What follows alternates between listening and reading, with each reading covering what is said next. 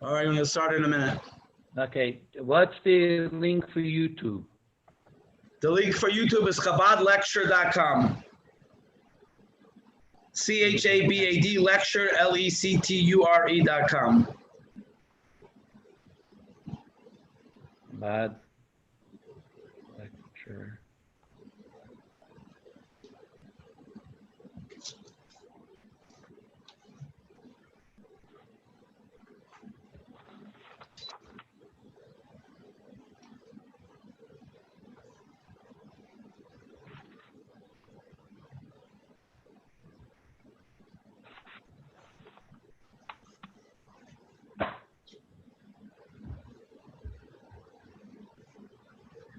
Good evening and welcome from near and far to an international evening of tribute commemorating the 30th Yartzeit of Rabbi Yaakov Yehuda, Rabbi J.J. Hecht of blessed memory.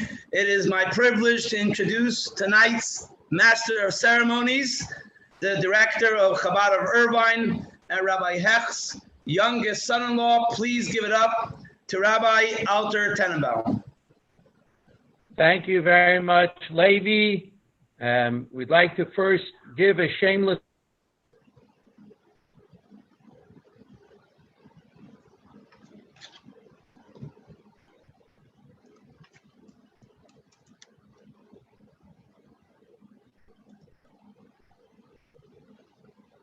J.J. Hecht, Rabbi Yaakov Yehuda, Rabbi Yeshua, who, although it's 30 years, is still a household name. If you walk in the streets, if you walk around, if you travel around the world in 770, in Crown Heights, out of Crown Heights, Rabbi Hecht is still a name that when you mention it, people will tell you something, an encounter or a discussion or a radio show or something about him. And really, really, truly amazing to think that 30 years later, he's very, very much alive. He's very, very much part of the Chabad and the Jewish world community. There's, as always, in a moment, Pesachim Midvar Malchus, a very, very unique time when the Rebbe spoke about Rabbi J.J. Hecht, which we'll hear in a moment. But I just want to add to all of you that are logging on, we have an amazing lineup of speakers who we are once again asking, and for the listeners to realize that they are going to share very short, brief stories, because once we hear the Sikha of the Rebbe, there's nothing else for us to say, Ein lana elo divrei ben Amram, and therefore all we need to do is share the personal experiences, the occasions that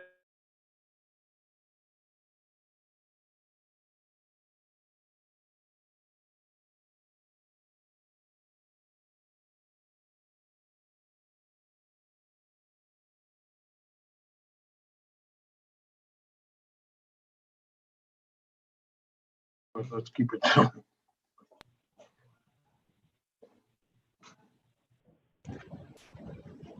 Shimon, please put on the first two videos.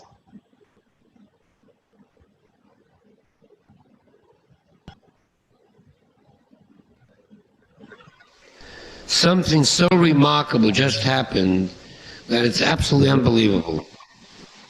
Listen to this. The Rebbe was just Magia, the Sikha that he said on Shabbos. The Rebbe corrected and edited the talk he gave on Shabbos. It's just a few days. Rarely does he do it so quickly. Asked that it be brought down immediately for the benefit of the audience. It's in Hebrew and in English, in Yiddish and in English, and in Hebrew, Yiddish, Hebrew, and English, and asked that after it's brought down here to bring him a copy. First, the audience should get it, and the Rebbe wants a copy after it's distributed amongst the people. Imagine we're all together here, and we know how careful the Rebbe is with his words all through the years. And to have this brought to our attention, and we're all here, I just hope and pray, there's such a thing as the Baal Shem Tov was against mitzvahs hanoshim melamoda. Wer wird zugewähnt. The Rebbe read and the Rebbe sagt and man hört dazu and you listen and so forth. The truth is that what just took place when I saw this, and the young man came over to me to tell me what the Rebbe said, to distribute it here, and then to bring him a copy. Where was this ever heard? It should give us all a treisel. We should all be moved and excited that to give more of ourselves into all these projects. And sometimes we take it for granted, somebody else will do it. It'll take care of itself. Things don't take care of themselves, and Rabbi Yankiv Yehuda was the one who showed the example. If anything will come out of this evening, it should come out in this regard, that in all endeavors of the Rebbe, and especially in the Moisdes of Rabbi Hecht, that everyone should participate, and above all, a great zazua for genuine tshuva in Abbas Achim and Abbas Reim and a Yedidus in the full sense of the word.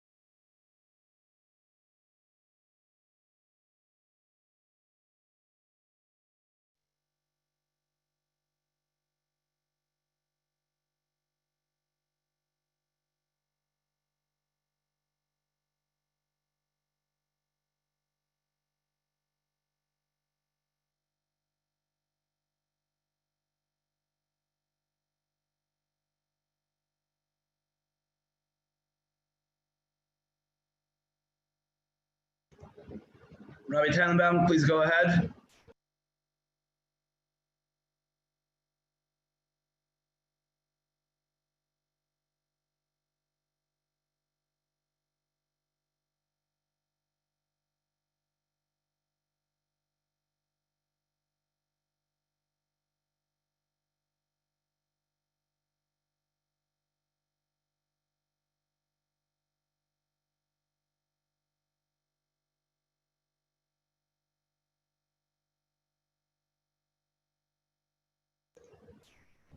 Rabbi Tannenbaum.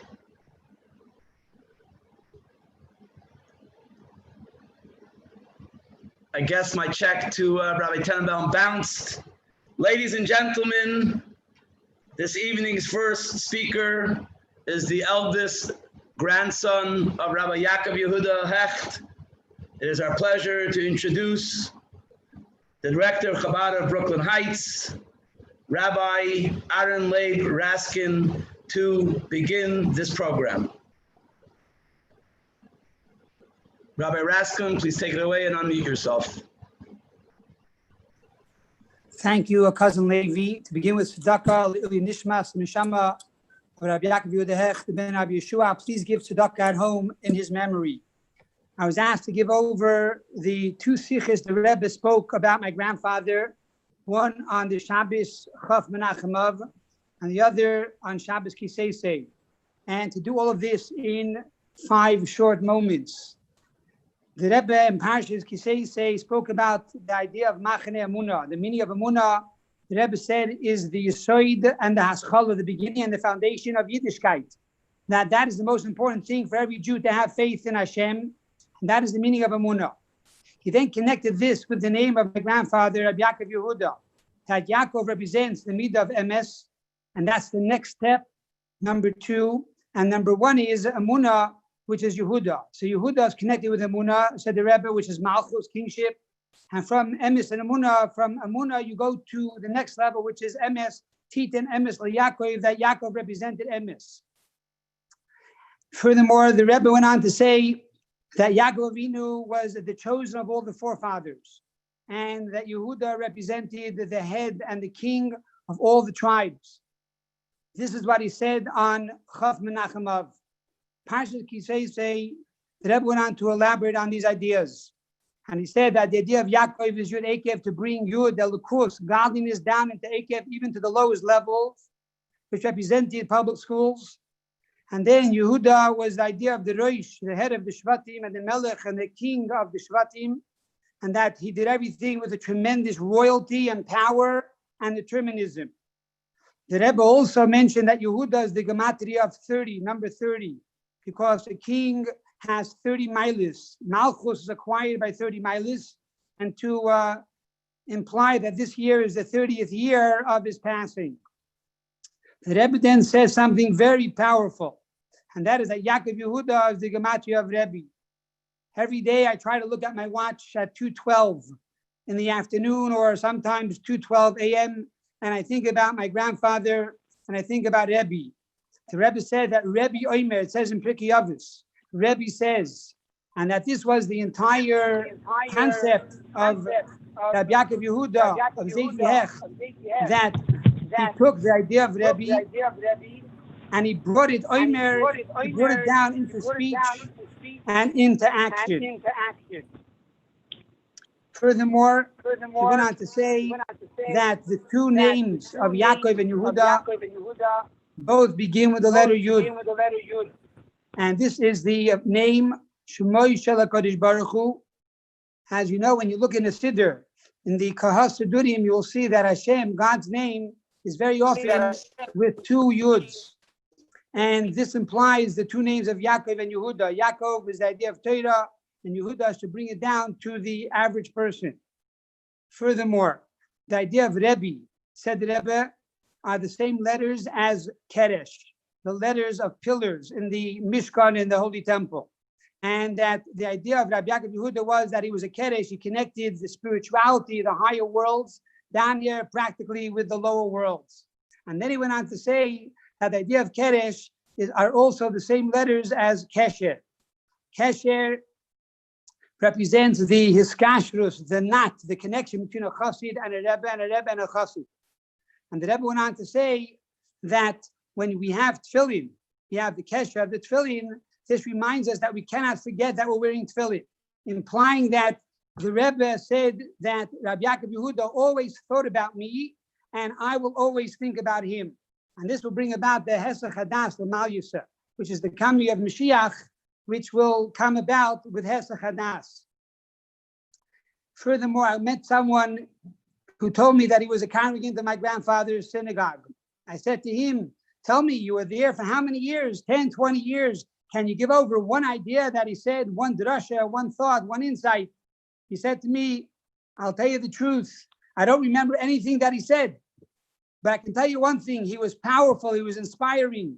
And when I walked out of the synagogue, I had emunah, I had faith in God. He was a person that inculcated faith and pervaded faith into each individual. Furthermore, on a personal note, I was once on an airplane as a young child, and I remember that I asked my grandmother, Bubby, I was together with my grandfather and my grandmother, and I said, Bubby, how does the pilot know where to fly? There are no roads over here in the sky. And my grandmother said, Ari, that's a brilliant question. Let's ask the flight attendant. I was a young boy. She brought over the flight attendant and she said, ma'am, can you tell my grandson, how does the pilot know where to go? And I'm looking at the flight attendant and I'm saying, yes, how does the pilot know where to go? And the flight attendant responded, it's very simple. On the plane, on either side of the plane, there are lights. On each wing, there's a light. And so the plane flies right between those 2 lights. And so it's able to find its destination. And my dear friends, I believe that I was gifted and blessed throughout my life to have 2 lights. Of course, on the right side was the Rebbe, and the left side was my grandfather. And my grandfather, in truth, brought me to the Rebbe. It was a Rebbe Omer. Whenever I was in my grandfather's home, every other word, it was Shagr B'fiv. The Rebbe wants me to do that. The Rebbe wants me to do this. I have to write to the Rebbe, have to answer the Rebbe, have to tell the Rebbe. The Rebbe wants me this, etc., etc. So it was always a Rebbe Omer. What is the Rebbe saying? What does the Rebbe want of me? And therefore, if there's one thing we can take away from tonight, it's Rebbe Omer. To remind us that Rebbe is 212, Yaakov Yehuda, and to ask ourselves what we can do to bring Nachas to Yaakov Yehuda, to bring Nachas to our Rebbe. And as the Rebbe concluded the Sikha, that this will bring the Kitzu V'raninu Ale Sheichni Afar, to bring about the resurrection of the dead of all of those who are lying in the dust. May it be happening speedily. B'nei Rabbeinu. Amen. Amen. Amen. Ashakech, Rabbi Raskin, thank you very much. I just want to take a moment that the Rebbe always encouraged Teira Tefillah Tzedakah, that we just heard the words of Teira, the Chazar of the Rebbe Sicha. Take a moment for Tefillah.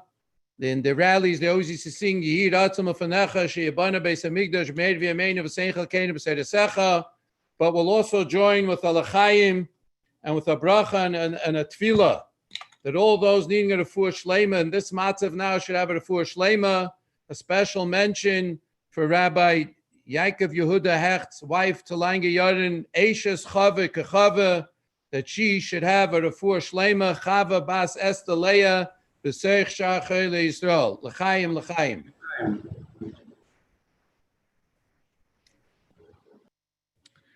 As we just heard a synopsis, a condensed, amazing Rabbi Raskin, that you were able to take an amazing sikha, which we'll continue to discuss as the evening goes on, because there's so much more to speak about.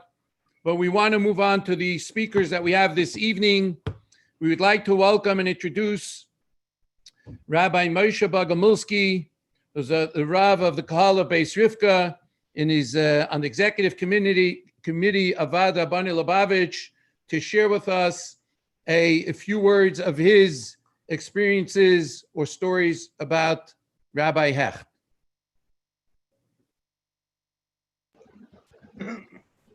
Good evening.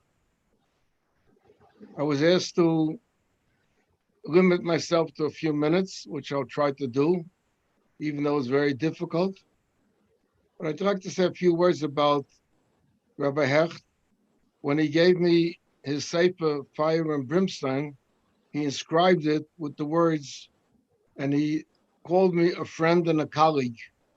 I was a friend of his and some type of a colleague. We did certain things together.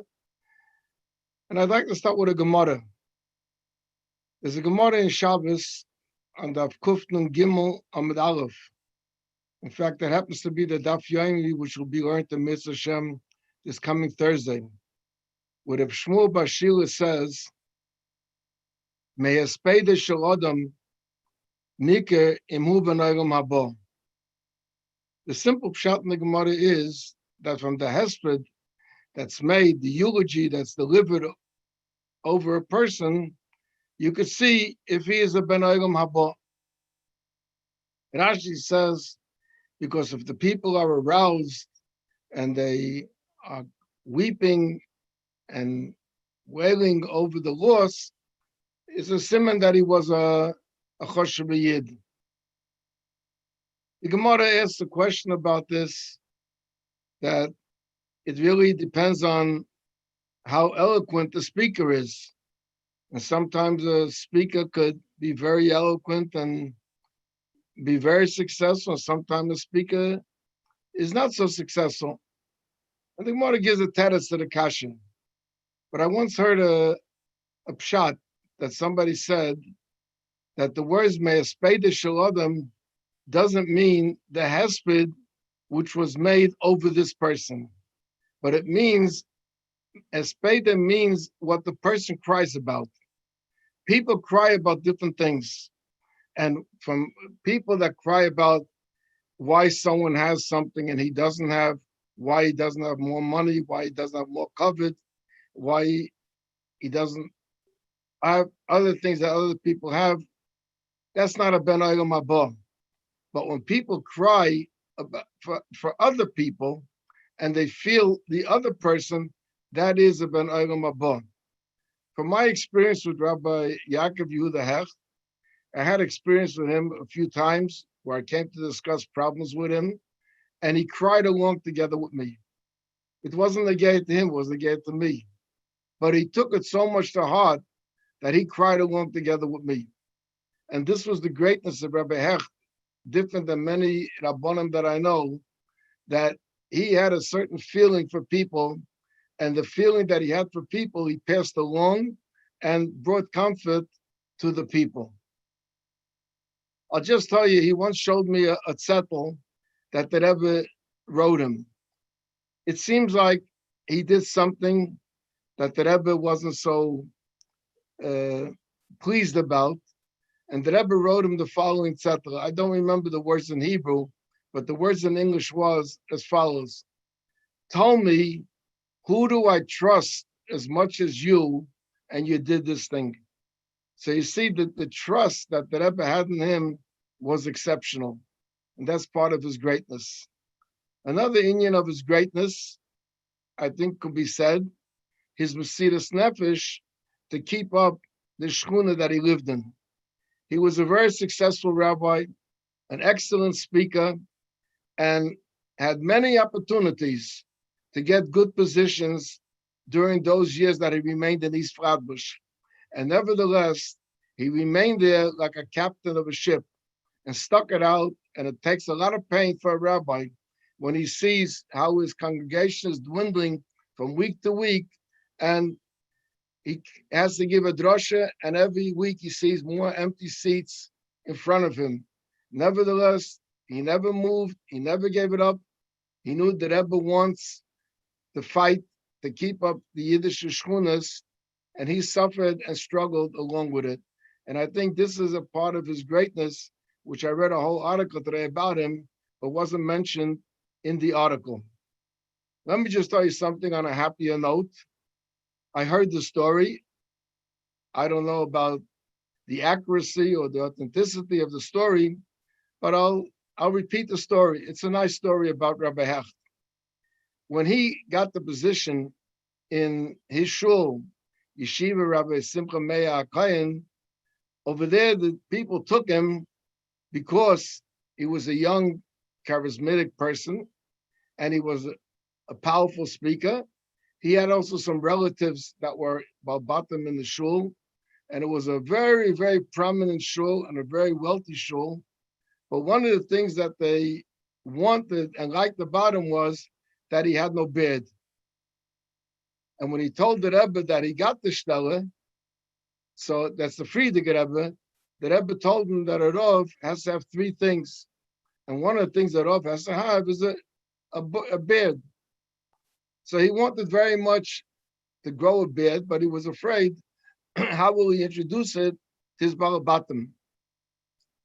He spoke to Rabbi Jacobson about it, and Rabbi Jacobson told him he should wait till Sfira. Once Sfira comes, and then the halacha is you can't shave, so little by little, the people get accustomed to seeing you with a beard. When he came before Lag Baima, he called Rabbi Jacob and said, what do I do? My Balbatim will be expecting me to be clean shaven when I come to shul. So he said, Rabbi Jacobson told him, come to shul very late, and told him that you were very busy today, and because of that you couldn't shave. And what can you do? You have the bit. When he came before Shavuos, again, he had the problem, how will we be able to face his Balabatim? And in fact, when he came to shul, the people saw that his beard is already getting longer, and they were very disappointed about their rabbi. Suddenly, this isn't the type of rabbi that they wanted in those years. So he began to discuss with them. The chazan in the shul was Moshe Aisha. Moshe Aisha was a great chazan, but he was lacking when it came to Yiras Shamayim. So, in fact, if Yaakov Yehuda got rid of the chazan later, But when the Chazan saw the people standing around the rabbi, they ran over to Rabbi Hecht. He ran over to Rabbi Hecht and says, Rabbi, you look like a star. And when the people heard the vote, you look like a star, they got quiet and they accepted his having a beard and be a Chassidus Sharav. He was a Choshev Yid, a Tayir Yid, a Yid that we should try to emulate and continue on his worldwide activities for Torah and for Yiddishkeit and his kashas to the Rebbe. Yehi Zichrei Baruch.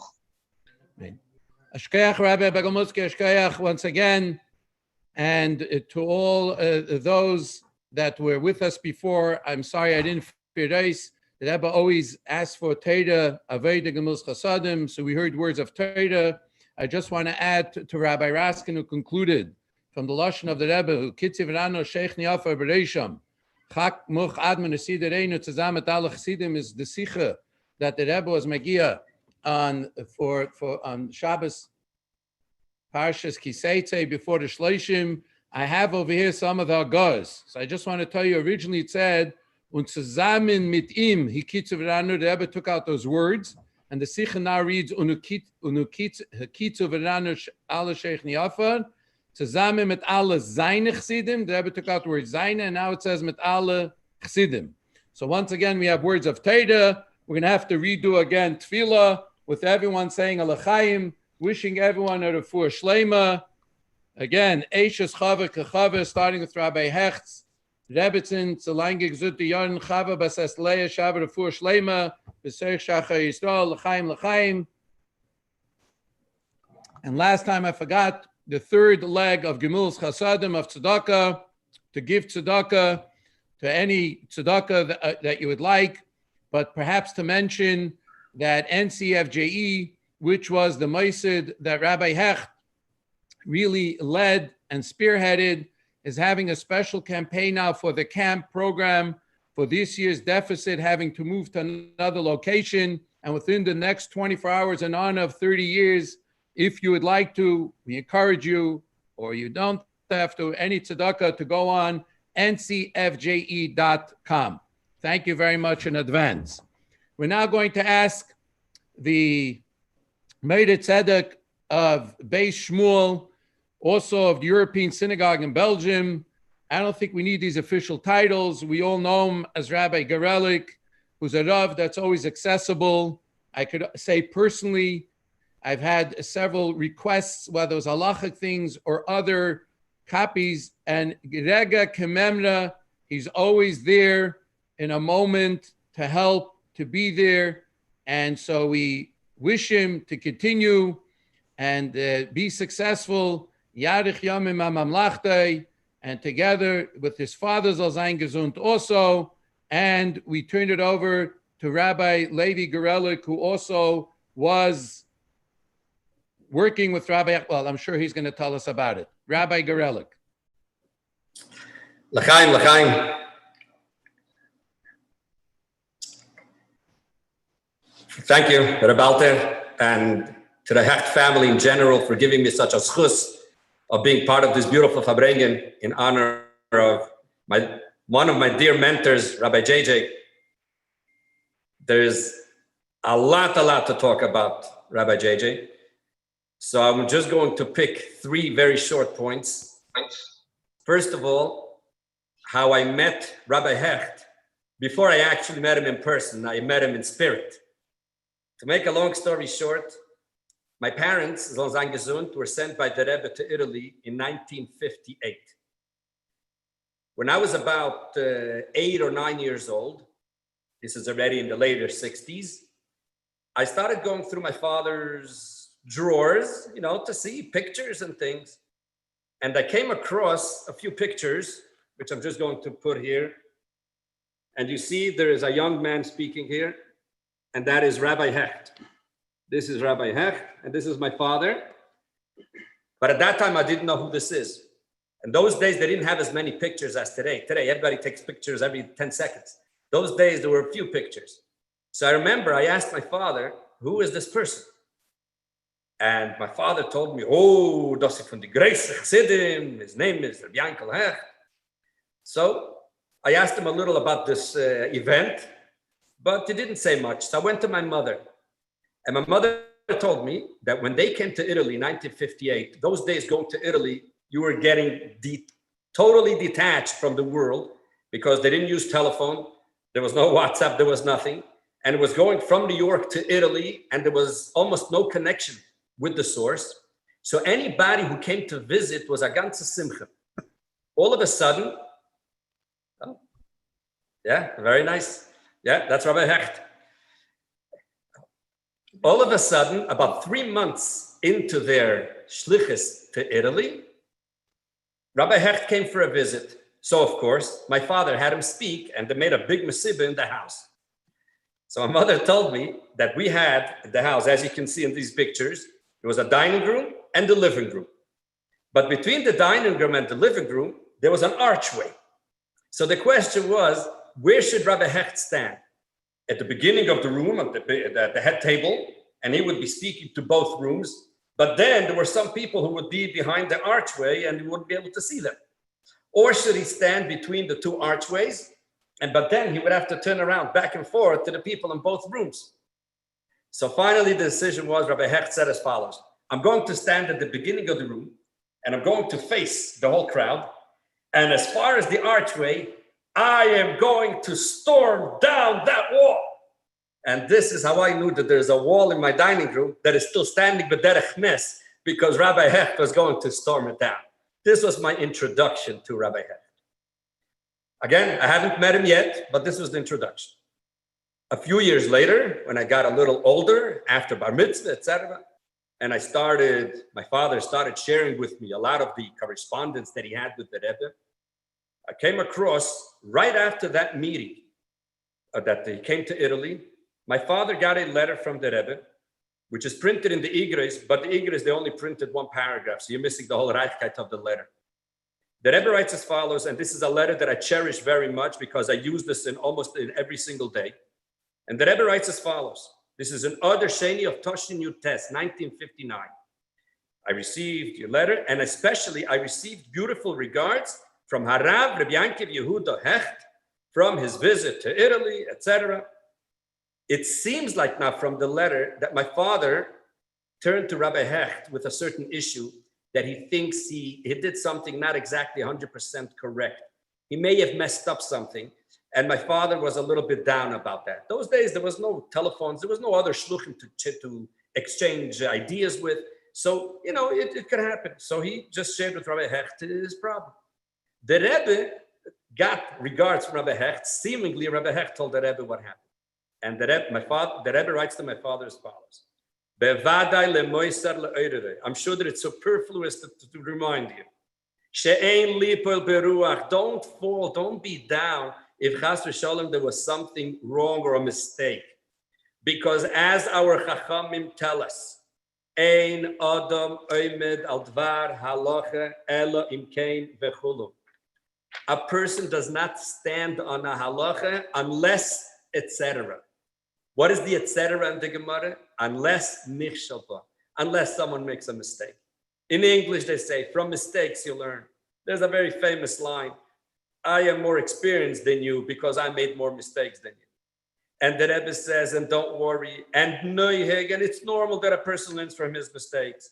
And you don't have to worry because the zchus harabim, zchus Rabbi Seinu Nisiyenu Mesayaitam, the zchus of the Rabbeim is with you. And melave oisam bipu'ulay sehem. And the Rebbeim are going along with you in everything that you are doing.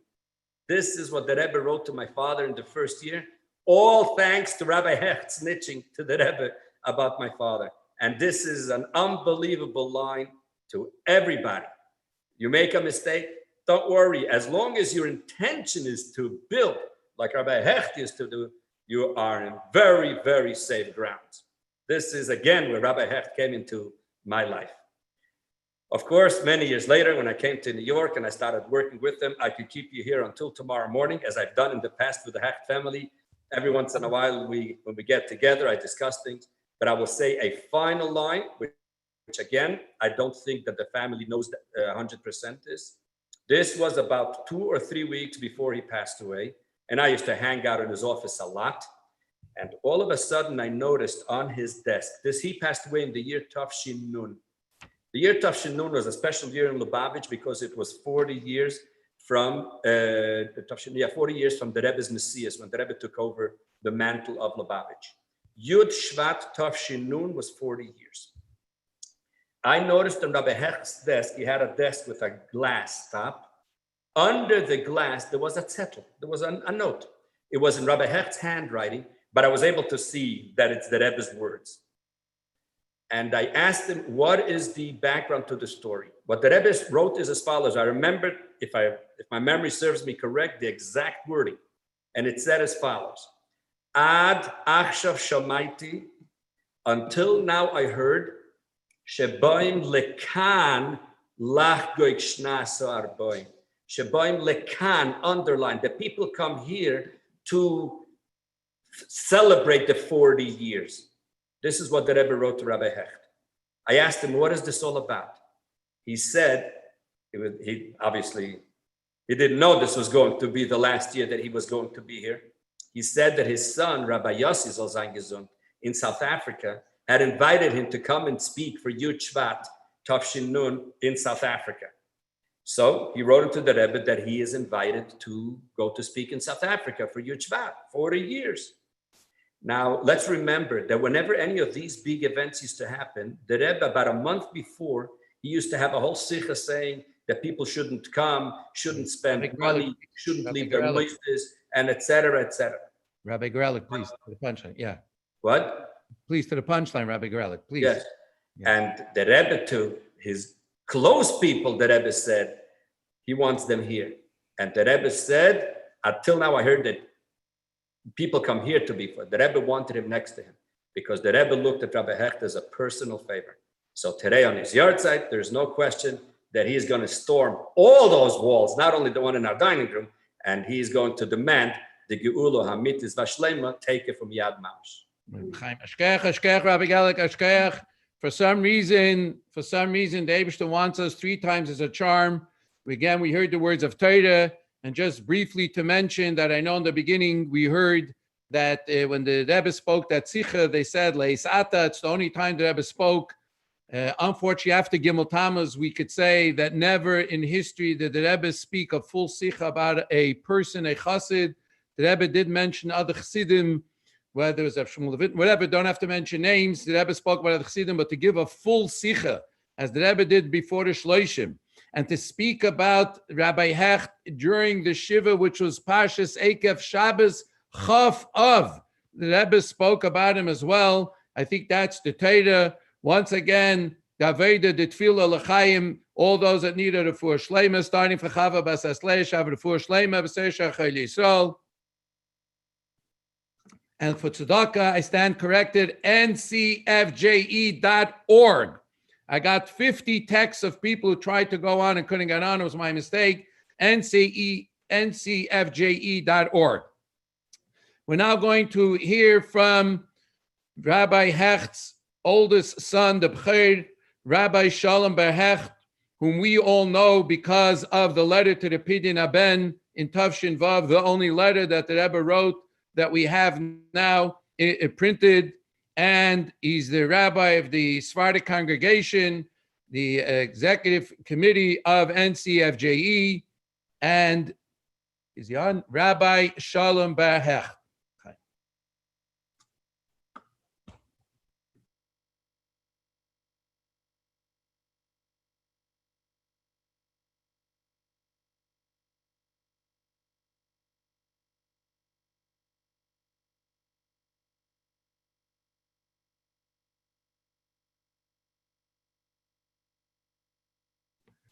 If we're waiting to Rabbi Hecht to get on, is there a video we could show in the meantime, Director? Rabbi Hecht is on. He just has to unmute himself. Or maybe you could unmute him. Yes, can you hear me? Do you hear me now? Yes, we hear you. We hear you. Good evening. Good evening, brothers and sisters. Good evening, relatives and friends. Good evening, all of you wonderful people who have joined together tonight for this give honor, respect, and kavod to the living memory of Rabbi Yaakov Yehuda Hecht. Levi, Levi, I just want you to, I hope you have a backup for Alter, because at the rate he's going with the L'chaims, you may need somebody else to fill in as a MC soon. Either way, you're also doing it. I noticed you doing it also, but hopefully all of those L'chaims will be accepted on high. Refuah Shlema. Let's start with that. Refuah Shlema for our mother, to live and be well. It was just a year ago that she got ill, and Baruch Hashem, we're so happy that she's with us and to continue with us for many more years to find much nachas and happiness in the family. It's a very unique opportunity that we have tonight, because it's a combination of both family, chassidim, people from all different walks of life who have joined together for this particular Zoom conference. And the technology that we have today is something which is very important, and it's something which is which we can use to strengthen Yiddishkeit and to strengthen knowledge of Torah all over the world. Our Rebbe was at the forefront of those Jewish leaders who understood the importance of using modern technology in areas and in ways in which we could enhance and strengthen Jewish education among Jewish people all over the world. Let me start just by saying the Rebbe mentions in a sikha concerning this portion of Akev, and it was mentioned earlier in the sikha that the Rebbe spoke about my father, that Yaakov also has a special connection to Akev. There is the knowledge that the classic commentaries on the Torah speak about on this portion of the Torah, and saying that even those commandments, those mitzvahs, which might seem to be only something that might be pushed aside by the heel of our shoes, nevertheless, one must be very careful in observance, and the Torah promises great rewards even for those mitzvahs which perhaps seem to be less important, which perhaps seem to have less significance than other mitzvahs. The Rebbe discusses this in one of his talks, but he reaches a point where he says this in itself, this idea in itself of even considering or attributing different values to different mitzvahs is really wrong. Because every mitzvah that God gives us is a mitzvah of the Ratzon Hashem, God's will.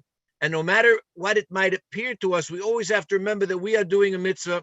We are studying Torah. We're observing God's will because we want to carry out the will of Hashem in the world. Doesn't matter what the mitzvah is.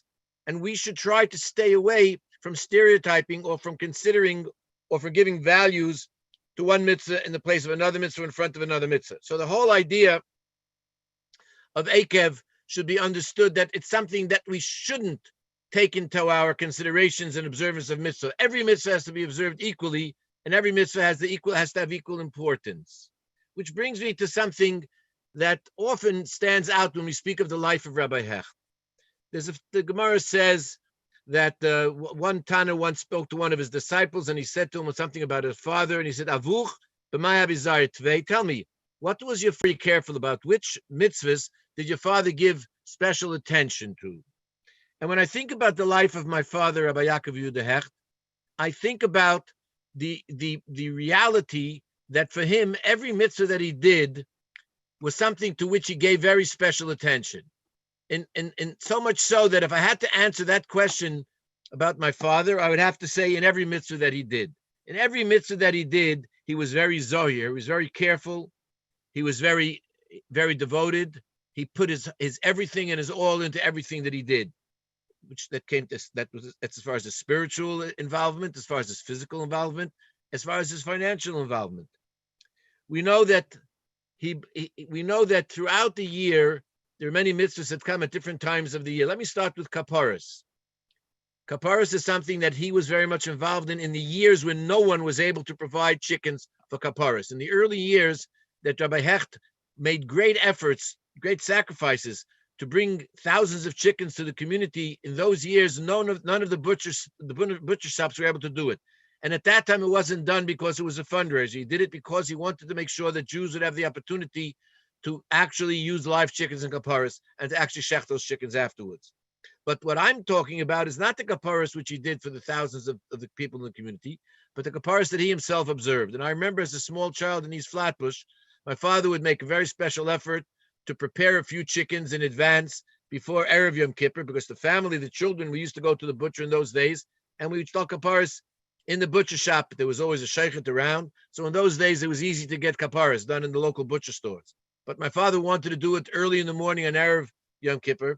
So he would get the live chickens in advance. They would have an overnight stay in the hotel, in our bathtub in our house. And then in the morning, we went to shul very early in the morning, way before Alois HaShachar, and we went to do kaparas early in the morning in the shul park, in the shul yard next to the shul. And then suddenly the sheikhit would show up, Velvel Kazinitz. Somehow my father made up a private arrangement with Velvel Kazinitz that his son would bring him at 5 or 6 o'clock in the morning, Erev Yom Kippur, to the shul, so that he could shech the chickens for my father. When I was old enough, I also did kaparas, and my younger brothers also did kaparas at that time with the chickens in the yard of our synagogue in East Flatbush. This was something that my father felt was such an important minhag, mitzvah, whatever you want to call it, that he had to make sure to do it properly at the right time in the right place. And if it meant spending a lot of money to get the sheikhet to come to the shul in order to shech the chickens immediately after doing kaparas, he was ready and able to do that. He was very zohir, therefore, in that particular mitzvah. Who can remember and who doesn't remember the Tkiyas Shofar of Rabbi Hecht in his shul on East 53rd Street in East Flatbush? The experience of watching Rabbi Hecht blow shofar on Rosh Hashanah morning was an experience that, number one, it broke your heart. Number two, everybody in the shul was urged to the aspect of tshuva. And number three, we all knew that all of our tefillas were accepted because Rabbi Hecht's Tkiyas Shofar broke through all of the heavens, or broke through any of the barriers that may have been in front of our tefillas, were broken through because of this Tkiyas Shofar. And seeing Rabbi Hecht, the way he used to blow the shofar, and especially that kanyas vada bilachash between the different sets of the tkiyas, was something which just was overwhelming, and everybody in the shul was in a state of awe and a state of absolute trepidation when Rabbi Hecht blew shofar on the morning of Rosh Hashanah in his shul. What was a mitzvah that he was very careful? Was a mitzvah of tkiyas shofar. Lulav and Esrig, Sukkos. Well, Rabbi Jacobson in those days was the main provider of lulavim, of esrogim from what we then called Italy, but it was really from the Yanava esrogim. And Rabbi Jacobson sold these esrogim from his house.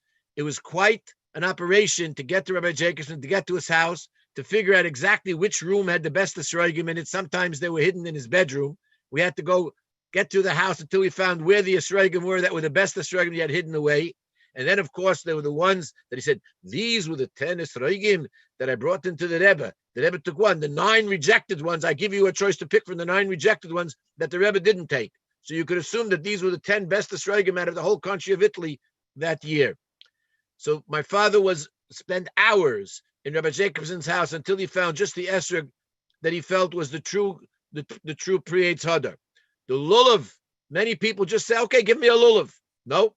He looked at it and he held it up. He used to tell me that his father, when he bought a lulav, he would hold it up and stare it down to make sure it's absolutely straight, not bent this way, not bent that way, absolutely straight. He taught me how very gently with the fingers to touch across the top of the lulav to make sure that there was no split in the central leaf of the lulav.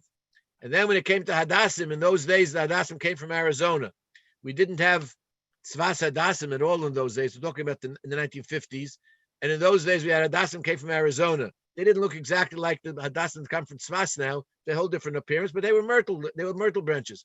Problem was they were packed a few hundred, wrapped up and tied in string and kept wet in water. By the time it got to Rabbi Jacobson's house, many of them had grown crowns on top of the hadassim. So you had to find a hadas which didn't have a crown that was going to fall off or dry out in order to make sure that it was mesholosh all through. And these were the things that he was involved in before Sukkot to make sure that he had the best esrig, the perfect lulav, and kosher hadassim to make sure that he had enough of hadassim to be able to, but not only for himself, because he made sure to have esrogim and the lulav from all of his balabatim. But his shita was he wouldn't give a balabas a lulav or an esrig if he wouldn't use it himself, and therefore he spent as much time in picking the lulav and the hadassim and the arav and the lavim and the esrogim for the balabatim that he provided them with the lavim and the esrogim for sukkahs. This was something. The sukkah itself was something that my father was so careful about in building the sukkah. I remember as a very small child, people, my brothers don't remember this, but I remember a very small child that my father himself was actually banging in the walls into the walls and behind their house when he built the sukkah in the early years when we lived in East Flatbush. Later on, he taught us to do it, so we built it for him. He was always putting in beautiful decorations, which was the minhag of his father, that beautiful decorations in the sukkah. And then finally, one year, he agreed to make the birds out of eggshells by blowing out the inside of an eggshell, a raw egg, and then attaching molded wax for a nose, crepe paper for wings, and wax for legs. And this was, he hung up these birds in the sukkah, which he created himself, which clearly he evidently was a good arts and crafts teacher, but he created these birds himself that he created for the sukkah, which is part of the beauty of the sukkah. When it came to Hanukkah, that was beyond everything. The entire bay window in front of our house, he wouldn't take anything less. The window had to be wide open. The curtain had to be pulled all the way up. The beautiful menorah that he had first, he had one menorah. Then after when I was in Eretz Yisrael, he made a beautiful, very, very large menorah. He had it made special for him in Eretz Yisrael. He brought back to America. And that was the menorah which lit up the whole street of East 54th. She was lit up because Rabbi Hecht lit his menorah in the front window of his house. And of course, all his children next to him lit their menorahs there in the front window of the house. This was the way he was Zar Tvei. He was especially diligent in observance of these mitzvahs. Purim, who sends out hundreds of shalach manas? 5, 6, 10. Rabbi Hecht sent every member of his shul shalach manas. I remember as a small child, we had people coming to the house. He had delivery boys coming to deliver the shalach manas to the members of the community all over the community. Finally, he himself would get into his car and drive around the whole community to make sure that everybody had shalach manas.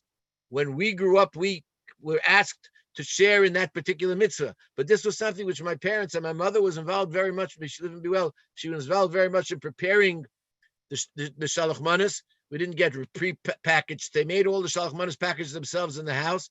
And this was given out. And the devotion that he put into the mitzvah of shalach manas was something which is absolutely amazing. I remember as a small child, Pesach night, when we came home from shul, my brothers challenged me on this, but this is what I remember, that when we came home from shul on the night of Pesach, he went over to the window in the kitchen, he took a piece of maror, he held the grater upside down, so it would be with the shinui, and he grated a piece of maror, grated it so that he could eat the maror immediately after it was grated, so that the tears and the crying and the choking were real. And then he would tell us that his father didn't even grate it. He told us that his father used to eat a piece of maror, used to actually chew into a piece of maror and eat it. I don't know how that's possible, but that's what he told us, that his father used to eat the maror. For him, he wanted to make sure that the maror was true maror. And so he found, years later, I found an opinion in Shulchan Aruch which permits you to do it for that specific reason, so that the maror should have the full fierceness and harshness and bitterness of the maror. So in every one of these aspects, he was Zar Tvei. Rabbi Hecht was a person who met with presidents, he met with prime ministers, he met with leaders of the world all over, political leaders, religious leaders. When he went to Eretz Yisrael several times in the 50s, he was the Rebbe's shliach. I remember he told me one time, the Rebbe said to him, when you're going to speak to the officials in Israel, speak in English. Let them have to try to understand you. You shouldn't have to try to understand them. Let them realize that you're coming from America and you're speaking in English to them. Nevertheless, he spoke Hebrew very well, even though he had never lived in Israel, but he spoke Hebrew fluently, and he was able to communicate in Hebrew too. But he went to Eretz Yisrael. Everyone knew that he was a shliach of the Rebbe, and he met with, from President Ben Tzvi to all of the leaders of Israel through all the years until many, many years later, when those leaders came to him in America to visit with him. But he was a person who, despite the fact that he was in the highest echelons of government, the highest echelons of political power, the highest echelons of religious and rabbinic leadership, and that was certainly so because in the 50s was when the orthodoxy in the United States, because of Brooklyn and Manhattan and Queens, was moving into the position of leadership of Jews in America. He was there together with those rabbis at that time in the community who created that powerful leadership of orthodoxy in the United States, despite the fact that as I said, he hobnobbed with the greatest. He worked together with the leadership. He was a person that understood the importance of an esrig. He understood the importance of shalach manas. He understood the importance of the maror on Pesach.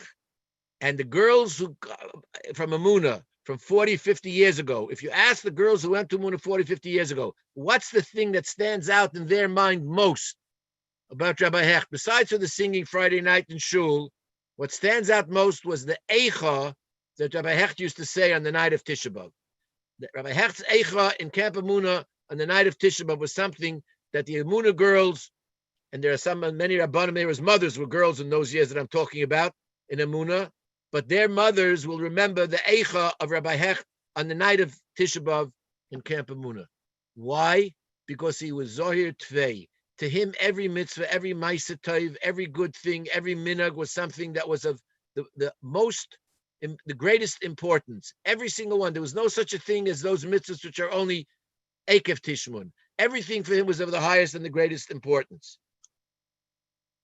I just want to say 2 or 3 small things, and that is this. Rabbi Hecht was a person who had real friends, genuine friends. Harry Hirsch, my brother's kid, we talk about Harry Hirsch. Harry Hirsch was a childhood friend of Rabbi Hecht. For many years, he was in the catering business. Then he was many different types of businesses. In fact, he was the one who catered my bar mitzvah back in the early days. He was a caterer. But in the last years of his life, Harry Hirsch, every Friday afternoon, he would come to 824 Eastern Parkway just to sit with his friend Yankel Hecht, to sit with him in his office and just talk with him a little bit, spend some time with him. If there was anything that he could be helpful to Rabbi Hecht, he was always ready to volunteer to helpful. The Hirsch brothers from the Hirsch Brothers Bakery, they loved, Rabbi Hecht loved them. He loved them and they loved him. These were people who were true friends. The concept of friendship is something which indicates, number one, a person's humility. Someone who has a very strong ego is someone who has great difficulties in making true friends. Rabbi Hecht was able to make true friends because he was not a person who cared about his own kavod, who cared about his own ego, but he was able to devote himself.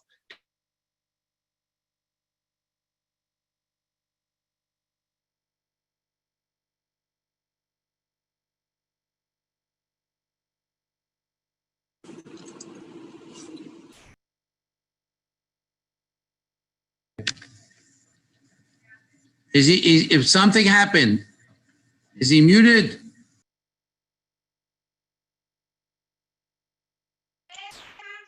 Can you hear me now? Okay, where did I leave off? I was talking about Rabbi Hecht's friends. Did you hear that? A few seconds. Yeah, a few seconds. Okay, so I was just saying that Rabbi Hecht was a person who had very, very devoted friends, and he was very devoted to them. Something which is often unusual about people who hobnob in the upper echelons of society, because it's very difficult for such people to have real friendship and to show real friendship and to have real friends. But Rabbi Hecht really had people who were very close to him and genuine friendship with many people. Another thing about him was that when he was involved in something which was his shlichus, which was his peula, for example, in Camp Emunah, for him, everything in Camp Emunah was kodesh. When he bent down to pick up a paper from the lawn and throw it into the garbage, he wasn't picking up garbage in Camp Emunah. For him, this was the highest level of kedusha, the highest level of avodas Hashem, that he was able to do something which was good for Camp Emunah. Because everything in Camp Emunah was kodesh. Everything in Camp Emunah was on the highest level of holiness, highest level of kedusha. Because this was the place where Jewish children were being educated. This was the place where he was fulfilling his shlichus in bringing Jewish camping to Jewish children. And I think I want to just touch upon the work that he did for the Persian students who came to the United States. Because in the last 10 years of his life, or the last 11, 12 years of his life, he was completely devoted, completely obsessed, and completely overwhelmed, not to the point of incapacity, but overwhelmed to the point of able to do it, with caring for, working for, providing for, and doing everything that was necessary to help the Persian diaspora be transferred into American soil, starting with the students that he brought. When the Rebbe gave him his bracha, and the Rebbe told him that it would be a great accomplishment to be able to provide a system, a channel, a schooling for the children of Iran, that at that point we were planning to take them to become students in America. And Rabbi Hecht undertook to sign for them the I-20s and to sign for them the support papers. He had no idea what he was going to do. He had no idea what it would turn into. But each step of the way, as it became more complicated, more costly, more difficult, He had to involve more people, more funds, more facilities. At every step of the way, the Rebbe continued to give him his brachas and his support, and Rabbi Hecht continued to devote himself completely to the goal of helping and bringing and accomplishing this tremendous historical transfer. The transferring the Galut Paras, the Galut which started 2,500 years ago when the Jews were exiled from Eretz Yisrael and went to Bavel, to Paras and Madai, and now in the end of the 1970s, beginning of the 1980s, transferred to the United States. If anything, this was a historical event in the history of the Jewish people, which has to go down in the annals of history of Judaism. And we can be very clearly, we can say that Rabbi Hecht's Mesiras Nefesh, the work that Rabbi Hecht did, the devotion that he showed to that work was something which made it work, which made it something that could be accomplished and had great, great success. For him, everything that he did, which was given the Rebbe's blessing, everything was holy, everything was Kodesh, everything was holy. And I believe that that is the example that we have to take from his life. And on this time, in remembering 30 years ago, the people that were his friends, the people that met with him, and I keep meeting people, you mentioned before, people who listened to his radio program and knew him, but there are people who also met with him during the last few days just before he passed away. And it's really, it's mind-boggling how many people tell me, I saw Rabbi Hecht just 2 or 3 days before he died. I saw Rabbi Hecht. It seems that during those last few days before he passed away, somehow many hundreds of people who he had known throughout his whole life had the opportunity to either speak with him, to visit with him, or to spend some time with him. I'll just conclude with one thing. Rabbi Hecht loved Shabbos. For him, the idea of Zocher Hashem and Shabbos the Katshe was very, very real. I remember as a child when he finished his radio program, he used to go by subway to Manhattan to do his radio program on channel WEVD. He would come back, he would get off the subway at Utica Avenue. In those days, Utica and Eastern Parkway today is a whole shuk. But in those days, it was mostly occupied by shoeshine boys. And the shoeshine boys, for 5 cents, you got your shoes shined. Rabbi Hecht made a point of getting his shoes shined before Shabbos for the nickel. He probably gave him a tip of nickel also after he paid the nickel for the shoe shine. And then he went across the street on Utica and Eastern Parkway. There was a haberdashery right on the corner store. I forgot the name of the company. A haberdashery. And in that haberdashery, they sold ties. Cheap ties were $2, a little better were $3. The best Italian silk ties were $5. And I would say that almost every Friday, Rabbi Hecht bought a tie. Not because he liked ties that much, or not because he had some sort of a obsession with buying clothing. He didn't.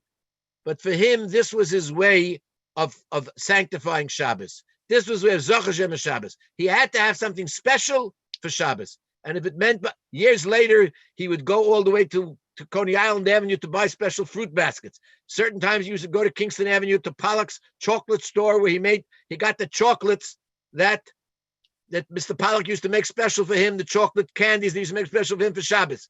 But Shabbos to him was something very special, and he made efforts throughout his life. There was always something very special about preparing for Shabbos. Someone asked me this week a shaila about Yom Shekul Shabbos and Menucha L'Chayei Olamim, and he said if it's on Shabbos, so he asked shaila, so you're going to allow to be Mechal Shabbos during when Mashiach comes. I said, well, the Rambam says that when Mashiach comes, the life is going to be the same as it is. So even though it's Yom Shekul Shabbos and Menucha L'Chayei Olamim, nevertheless, we'll be able to do all the things that we have to do in the weekdays now. We hope and we pray that he has reached his stage of Menucha L'Chayei Olamim. For him, it's Shabbos all the time, and we should have very soon to see Hakitzu V'Ram Shechni Afar, very soon all of us, and the Gula Shem Mehedi Yameinu Amin V'Yamin together with our Rabbi leading us all into to marching towards Mashiach very soon. Amin V'Yamin. We now have a great opportunity of Rabbi Hecht's brother-in-law, all the way from Eretz Yisrael, from the Holy Land, Rabbi Moshe Lasker, who will share some of his memories from the early years of Rabbi Hecht in the times of the Frierdiker Rebbe. The same year, in Sivan of Tafshin Hay, 1945, was my bar mitzvah, and Rabbi Hecht worked it out that I had a yechidus with the Frierdiker Rebbe. before my bar mitzvah. That was a repayment that I didn't go in to the Rebbe on the day of the Chasana. Years passed, and I always looked up to, I called him Yankel. I always looked up to Yankel. I had no brothers. I looked up to him as an older brother, always giving me good advice, always helping me whatever I needed, always on the ball, always whatever problem I had or I didn't have, or was something good or bad, I always came to him, and he was able to help me out a great deal in life.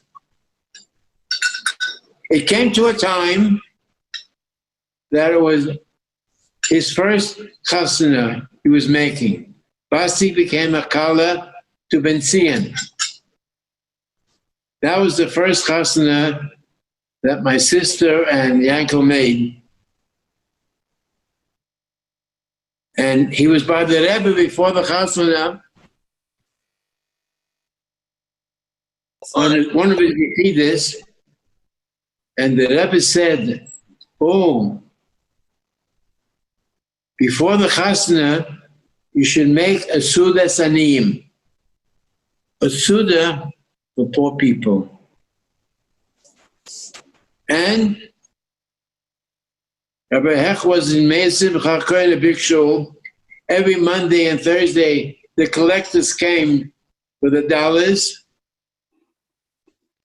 and he spoke to them that he wants to they should get together and have a Suda Saniyim. They laughed in his face. We're not interested, sit down in the Suda Saniyim. We're interested that we come, you should give us money. That's all we're interested. We're not interested in the Suda Saniyim. Time was passing, it was getting close to the Chasana, and again he was in Yechidus, and the Rebbe again asked him, "What's doing with the Suda Saniyim?" He told me about it. So I said, "Well, listen to me. I think that if you make for the yeshiva boys, there was a dining room at Bethel and Dean, the yeshiva, where everyone ate there. There was no dining room. It was at 1414 or in 770. 770, the boys ate only breakfast. But for supper, they came to, buses took them to Bethel and Dean, and there was the main meal of the day. I said, go in before the chasana and make for them a special meal with fancy cakes and desserts and ice cream, whatever would make it very, very fancy. So he said to me, "Oh, Moshe, that's not." The Rebbe said, "Asul Zaniyim." Okay, I'm not going to argue with him. Anyway, he was again by the Rebbe before the chasana, and again the Rebbe asked him, "What's doing with the Asul Zaniyim?" He said, "Well, my shloga told me that maybe I should make in the yeshiva a Thursday night before the chasana a beautiful supper for the yeshiva bachrim." So the Rebbe said, "Very good. The yeshiva bachrim are the emesa aniyim." That was the answer of the Rebbe. The yeshiva bachrim are the emesa aniyim. So Thursday night before the chasana, he made a big suit over there, with all fancy cakes, whatever it was over there, and that was the Suda Saniyim. After that, as you all know, not only was he my brother-in-law, and not only was he I looked up to him as my older brother, he always became my mechutin. Levi was married to my daughter Chayabina. And Baruch Hashem, the bond became closer between the Hecht family and the Alaska family. In fact, last week, I spoke to Rabbi Hecht, and I said, "Rabbi, Rabbi Hecht, I said, Rabbi Hecht, are you happy that all the Einiklach are coming to visit you? The Or Einiklach? She said, yes. But some of them are my Einiklach and your Einiklach. My Or Einiklach and your Einiklach. So I was very happy to hear that she told me that. Bekitzer, to make the speech very short, the Eibishter said help that it should be a Melitz Yosef of the home Mishpacha, and we should only be Sudas Tevis, and because of Mamish, we should have the Geula Shalema with Mashiach Tzidkenu. I'm speaking to you now in Tisha B'Av, and I wish that this should be the last Tisha B'Av. We should all be able to come to Yerushalayim Mir HaKodesh, Beis Mikdash HaShlishi, the Kor of Mamish, the Geula Shalema, the Kor of Mamish. Amen. Laila Tov. Amen. L'chaim, l'chaim. Thank you so much, Uncle Moshe. L'chaim, l'chaim. I just want to remind everyone, if you would let your friends know, we still have room. The night is only getting started. jjhecht.com. Let everybody know. And if you'd like to do a mitzvah in honor of Rabbi Hecht, ncfje.org. Also, there is a recording it is a recording of tonight's event, and I'm sure Shmeis will be sharing it tomorrow. Stay tuned for details. And all of these stories, plus many more, are all in the process of a book that's being printed to be released very soon. Watch the bookshelves, coming out very soon. We'd now like to introduce a good friend, Rabbi Benji Stock, in the order of his qualities. He's director of Chevra Simcha Shabbos V'Yom, a tremendous chus that he had, also administrator Beis Rivka, and someone who worked very closely together with Rabbi Hecht on Lag Baimer parades and other events. Benji, take it away. Hello, everybody. Do you hear me? Do you hear me? Yes, we hear you. Go ahead. Good. Okay. I hear you. Very nice. I don't know where to begin, but I'm going to try. And I'm not a professional speaker. There are a lot of people there who are professional speakers, rabbis and shuls. I can't even write notes. I also noticed it's nothing like starting off with a good joke. I noticed no one ever asked me to speak. Suddenly there's Zoom, and they asked me to speak. It's already the fourth, fifth time. I guess because you can put you on mute. So that's what he asked me. I never ever was asked to speak in public. But anyway, I'm not a public speaker, but I want to tell you, listening to everybody, what they spoke. I want to give the Rebbetzin a bracha. She should have a complete refuah shalema. One of the main things that what I saw, that you could learn from Rabbi Hecht is the respect and the closeness he worked with his Rebbetzin, and the way his Rebbetzin should be well worked with him. It was an unbelievable thing. He would never say her name. He would call her the Rebbetzin. She would call him, you have to ask the rabbi. There were different things that we did together. And the respect that they had for each other was unbelievable to see. And everybody should learn from that. And everybody knows that they should learn from that. One of the things that I did with Rabbi Hecht, besides the Lag Baimer parade, were the rallies in 770 with the kids, with the children. What happened was this was when I was a bacha, not working in any ma'aseh. Rabbi Hecht would be in charge of the rallies, and we would have a meeting with all the meisters. And then there would also be 2-3 bachrim. It was interesting to watch. Rabbi Hecht didn't look at you as a kid or a bacha. He listened to you like he listened to the adults. I was listening to the way Rabbi Shalom Ber was speaking, that how he did a mitzvah and he did everything. He had a thing of taiv that anybody who came to him for anything, he listened to like it was his own child. And he didn't say, oh, this young guy's bothering me. He would sit down with him and talk to him. He would call them, people come and sit and listen, I want you to help me. He had such a working relationship with people that it was unbelievable to see. It's something that I learned from a lot of things that I do today, is I watched him and I saw how he operated. It didn't make a difference to a kid. The Rabbi Hecht said he met the presidents. His office is full of pictures. I used to go in there, watch all the pictures of the presidents, of the people in Israel. And then he could talk to a kid who had a fight with his father, a lady who can't get along with her husband. It was all the same. It was all the same, of helping another person. One of the stories what stuck out to me was, there was a boy, a bacha, who worked in a company, and Erev Pesach he disappeared. I'm changing a few things of the story because I don't want to bring up Baruch Hashem. He's married with a beautiful family. He disappeared. He worked in a company, and he disappeared on Erev Pesach. He was a good friend of mine, and we went looking for him. I went to the airport. I went around in Manhattan a whole night looking for him. Erev Pesach, I'm sitting around, running around Kennedy Airport. My father calls me up and tells me to go to Manhattan, to the Upper West Side, and deliver money for Pesach.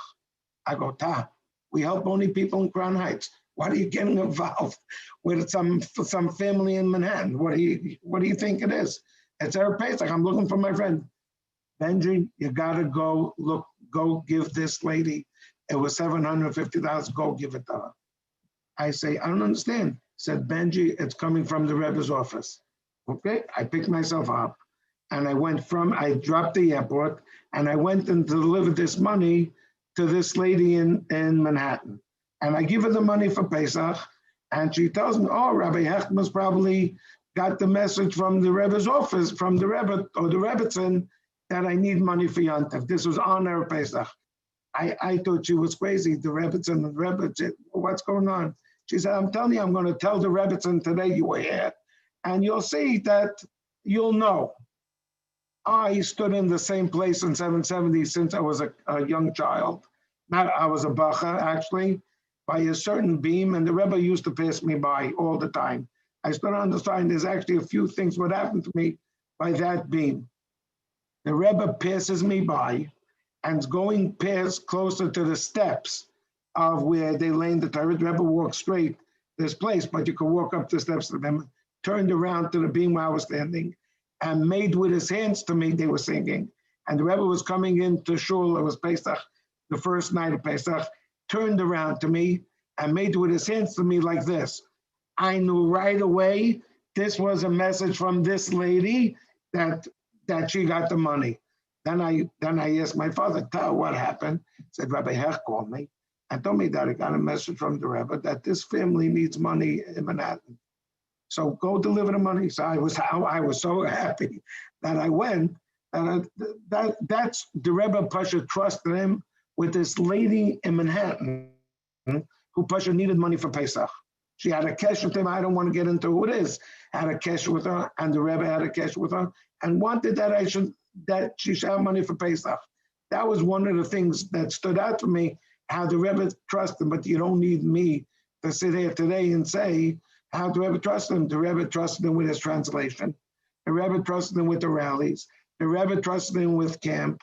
The Rebbe trusted him on Hanukkah when it came I learned from him to get phone calls all day.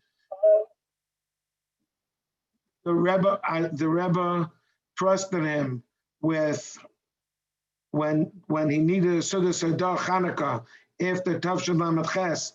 The Rebbe trusted him with his secret that he wants to make up for bringing. The Rebbe told him to buy stuff and nobody should know. The Rebbe trusted him, and he was and you have to look at that.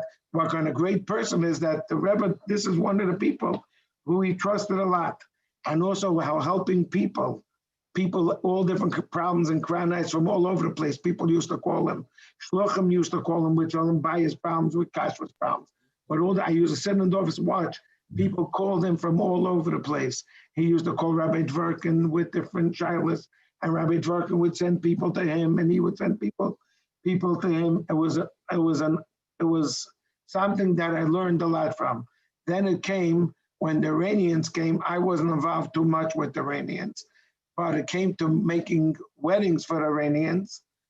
My father was a shadchan, so my father made shidduchim, and then they needed weddings. He used to call my father, and he used to make sure the wedding is not skimpy and cheap, and we invited certain people. He cared about the Iranian children like they were his. We raised the money and we made beautiful weddings for them. That was all through him. It was all through Rabbi Hecht that we should do these things. So that's some of the stories. This is just a few stories that I remember, and then I just want to tell you yeah. Go ahead. Yeah. I'll just tell you two little things. Just people might know two nice things that I know. I used to sit with him and used to write the Rebbe letters. I'm sure his family knows it used to be in a pink envelope. Yes, Rabbi Hecht, what's with the pink envelope? So the Rebbe gets so many envelopes. Who's writing in a pink envelope? I write in a pink envelope. The Rebbe knows it's from me. I used to, and he did it. That's what he used to do. And it was a relationship what I learned so much from that it's unbelievable. I wish his family should have only nachas from each other, their mother child for Shalema, and everybody in the family should be well. And all the Mesa should grow bigger and bigger, which he's involved with. Amen. Amen. Thank you very much. Abracha from Akain. Amen. Amen. Eshkech ben Tzion Akain. I know there's so much more to say. Really, really appreciate it. I know there's a lot of people on, but we're trying to get through the first formal part of the program, and then we'll all be sitting here for bringing during the night. I just want to shout out for Dr. Mori Tzedek and his wife Laila, who Rabbi J.J. Hecht bar mitzvah them in East Flatbush a few years ago. Stick around. We're waiting to hear from you. Right now, we're turning over to the Shliach of the Rebbe, Minnesota, and the Director of Americas from the Upper Midwest, Rabbi Moshe Feller, to share with us a few words. We just ask everyone, please, we don't want to make hespedim, but rather if you have a story to share, to keep it something very unique to your personal experience. Thank you. I feel extremely honored that I was asked to participate in this evening of tribute to an outstanding figure who made such a difference in Lubavitch and in the Jewish world. What I remember about him is that he wasn't just involved with the beautiful people. Any any unfortunate person had his ear, and he took care of them. He was always spending time and money with helping out the not beautiful people. I also, something which is not often mentioned, is he was a Talmid Chacham. I once, in a very early hour, met him and his associate in the mikveh, an hour that I usually didn't go there. And Rabbi Bimler told me he has a kaviyas. He has a learning period early in the morning with Rabbi Hecht. And Rabbi Hecht was Masada Gittin for people who couldn't manage to get through to any other Rav, and helped in every kind of way the umlolim. He helped all the people. But to me, it made an impression how he helped everybody. Everybody had his ear. And he had time for everybody, even though he was so tremendously busy. I want to share one story with you that Rabbi Hecht made me feel good. That like I never felt in my whole life. We had an incident that I felt very good from something that I did with Rabbi Hecht. We were coming back from Eretz Yisrael on an plane. I was very happy that Rabbi Hecht was on that same plane. I was really happy that we could talk, we could mingle.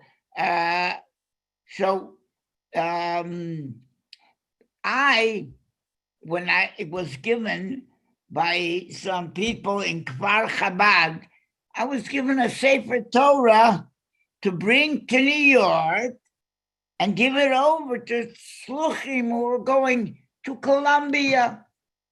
And so they were sending the Sefer Torah through me. And we got on LL, and they were very respectful. And we put away, we've looked up a place where to put the Torah. Actually, we put it by the coat section in the back. And I must tell you that, only in Israel, the stewardess were very honoring. And I must tell you that and I was davening one time on a plane, and a stewardess came up and scolded me and was yelling at me. What was she yelling? Rabbi Wasner, Paskin, ain't tefillah, ain't shecholim hispalul kan ba'achor ha'plane, tzrichim leishev. Said tefillah. I felt good. I felt very good here. And so she's bringing up what Rabbi Wasner's psak. So that could happen only with the Israeli stewardess. But anyway, on this plane, we had a chance to talk, Rabbi Hecht and myself. But then we were going to get off. And so the stewardesses, the plane personnel, they had the decheres that they wanted that the Sefer Torah should go down first and come out first from the plane. So they wanted me to carry the Sefer Torah first out of the plane. And I thought, hey, there's a better man than me on this plane to carry the Sefer Torah. And I begged Rabbi Yankel, a humble person, begged, please, you take the Sefer Torah and I'll take your bags. And I begged him. He didn't want to do it. He said, you take it. You brought it. You take it. He said, no, I brought it and I'll take it from you afterwards. But you go down the stairs and come into Eretz HaKodesh with the Sefer Torah, and I'll follow you with your briefcase and mine. He did it. And I must tell you that I felt so good that I could honor him, a man who deserved to enter Eretz Yisrael, that I must tell you my feelings that I was able to give him this covet. I will remember it all forever. So he, Yeah. Anyway, I'm mentioning the thing that, tonight is excuse me, it's your test. Excuse me. Anyway, this is a night to be meisif in learning Torah. I do want to stress the fact that he was a Talmud Chacham and a Masmid. And Eibishter should help him. And like, who else got a whole sikha from the Rebbe? But Yankee Hecht. And if I remember, the Rebbe said that he keeps to Barananu, Sheikh Neyafer, and we'll see soon, and we'll point to him. Who is it? Rabbi Yankiv Yehuda Hecht. Ot is Rabbi Yankiv Yehuda. The Rebbe said on the first Sikha, Pasha Sekev. Ot is a Yankiv Yehuda. Okay, so good. I'm glad you had it. And I'm glad to be speaking on Zoom. Today you can say, Gam Zoom L'Taiva. Right. We have an audio of him, as everyone knows, on his Matzeva. When they send it in for the Rebbe to check, the Rebbe added the lines.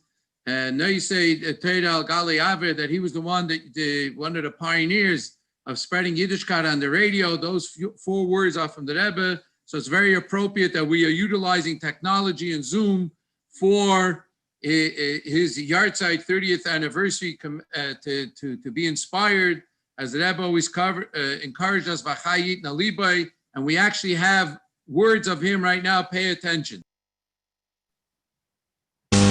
As the Rebbe once told me when I was with him on the Yechidus, he said to me, Rabbi Hecht, what are you worried about?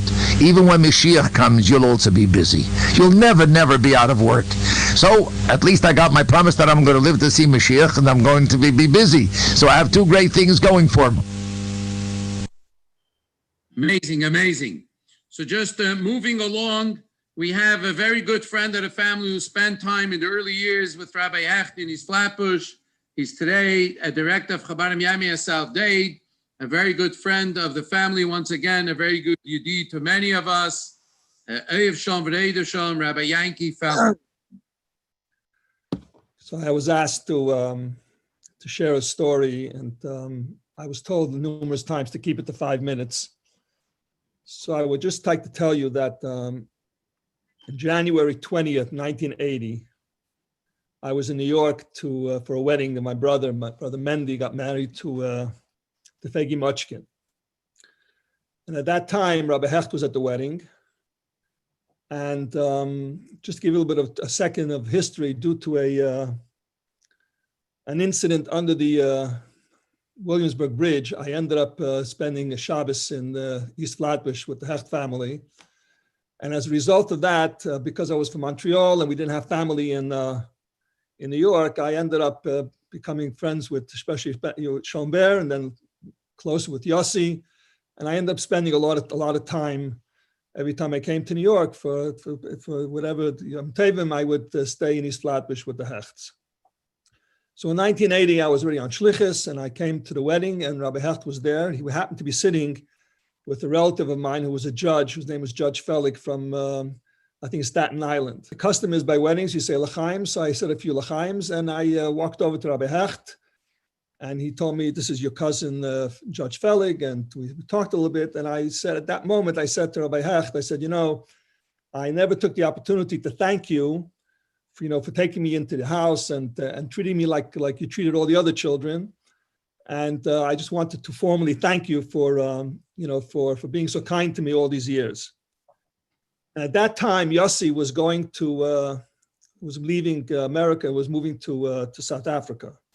And we were very, very close friends. So I said to Rabbi Hecht, I said, I was talking to Yossi, and I said to him, Yossi, I said, was kriegst in South Africa? I said, 40 years ago, there was plenty of shlichus opportunities in the United States.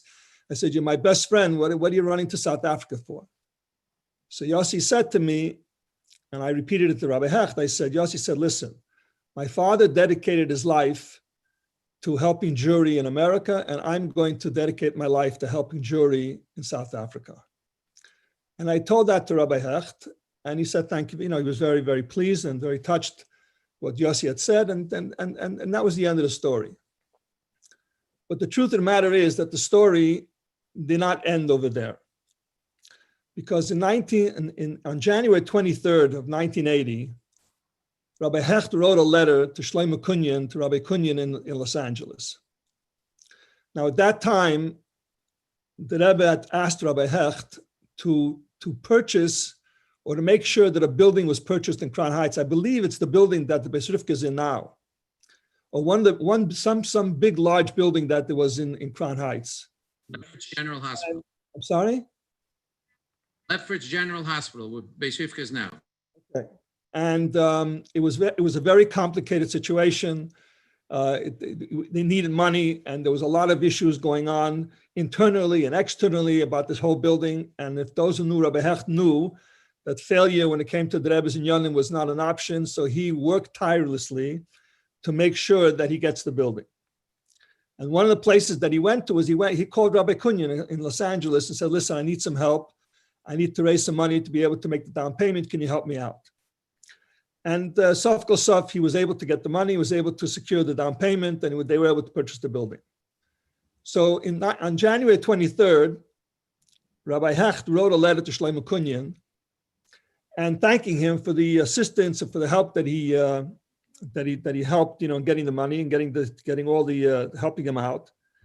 And in order to emphasize how complicated it was and how much he appreciated what Shlomo did for him, he laid out all the difficulties that were in play in order to be able to get the building. And he was in great detail. And then suddenly in this letter, out of context, he writes, and I paraphrase, I was at a wedding on Sunday night, and Yankee Felig came up to me, and he repeated in this letter to Shlomo Kunyan everything I had said to him at the wedding. And then he continues and says that one of the concerns I had in being in Askanis and being in public service was that when you dedicate your life to helping the community and you put your whole heart into it, and you have all of these organizations, the camp, the yeshiva, and then the organization, and all the things that he was involved in, and also these special projects that the Rebbe had him doing, that he was concerned that maybe his children were a little bit resentful for the fact that he may not have been there for them when they needed him, because he was so occupied with the communal affairs, and it bothered him, and he was wondering whether that was the case. And he writes to Rabbi Kunya, he says, and when? He says, Yankee told me that Yossi was going to dedicate his life in the same way that I dedicated my life. I knew that in fact that I was privileged, that my children in fact were not resentful of what I was doing, but on contrary, were actually honored by what I was doing, and that they were going to pursue and to follow in my footsteps. And he writes, which gave me tremendous amount of nachas and a tremendous amount of comfort. So the story began in 1980. And only recently I got a copy of this letter, and which this letter that he writes, that because I had told him about what Yossi had said, that he was going to dedicate his life to the South African Jewry in the same way that his father dedicated to American Jewry, that it brought his father a tremendous amount of nachas, because in the end of the day, as much as Rabbi Hecht was concerned, and as everybody is laid out here with tremendous amount of, with 100%, soul for everything he did for the community, I had no professional relationship with Rabbi Hecht. I only saw him as a human being in his house, as a regular person. And he was a great father, and he loved his children. And the thing that he wanted most was for his children to follow in his footsteps. And when that happened, it brought him a tremendous amount of nachas. That's my story. Thank you very much, Yankee. Thank you very much, Rabbi Felig. And he disappeared so fast. And thank you very much for staying in the time limit. We appreciate it, because we do want to get to all the amazing speakers we have. One of the many people that had the schus of being one of the first branches of NCFJE, as Rebbe wrote to Rabbi Hecht, V'yed miyam ad yam, is Chabad of Mineola, Rabbi Anshel Pearl. We'll do away with all the titles and let's just get to the speakers and the story. Rabbi Anshel Pearl. Thank you very much. As a Bacha, I began as a teacher on Wednesday hour, release time hour, in the newly established program in Long Beach, Long Island, with Rabbi Shalom Ber Shapiro. After my chasana, I asked Rabbi Hecht if I could expand the Wednesday hour, the release time, and other pu'ulas into the communities in the length and breadth of Nassau County. Rabbi Hecht welcomed and encouraged us to go ahead. It was very successful, but very expensive, because we were required then to pick up the children from the schools by a school bus, not like in Brooklyn, transport them to the shul that we had in Hicksville, then transport them home afterwards. Then in the 1980s, the after-school programs and the recreations helped dwindle the attendance. So we changed the entire program to Sunday Hebrew schools, and we now had 5 schools with so many children meeting 2 hours instead of the 1. So I reported this back to Rabbi Hecht, and he said, maybe I should do the same in New York City with Wednesday hour, because at that time, attendance was dwindling as well. Rabbi Hecht told me he asked the Rebbe for permission, and the Rebbe answered he didn't want to change something that the Frierdiker Rebbe had started. Another story, as soon as the Rebbe started the Jewish birthday campaign in Memches, I sent into the Rebbe a prototype of a Jewish birthday certificate to encourage people to remember their Jewish birthday. And on the back, I listed some of the hiros the Rebbe had said that we should do on our birthday. I didn't receive an answer from the Rebbe, but I got a call from Rabbi Hecht, and he said at the top of his voice, "You're telling the boss on me." I said, "I don't understand." He explained. The Rebbe sent him a note asking him, Why is his SNF, his Long Island branch, doing this Jewish birthday certificate and not him? Rabbi Hecht was an ish chesed, a truly kind person. And in the beginning of our shlichus, the Rebbe instructed us to have an outside income. And when we were both let, as my wife and myself were both let go from these positions, we mamish didn't have any money for food. We called Rabbi Hecht, and he immediately insisted on giving us some money that we knew he didn't have. Now, in the early years of our shlichus, our Moisid encountered some deep growing pains. And Rabbi Hecht stood by us through thick and thin. And again, as Rabbi Schallenberg just said, just a few nights before his passing, we actually met with him to discuss this. And he wisely counseled us to keep on going, don't fight. And these were his words, approximately, for not every battle won are you really a winner. And subsequently, I'm going to share with you some answers received from the Rebbe that related to these inyanim. First of all, the Rebbe wrote to us that Duvurai kama palmim sha'asogas gvul asal pi shulchan aruch. And number two, the Rebbe said, Lubavitch ein lechemes b'shaloh. And then only recently we received the answer from the Rebbe. We saw the answer. Someone sent it to us. Again, part of this pressure that the Rebbe Hecht was going through and myself. The Rebbe wrote the answer to this. Ma'u hechrach lahaschil machlekes chadosha. V'o'ika litchek. The Rebbe underwrote under twice. Litchek le'ekonis lahaschil underwritten twice. V'mokim sheyesh kvar pe'il. Mikama v'kama shanim both underlined twice. Umatzliach. These were the Rebbe's answers to us in reference to that with the help of Rabbi Hecht. From the beginning, we were always in awe of Rabbi Hecht and tried to model our growing Moisid after Rabbi Hecht's example. So he was very pleased when we had a weekly radio show. And we also established deep contacts with government leaders and local judges, because I saw up front how Rabbi Hecht would use all of this, not for himself, but to be able to do one time I also tried to produce a newsletter as Rabbi Hecht would do, and I really worked hard on it. This is way before desktop publishing. And Rabbi Hecht called me up and in a booming voice says, Anshel, I received a copy of your bulletin. I give you A for effort. I got the message and I started all over again. Rabbi Hecht always made sure I had the best invocations for political events, and always checking up if I had received them and how did it go. We also remember how Rabbi Hecht left Camp Emunah on a Sunday morning to schlep to Long Island to speak for our Moonlight Cruise with Yiddishkeit, wearing his famous summer white cap. And he also made it as a priority to speak to at our dinners. So I want to conclude with one of his favorite jokes that he always told us at dinners and events. And he used to say like this: what's the definition of people who think of themselves as upper crust? A bunch of crumbs kept together by dough. Our bracha is a kitzur around the Sheikhn Afa, v'hu b'soicham, and Yibad L'chaim. We wish Rebbe Hecht a refuah kroiva, arichisam mishan v'toivos. Thank you very much.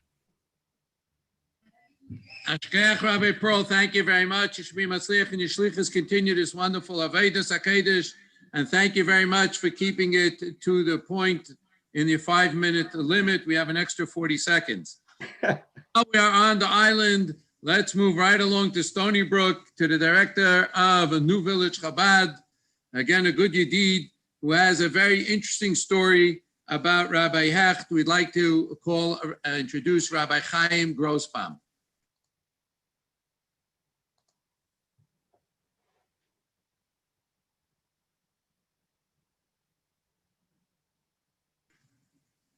Someone unmute Rabbi Chaim Grossbaum, please.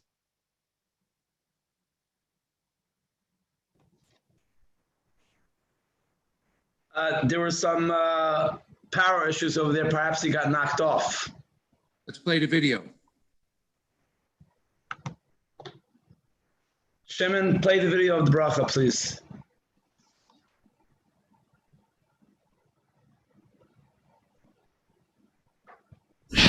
I want everybody's full attention with your heart and your neshama. Everybody should feel what we're saying now.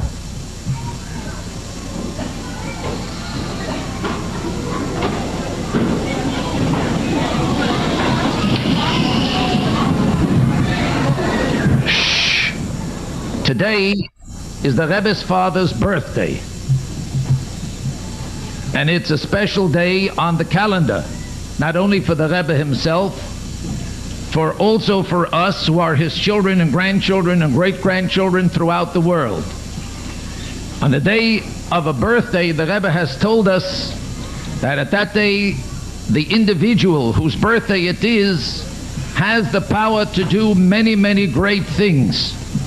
And so we, as very plain, ordinary people, who are Kinderlach of the Rebbe soll gesund sein, who is our commander-in-chief, all I want to say is, in my humble way, that the Rebbe's father, Suchusa Yogen Aleinu, should go before the Rabbeinu Shalom, together with the Frierdiker Rebbe, and together with the Rebbetzin, to pray that the Rebbe soll sein gesund und stark, he should live and be well, and have the strength to carry out in life whatever the Rebbe wants to carry out, and Bekorav Mamish, he should lead us out of this Golus with Mashiach Tzidkenu, and the Rabbeinu Shalom soll da freien alle jüdische Herzen, his heart and our heart too.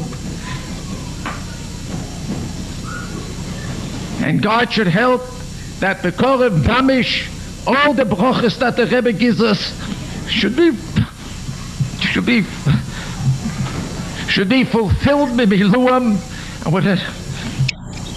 and we should go out of Golus b'simcha rabba v'simcha selam al reisham b'noreinu v'skanenu b'korav mamish omei kedehi rota.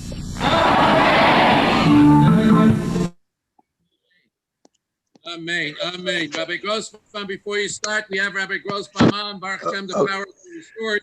I just want to say it's very appropriate. We've heard Rabbi Hecht giving the Rebbe brachas countless times.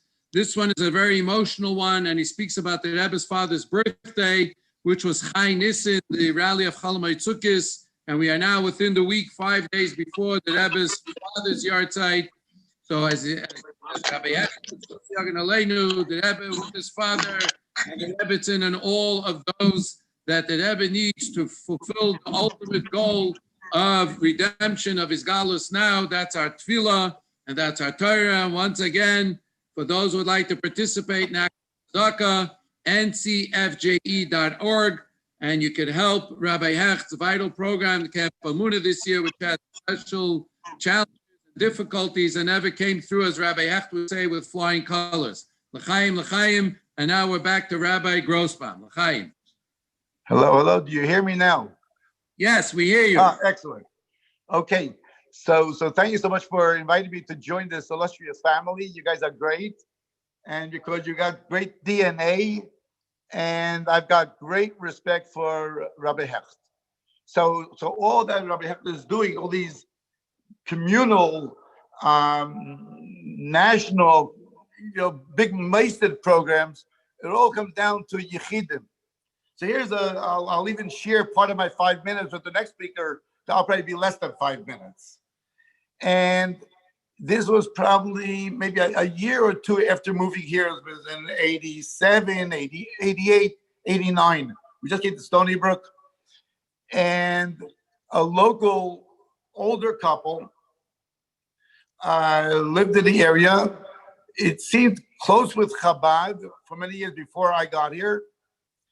And started coming to classes, and they say, Rabbi, we're on in years, we don't have children, we want to leave our Yerusha to Chabad.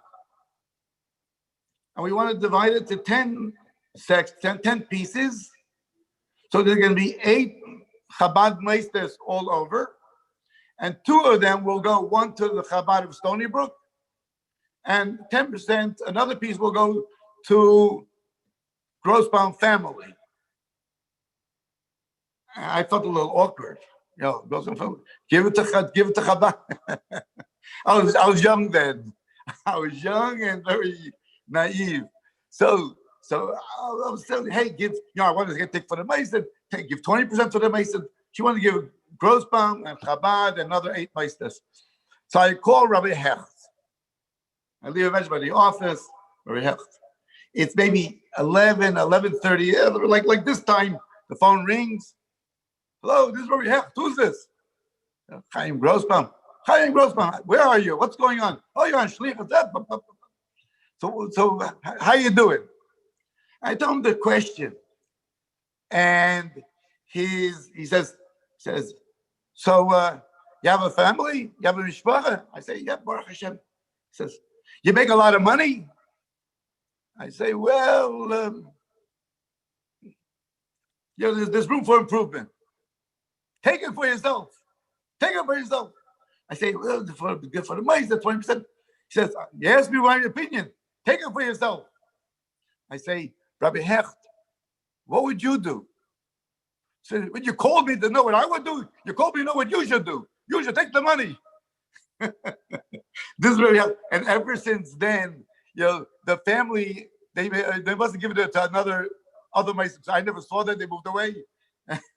Maybe they're still alive. They must be like 110, 115 years old by now.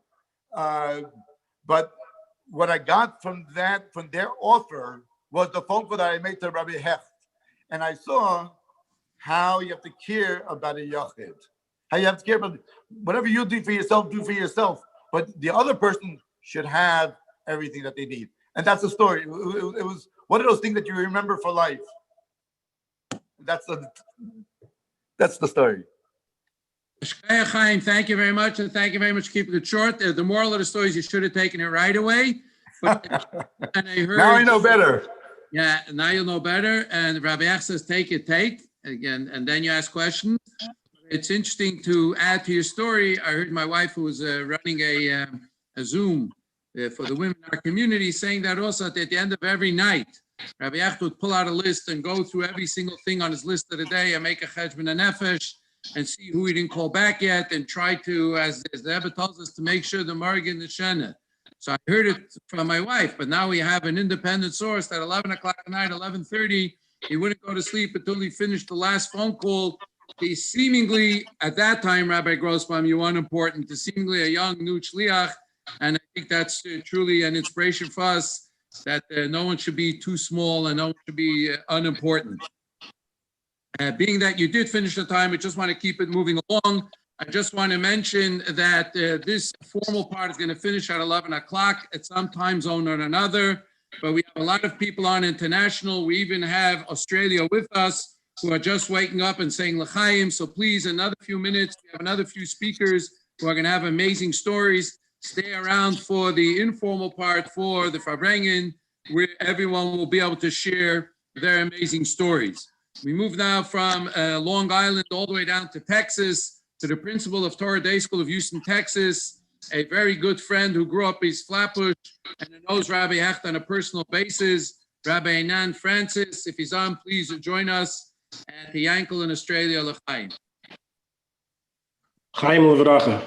Chaim.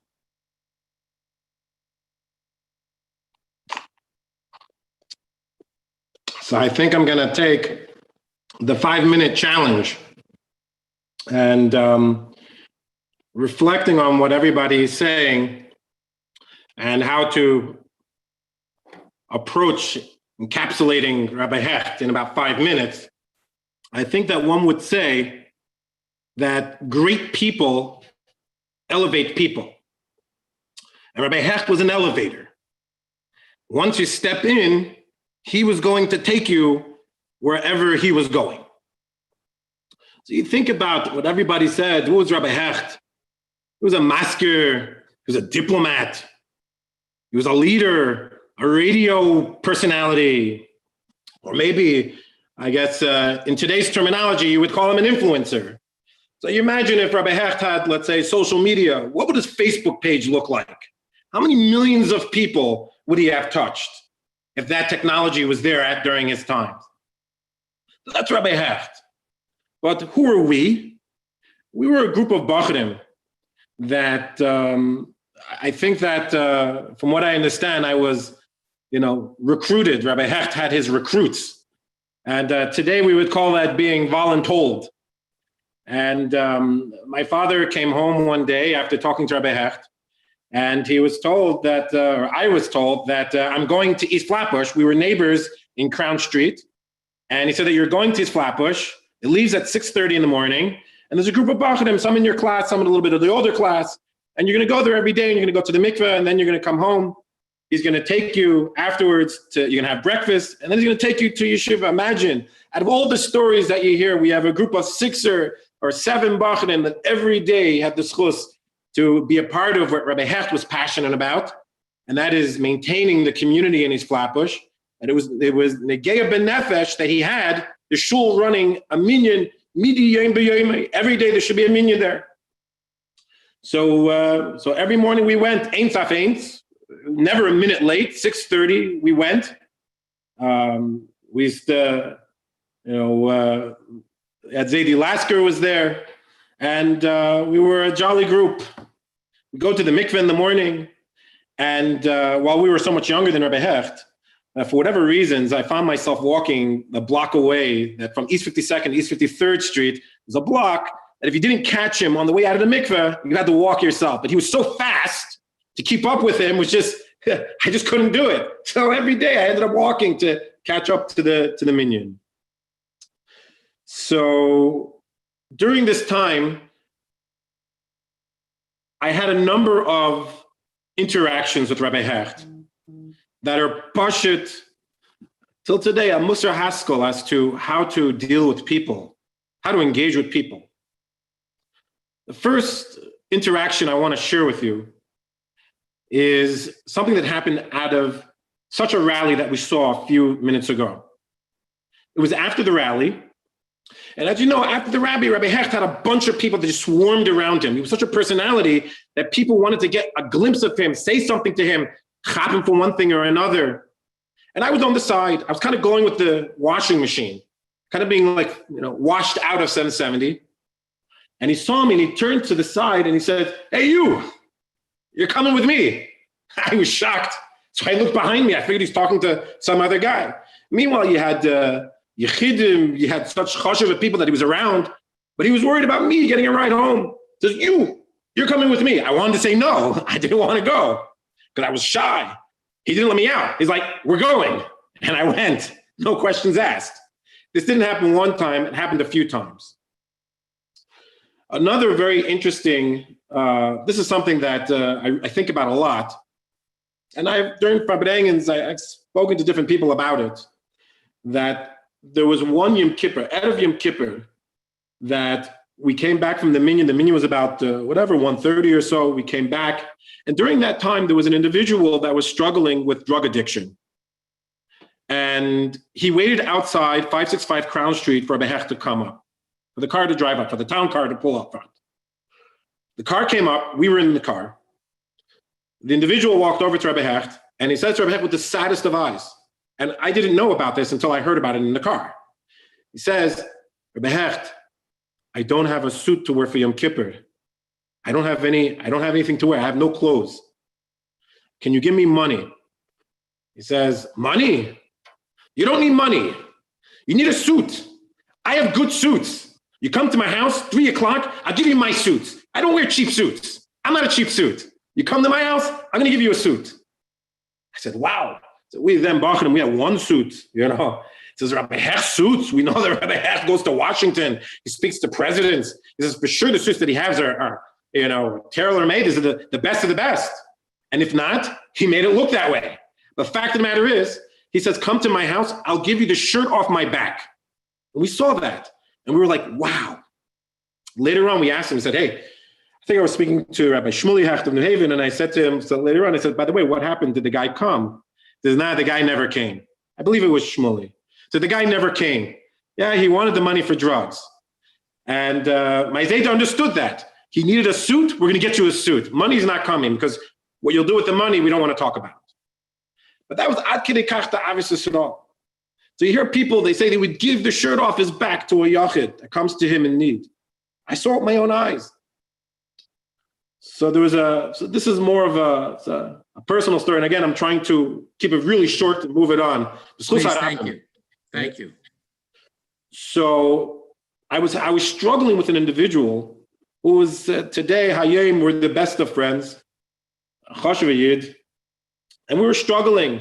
I said right, he said wrong. I said blue, he said green. We just couldn't. It wasn't working, and he was one of our chavedim.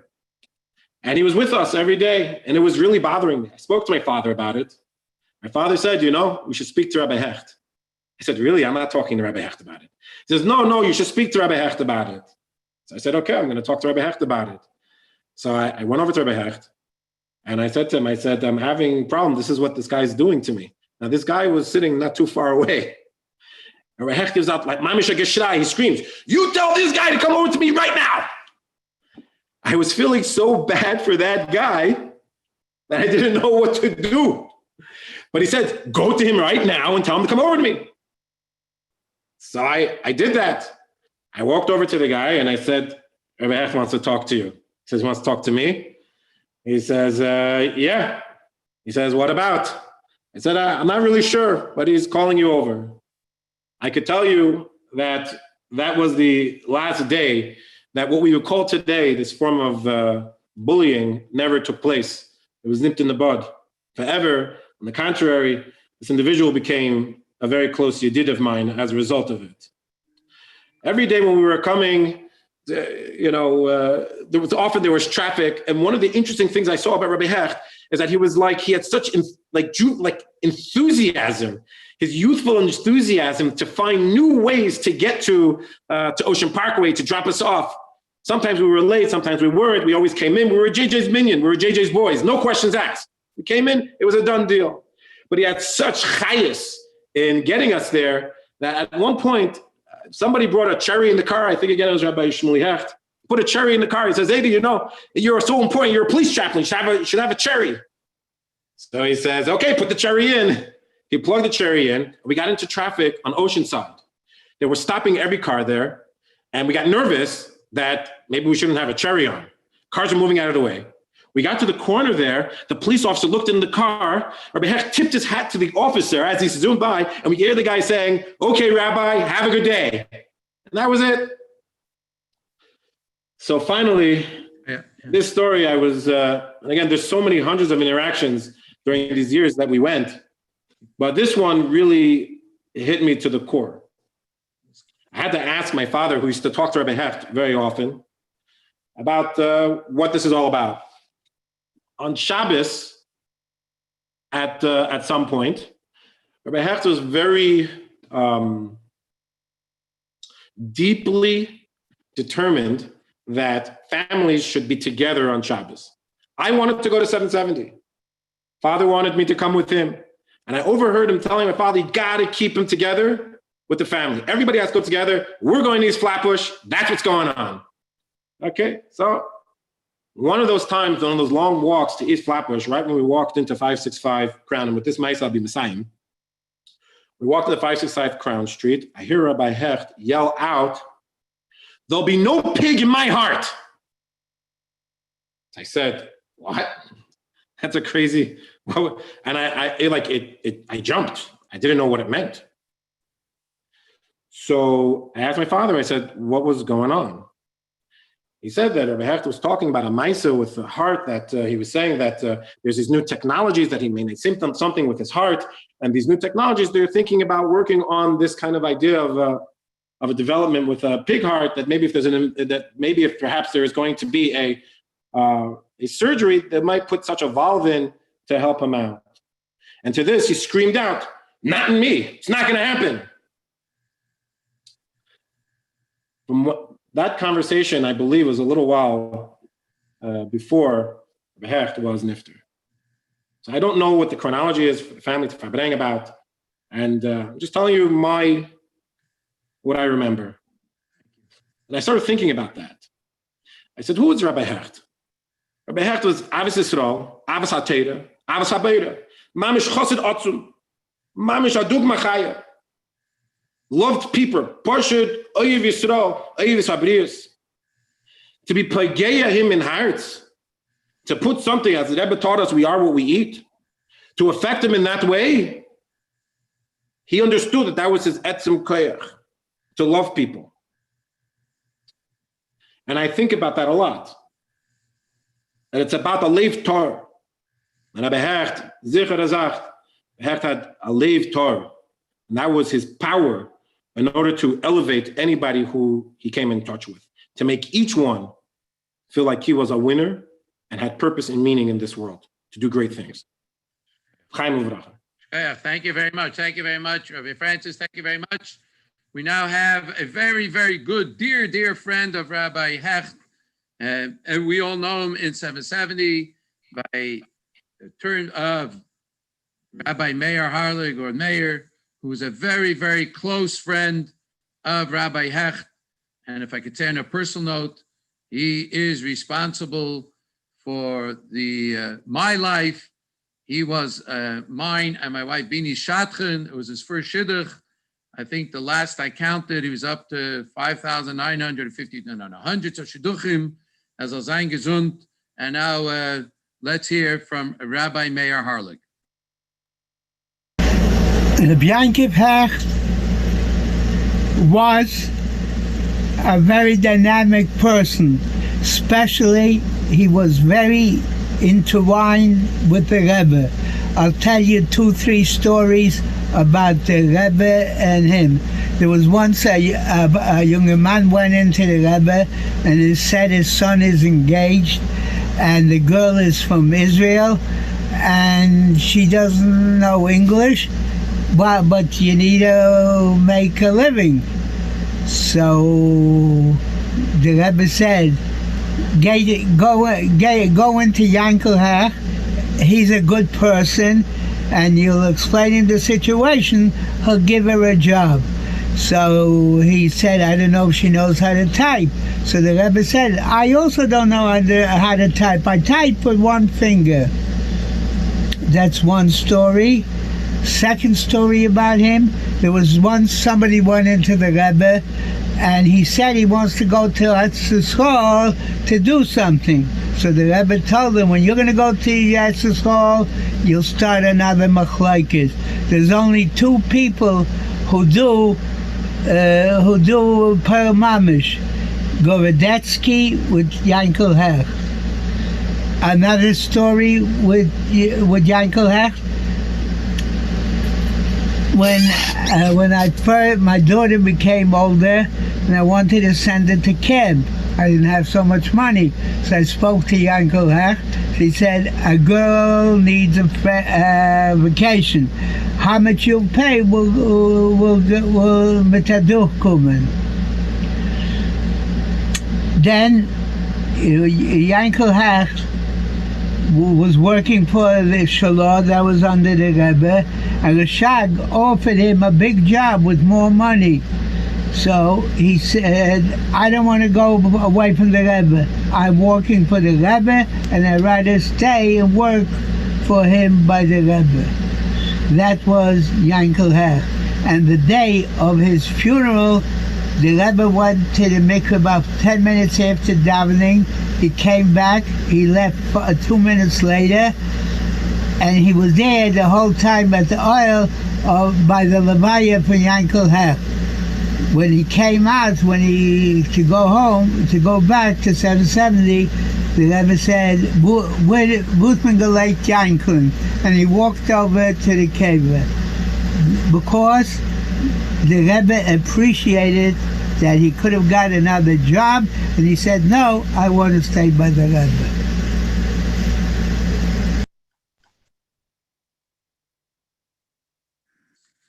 Meir, I know it's pre-recorded, but again, Meir is ein gesund, a very, very good friend and a yedid.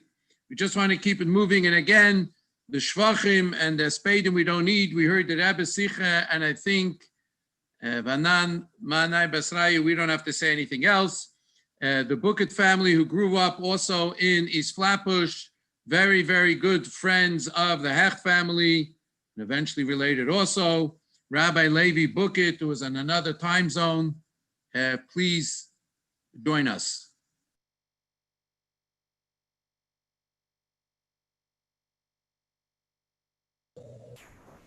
Good evening. L'chaim. Well, the Buckets and the Hechts go back many, many decades in the good old country, East Flatbush.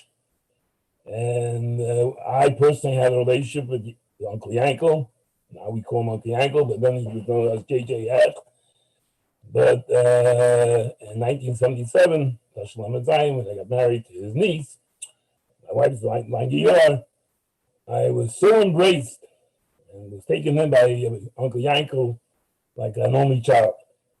He had a heart of gold. His heart was greater than the universe.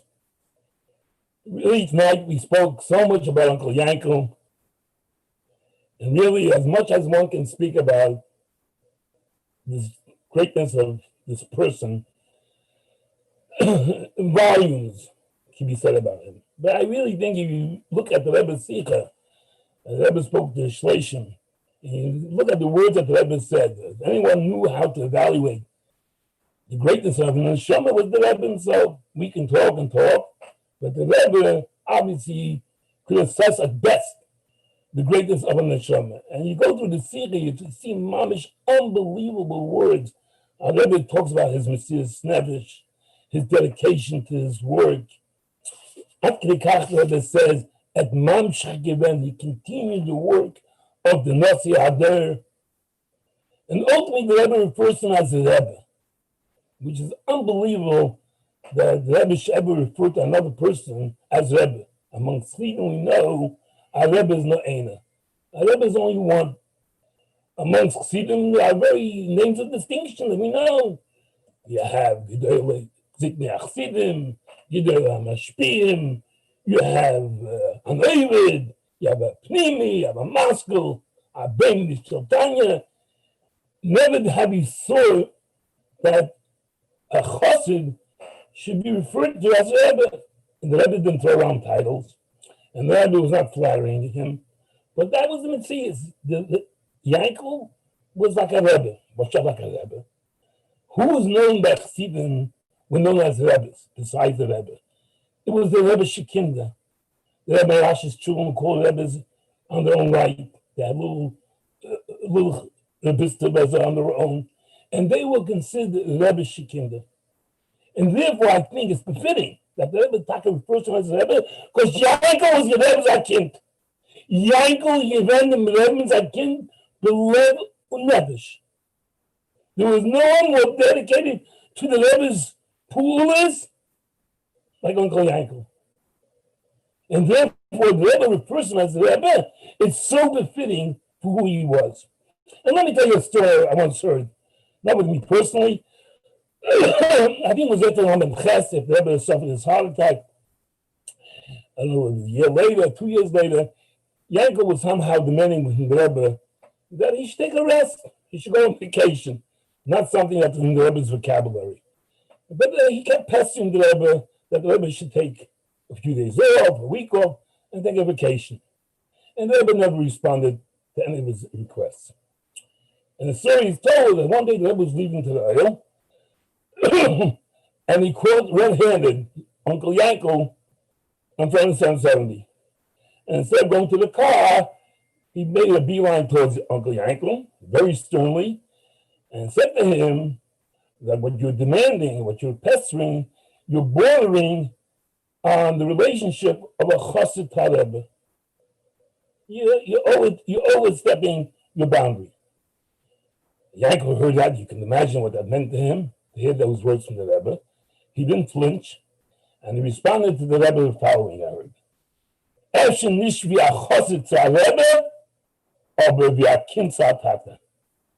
And the story is told that the Rebbe cracked a smile and walked away very happy. This is who Uncle Yankel is. This is who Uncle Yankel was.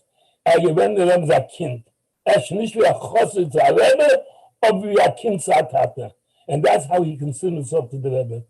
And so therefore, there's one thing we can learn from Uncle Yankel. His dedication, his commitment was more than just in the Gedolei Ziknei the Gedolei Mashpiim, and that says it all.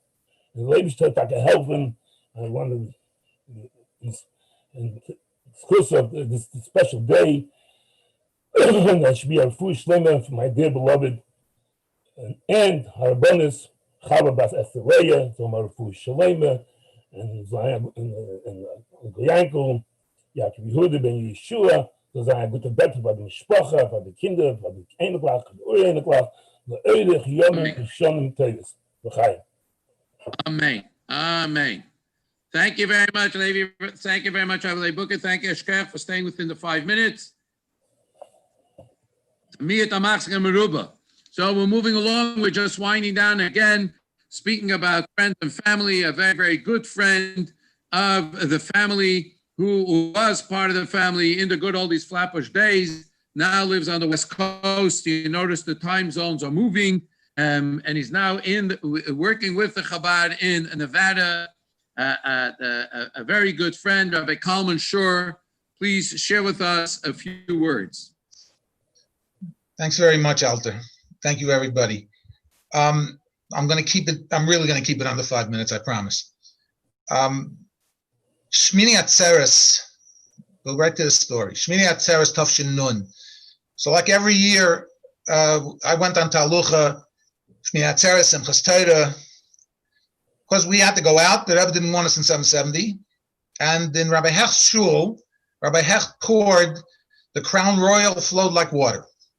And Baruch Hashem, this Shmini Atzeres was no different. As a matter of fact, it probably was a little bit more than usual. So on the way back to 770, there was 3 of us. It was Rabbi Hecht, myself, someone else who I do not recall who it was. Bocher, Jungerman, I don't remember.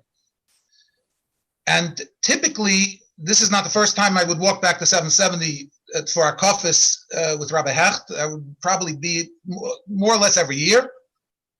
And but this year he was kind of pensive on the way back, and which is fine, Baruch Hashem. And we walked back, and I remember we went from East 53rd Street and we turned onto Remsen Avenue, walking back to 770. And all of a sudden he takes his arm, puts it around me.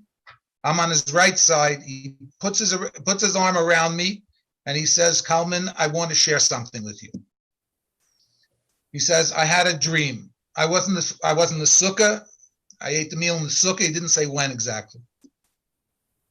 And after the meal, I kind of dozed off. And I had a dream. And I dreamt that I was upstairs in front of the Rebbe's room in Ganei Natachten, and the Rebbe was standing there. And I wanted very much. I had a strong desire to go over to the Rebbe, give the Rebbe a kiss. But I said to myself, a chassid doesn't do that. How does a chassid have a chutzpah to do something like that? And so I did not. And by dem das geblieben. And that was the end of the dream. And so we continued walking to 770. We went to 770. We went in the front, more towards the front of 770. I went into the crowd. The Rebbe was already in, and they were already saying Atareses. And I went into the crowd, and I was on the floor. There was no room to go on a bench or anything anymore. And Rabbi Hecht continued into 770, going towards his place.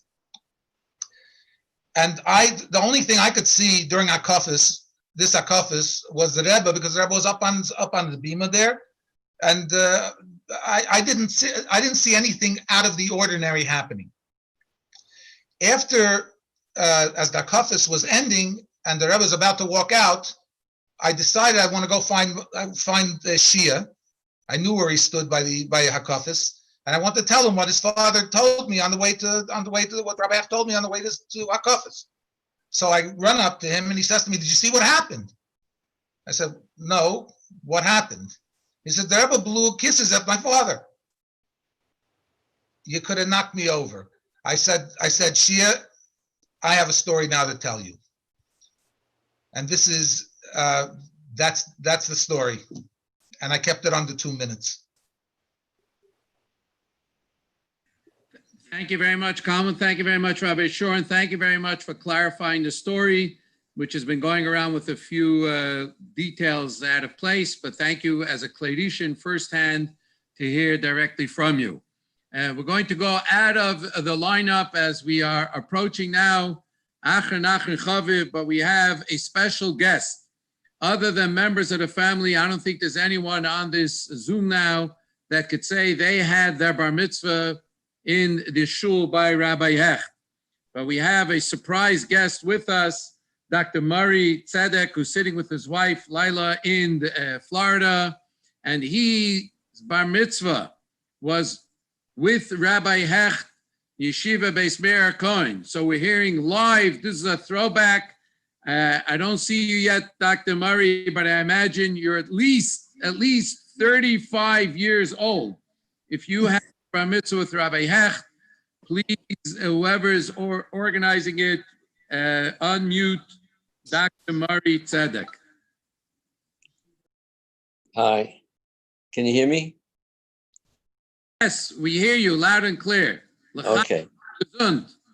Okay, so I'm a bit more than 35. I'm 83. I was bar mitzvahed in 1950 by Rabbi Hecht when he was a very young man, as you would know. I lived on East 55th Street in East Flatbush all my life, just a few blocks from where Devorah and her Zeta lived. The story I would tell you very quickly is that I had not seen or heard anything about Rabbi Hecht probably for at least 30 years. And one night, I'm a physician, I was working late and I was coming home from my office and put on the radio to pass some time. And I heard a voice speaking, giving a talk. And I said to myself, that's my rabbi. He had, as you all know, an amazing voice, just not to use a great comment, but it was fire and brimstone, basically, as I refer to him. So I got home, there were no cell phones. I got home, I called the radio station in Miami. I think it was WKAT, perhaps he was a guest speaker. And I said, who was speaking? And he said, there's a rabbi from New York, Rabbi Hecht. I said, please give him my name and ask him if he would call me or contact me. And I thought since my name was Tzedek, maybe he would remember. Turned out he did, and he called, and subsequently he wrote a nice letter to me, which I gave Devorah a copy of with his signature. He was an amazing person. He's probably the only thing I remember about my bar mitzvah. I didn't have a party, and I have no photos, and we didn't have the funds for it. My dad was a house painter, but we lived a few blocks from there. I went to that shul often as a child with my grandfather, who was a bar mitzvah Hebrew teacher. And what I remember there is about the old men stuffing stuff in their nose, mostly shmek tabak. And he was just an amazing person. I've never forgotten him. And I was writing my memoirs a few years ago, starting to do it. And I wanted to find out where he was and what happened to him. And I contacted another Rabbi Hecht, who was one of his sons in New York. And I told him I'd like a picture of him for my memoirs and the book I was writing. And he said, where do you live? And I told him Fort Lauderdale. He says, well, my daughter is moving there and opening a Chabad with a Rabbi Kaplan. So I thought that was an amazing coincidence. In my mind, his voice has followed me most of my life. Then the very next day, Rabbi Kaplan and Devorah were at my door. It was Purim, and they brought me Hamantashen, and that's the story. It was an amazing effect on my life. I could never forget his voice. I can hear him now as I speak to you. And by the way, Devorah sounds a lot like him. That's why I go to Chabad in Fort Lauderdale. Was I under 5 minutes? You're perfect. We will let you keep talking. We just have one more speaker. Please, Murray, stay on. We want to hear more. Most of us weren't around then, and Devorah sounds exactly like him. And with her husband, Rabbi Shnei's Chazanis in the background, they make a perfect, and I'll stand corrected, Beis Meir HaKohen. Yes. Meir Simcha Kohen, excuse me. Congregation Meir Simcha Kohen of his Flatbush. You remember that, Murray? I didn't. I remember it. Maya Simcha HaKohen. Right. I stand corrected. As I said, your memory is better than mine, but we definitely want to hear a little bit more from you. But we have one more speaker that we saved because the time zones are now moving across the Atlantic. A shliach of the Rebbe to London, England for over 55 years. He's the principal of the Lubavitch Girls High School, the director of Lubavitch of London, a senior member of Lanhala of Chabad in Great Britain, a very sought after speaker from around the globe, and we are lucky to have him here. He's a mentor, advisor, a coach, a mashpia to countless people around the globe, and we are lucky to have him here with us tonight. And he's going to wrap it up, and he's going to bring the program to its culmination, following which we'll go back to Dr. Murray and start a Farbrengen, And again, to remind everyone to combine the Torah, Avodah, Gemilus Chasadim, we're going to say L'chaim, and to give tzedakah. And if you'd like to give tzedakah in memory of Rabbi Hecht, ncfje.org. And now, Rabbi Lou. It's hard to believe that it's nearly 30 years, Chamish Oseh B'Av, since the passing of Rabbi Yaakov Yehuda, Rabbi J.J. Hecht. And I'm sure that everyone will be speaking about his great intellect, his inspired emotions, his dedicated actions on behalf of so many people. I want to speak about the fact that he took all of these qualities, that razor-sharp mind, that chayus, that lebedikite with which he davened with such love and with such feeling, and did chesed to other people with such dedication and empathy, and a man of action, first and foremost. I want to say that those qualities, first and foremost, he dedicated and gave to the Rebbe. It was his love for the Rebbe, his dedication to the Rebbe, and his actions for the Rebbe, which touched me the most. And I don't mean that he was a chassid, his idea was not what he was, it was what the Rebbe wants or needs. He was going to go and do it. And I had the zechus.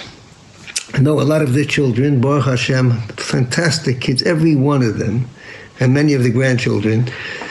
But I had the zechus to be active in the shidduch of two of his sons. And somebody asked me, how do you feel about that?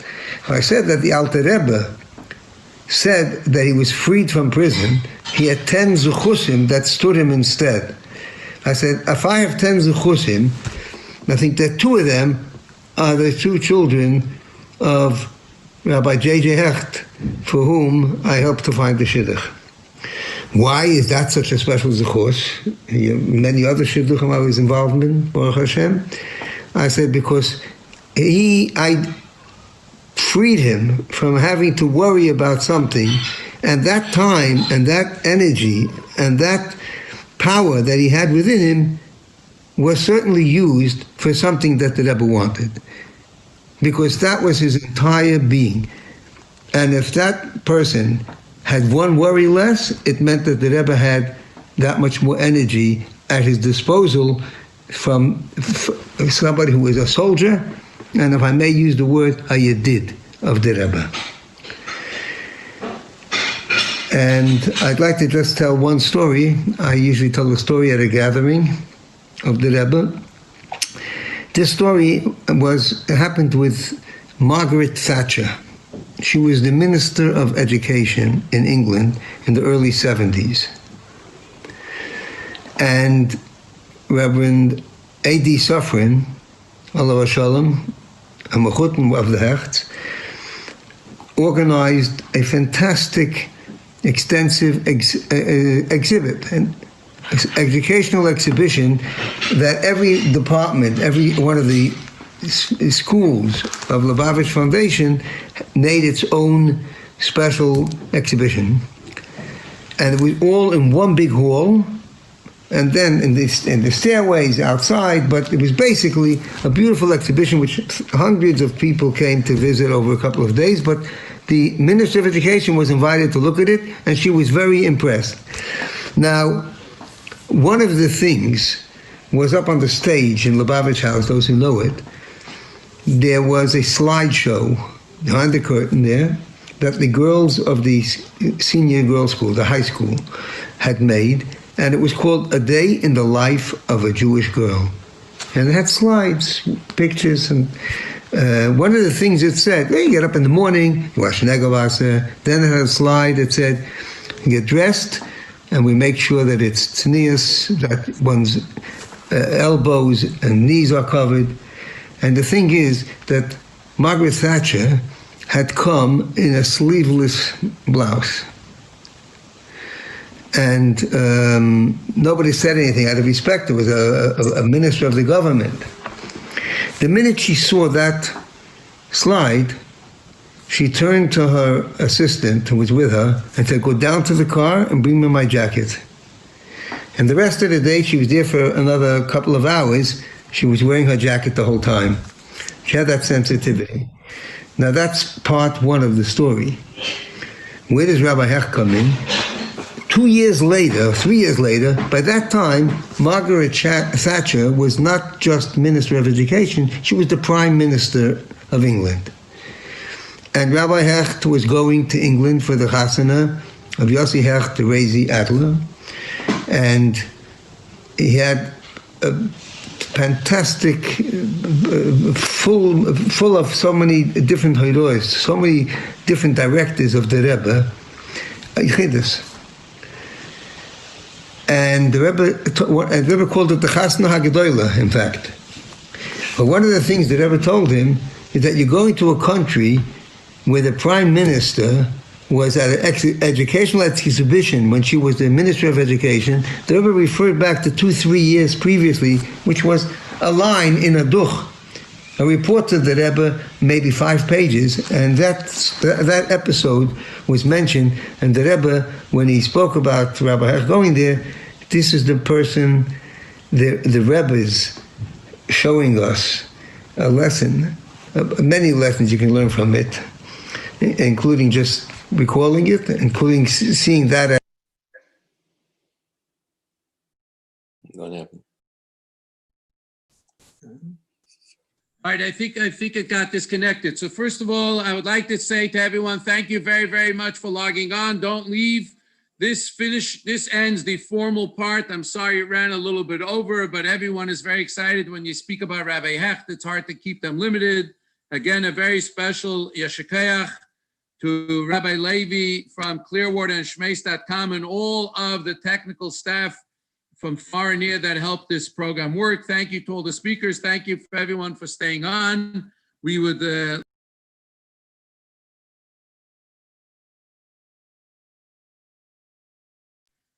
Rabbi always said, to take the stories you heard over here to inspire you to follow in his footsteps, to do good deeds in Torah, Avodah Gemilus Chasadim, and specifically in Avos Yisrael and acts of kindness. We're now going to continue with the Farbrengen. We have one of Rabbi Hecht's sons who also had his bar mitzvah in that shul. I don't want to get the name wrong. And we're going to start off with the L'chaim, and we're going to ask everyone to join as we wish everyone a refuah shlema, starting with Chava Bas Esther Leah, Yibad L'chaim L'chaim, the Eishes Chava of Rabbi Hecht, and all those needing a spirit recovery. They should be healthy and well and gesund. And by the time this Farbrengen finishes, we share the ultimate redemption with the coming of Mashiach now. Amen. Now I'm going to turn it over to Rabbi Levi Hecht. Rabbi Hecht was very dear to everyone, as the Talmud says, Gadol Mirab and Shmam, known in terms of affection and love as JJ, Rabbi JJ's son, Levi.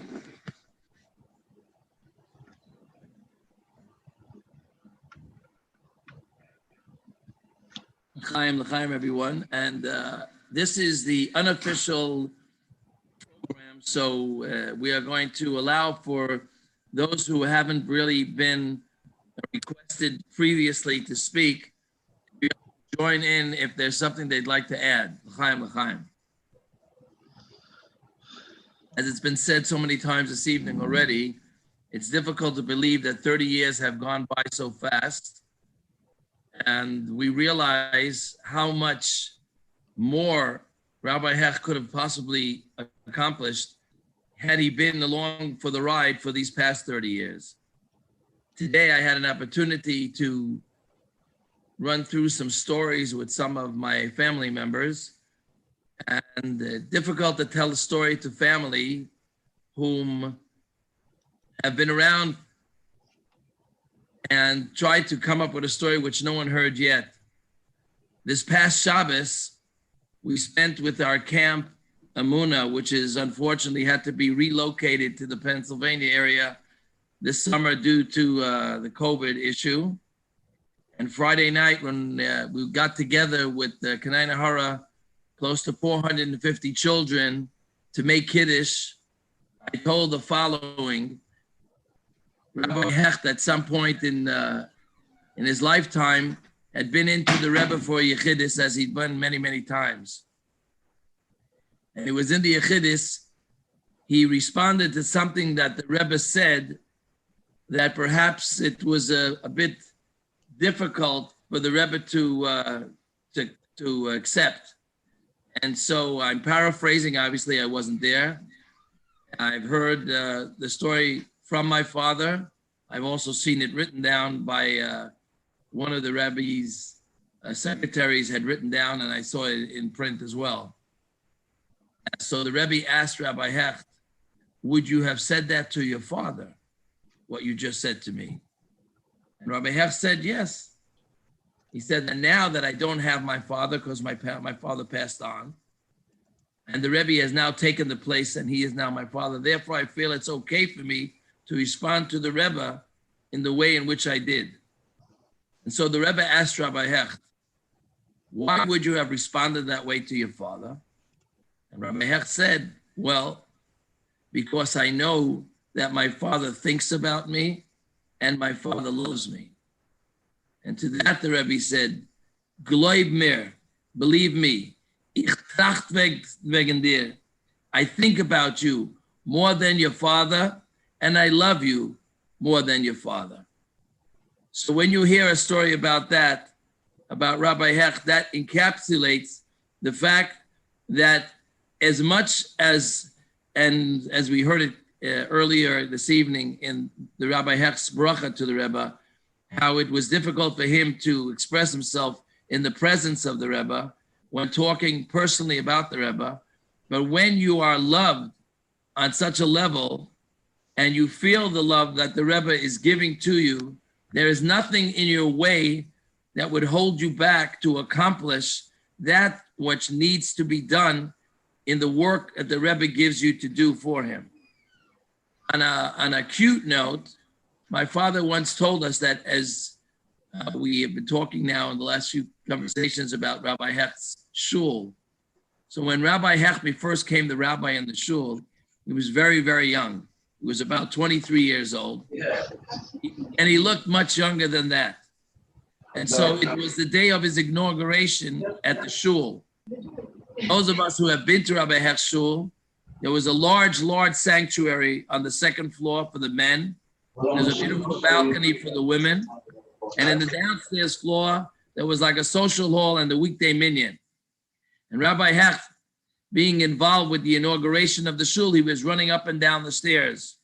An elderly woman stopped Rabbi Hecht and said, Boychikl, who's the new rabbi? So he didn't want to embarrass the lady. He said, you'll soon see. He's soon coming. You'll soon see who he is.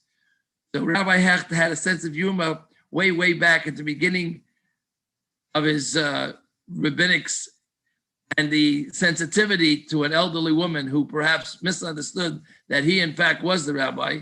He knew how to answer it to make her feel comfortable. I've spoken to my brother-in-law from Belgium this afternoon, and he told me a story about my father that has been told, but perhaps he has put into it a few more details which fall away on the sidelines when we repeat the story. Rabbi Hecht made a trip to South Africa, and on his way to South Africa, he had a layover in Belgium for 10 hours. My brother-in-law lives in Belgium, and so it was his uncle. He decided he would meet him at the airport to keep him busy for the hours that he had to be until the next flight out to South Africa. Along with him, he brought a gentleman who had spent a Shabbos in Rabbi and Rebbetzin Hecht's house and one of his trips to America for a Lag BaOmer. He didn't have a place to stay, so he stayed at Rabbi Hecht's home in East Flatbush. And this gentleman joined my brother-in-law to the airport to spend time with Rabbi Hecht. When he came to visit him, Rabbi Hecht said to the gentleman, he said, look, he had traveled all the way from Amsterdam to meet them in Belgium. He said, if you travel all the way from Amsterdam to see me, probably you didn't just come to say hello to me. I'll make it worth your while, and I'll tell you something about the Rebbe that you never heard. And he told the following story.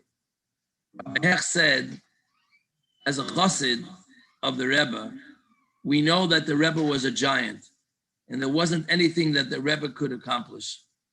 Anything the Rebbe wanted, whether with blessings for people without children, whether blessing for nachas from children, or the blessing for parnasa for people, there was nothing that people came to request from the Rebbe that the Rebbe wasn't there to give them a bracha. But why, my father asked, was it that the Rebbe took so much time and traveled to the resting place of the previous Rebbe? He said to this man, he said, it always bothered me. The Rebbe goes and he spends a complete day sometimes, hours after hours after hours. He doesn't eat. He stands at the the previous Rebbe's resting place, praying for all the Jews. He said, the Rebbe is such a great person on his own. Why does he have to go to the previous Rebbe? He said, perhaps I can answer you that question with a short story that took place with Rabbi Hecht. Rabbi Hecht says that in 1950, when the previous Rebbe passed away, the Lubavitcher Rebbe, Rabbi Nachman, took over the leadership of Chabad. And as we know, the previous Rebbe, he may have left great spiritual Yerusha. What I'm looking for. He left over his legacy, perhaps spiritually, but physically, Chabad was broke. There was no money in Chabad. Rebbe had left no money whatsoever in order to continue the operations of Chabad. And so a committee of 10 people was put together, and they decided that they are going to become a fundraising committee, and they will begin now to help raise funds for the new Rebbe to be able to accomplish all of the plans, all of the projects, some of those which have started by the previous Rebbe, and those which he was going to start on his own. The committee was put together, and somebody suggested to the committee, perhaps you should ask Rabbi J.J. Hecht to join the committee. So they decided they're going to ask the Rebbe, and if the Rebbe will say, okay, they'll put him into the committee. So they wrote a note into the Rebbe, asking the Rebbe, should they include, even though the committee was 10, should they add one more person, an 11th person, and put Rabbi J.J. Hecht into that committee? And the Rebbe answered as follows. He said, it's aglai chazach. It's a very practical thing, and for two reasons. First of all, he's a dynamic person, and second of all, he has a very, very good command of the English language. You have to realize that the 10 people that were in that committee, most of them were foreigners who had come from Europe and from Russia, and English was not their first language. And if you want to start collecting money with people in America, the best thing was to get someone who could be in control of the English language. And so he was drafted into that committee of 11 of the people who are going to now begin to raise money to help Chabad's work in the future. On one of their first trips, the Rebbe's brother-in-law, Rabbi Garari, and Rabbi Hecht, and I'm sorry that I don't remember the third person who traveled with them, they decided that they're going to go to Chicago. Why are they going to Chicago? They're going to Chicago because in Chicago, there lived a gentleman who had a brother, and the brother had a son, and the son was drafted to the army, and his brother took his son, this man's nephew, to the previous Lubavitcher Rebbe for a blessing, to bless his son that he should go to the war, but he should come home safely. The previous Lubavitcher Rebbe gave him a coin. He told him to take the coin and to sew it into his tzitzis. And he should never take off his tzitzis until he returns back home. And so he took the coin, he sewed it into his tzitzis, and that's what happened. He went to war, and with God's help, he returned from war. And so this uncle of this boy owed a debt of gratitude to the Lubavitch, to the Rebbe, for this great bracha that he gave him, and that guaranteed that the boy should return home safely.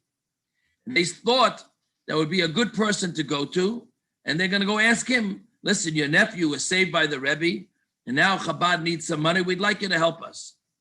Rabbi Hecht is telling this to my brother-in-law and this gentleman from Amsterdam. He's telling, he came to the office, Rabbi Gerari, Rabbi Hecht, and the other rabbi, and Rabbi Gerari decided that he's going to ask this gentleman for $10,000. Now, if you could understand that in 1950, asking a man who you don't know who he is for $10,000 is like walking into someone's office today and say, could you do me a favor and write me out a check for $1 million? So they walked in there and they presented their case. Rabbi Gerari said, we're here, we need money. The Rebbe left a lot of expenses. We need to cover the expenses. We have to continue the work of Chabad, Lubavitch. We'd like you to write us a check of $10,000. The man looked at them and he said, that's very nice for you to request such a large amount of money. I'm willing to give you $500, and that's what I feel. And in reference to the Rebbe, he said, look, the previous Rebbe, he did for my brother. But the new Rebbe, what does he have to do with the previous Rebbe? It's a new Rebbe. I don't feel that I have to give you anything on the idea because he gave that blessing and he saved my nephew, and for that I should give you the check. And so he offered them, he wrote out a check for $500, and he offered for them to take the $500. Rabbi Gerari, the Rebbe's brother-in-law, who was the head of the committee, chose not to take the $500. He said, that's fine. If you don't want to give us the amount we need, that's fine, quite all right. And they left the office. When they left the office, Rabbi Hecht turned to Rabbi Gerari and he said, why don't you pick up the phone, call your brother-in-law, the Rebbe, and tell him what just happened. Tell him the guy doesn't want to give you the money because he says you and the previous Rebbe are no connections. So he did that. He picked up the phone and he called New York and he called the Rebbe and he got the Rebbe on the phone. And he told the Rebbe what had happened, that they went to visit him and they asked him for the money and he offered them $500 and he doesn't want to give them $10,000 because he says that the Rebbe is one person and the previous Rebbe is somebody else. To which the Rebbe said the following, and I'll say it in English. He said it obviously in Yiddish. Tell the man that it is one soul in two different bodies. Meaning to say, the fact that the Rebbe, the previous Rebbe is no longer here, that may be so in the physical sense because the previous Rebbe is not here. But his soul continues to live within me, and I am now carrying the soul along with me of the previous Rebbe, and therefore, whatever he owes to the previous Rebbe, he owes it to us now too. And they went back the next day, and the man heard that. He understood well, and he said, I will give you the $10,000, but I'll give it to you in 10 payments. I can't afford to pay for it all at once. Gave him the first check of $1,000, and the next $9,000 was to come. So Rabbi Hecht said that when the Rebbe went to the cemetery, he wasn't going to the cemetery to talk to something other than himself. He went there with the connection of the Rebbe and the previous Rebbe. They were one. So the time spent there, it wasn't like he was praying and the previous Rebbe was elsewhere. Together they stood, together they went. This was one neshama and two different bodies. That was one story that he said. L'chaim, l'chaim. Before Rabbi Levi continues, we also have his brother, Rabbi Yossi in South Africa. But just to make it a Chassidic Farbrengen, we're going to ask our dear brother-in-law, Rabbi Shlomo Leib Abramowitz, to lead us with a Chassidic song. A Farbrengen has to have a nice Chassidic song, a melody, and then the stories will continue.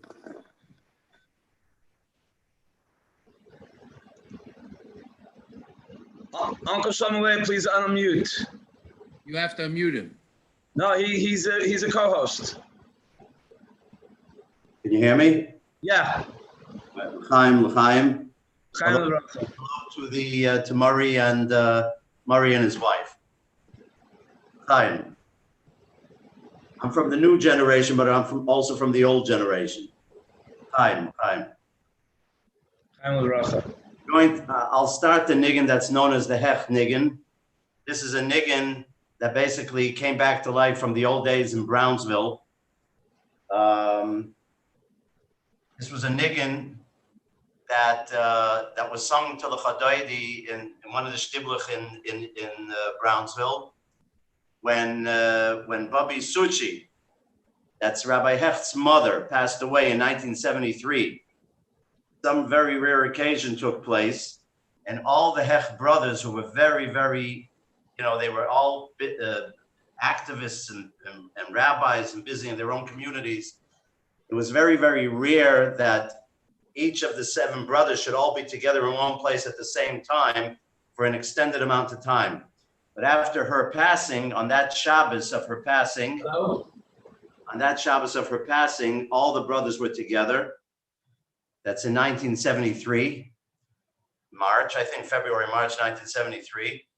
And they were reminiscing the old days when they were kids growing up. And they started reminding themselves of a Baltfila. Baltfila means a person's not a chazan, but he knows how to sing, and he used to lead the services in the shtibel. So there was this old Hasidic old man over there with a white beard. They say he went to the mikveh every day, and I have his name written down, but I can't remember it at the moment. By his trade, he was a bookbinder, and he was a nice davener. He knew how to daven for the Yomid. And he used to sing a niggin till Chadoidi. And they started piecing together that niggin that they hadn't heard in many, many years. And Uncle Shloime, that's the oldest brother that was in Chicago, he remembered the pieces of the niggin. They pieced it together and they started singing it. And it sort of like went on for like a very long time, that particular Shabbos when they were sitting together. And eventually that niggin, that song became known as the Hecht anthem. And we call it Bobby Sucha's niggin. It became very well known when I taught it to the band at my wedding a year later after her passing. I had the schus, I had the merit of actually singing this niggin many times at L'Chadoidi for the Rebbe, because I was a chazan for the Rebbe himself for many, many years. And so that's what this niggin is. So we'll start the niggin. Remember, Alter, sing it. Alter. You said L'chaim a few times? Alter. Any answers? Chaim. Make sure you sing the niggin correctly, not out of tune. Okay, I'll get, as long as I have the name of the shul right. Ya tedidid ay ya tedidid ay ya tedidid ay ya ay tedidid ay ya tedidid ay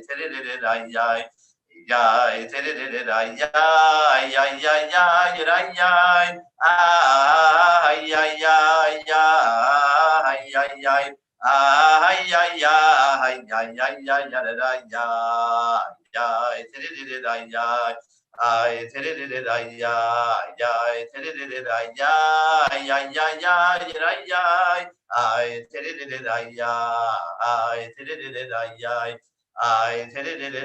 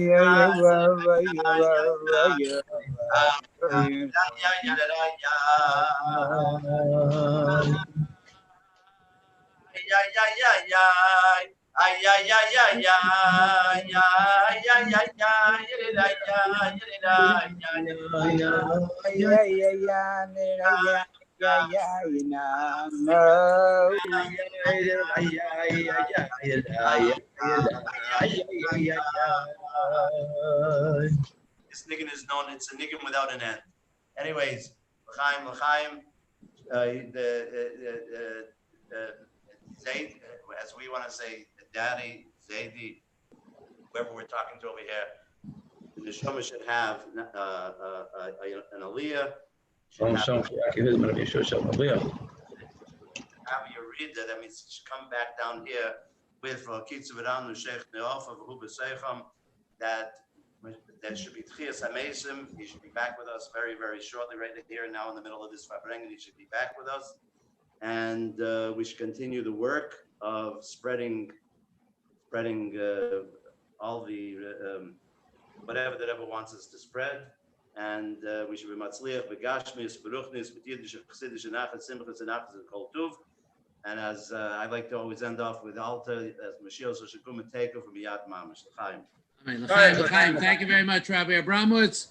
As I mentioned, we are around. This is an international call. We have one of Rabbi Hecht's sons in Sandton, South Africa. But before that, we have two short clips, nostalgic clips, and then brace yourself as we fly around the globe to South Africa.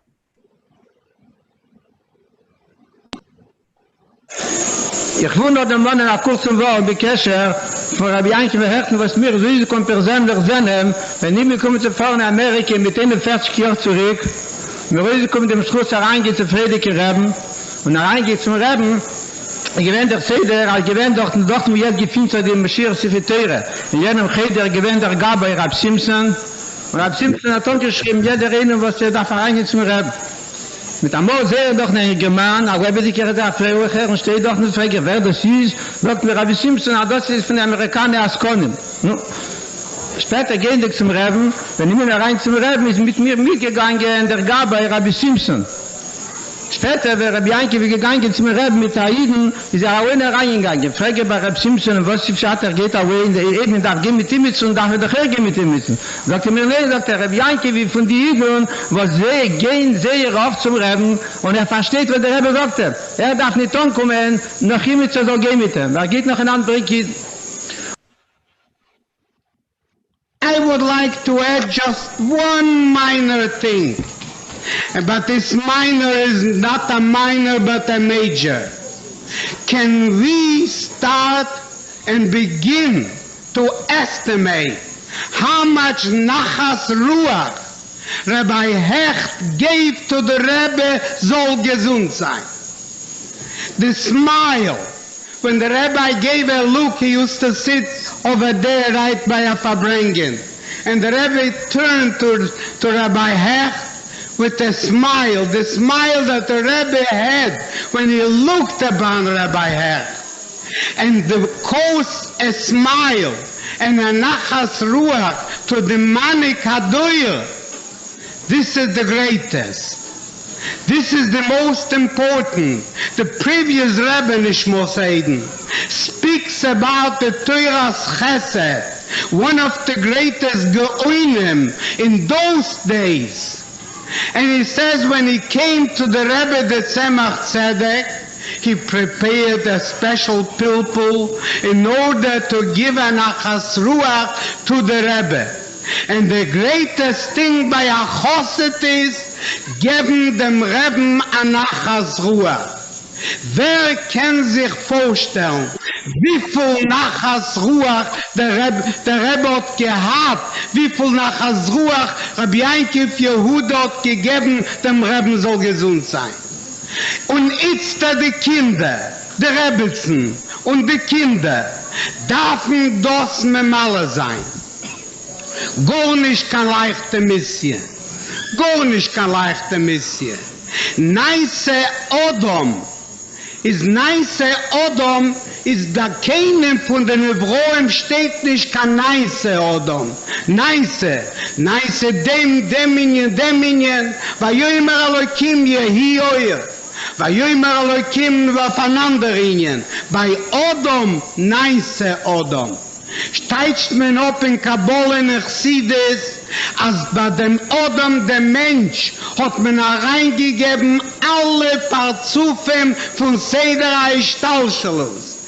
Alle Unionen eures Elioinem, als es hereingegeben geboren in Bei Rabbi Yankiv Yehuda Hecht ist reingegeben geworden mit Schäfer, also viel Lichtigkeit und als sie gewinnt konzentriert in ein Mensch. Hat einmal bemerkt, man hat ihm gar nicht gerufen, nicht der Rav Herr, nicht Rabbi Herr, Janko. Mehrst haben ihm gerufen Janko mit der Liebschaft Janko, Chavarisch. Und ich komme rein zur chassidischen Sprache, die Tag, sehe ich hängen ein Picture, ein Tmune, ein Bild von Rabbi Hecht, chassidische Sprache. Nicht keine Sprache von Rabbi Hecht, hängt ein Bild von Rabbi Hecht, wie es hängt ein Bild von einer Godel bei Israel. Von einer Seite Janko, der Poschete, der Pashtes Janko. Von der zweiten Seite, der Godel bei Israel, wo es wird betracht, aufzuhängen ein Bild. Wenn die Kinder dürfen das Memalle sein.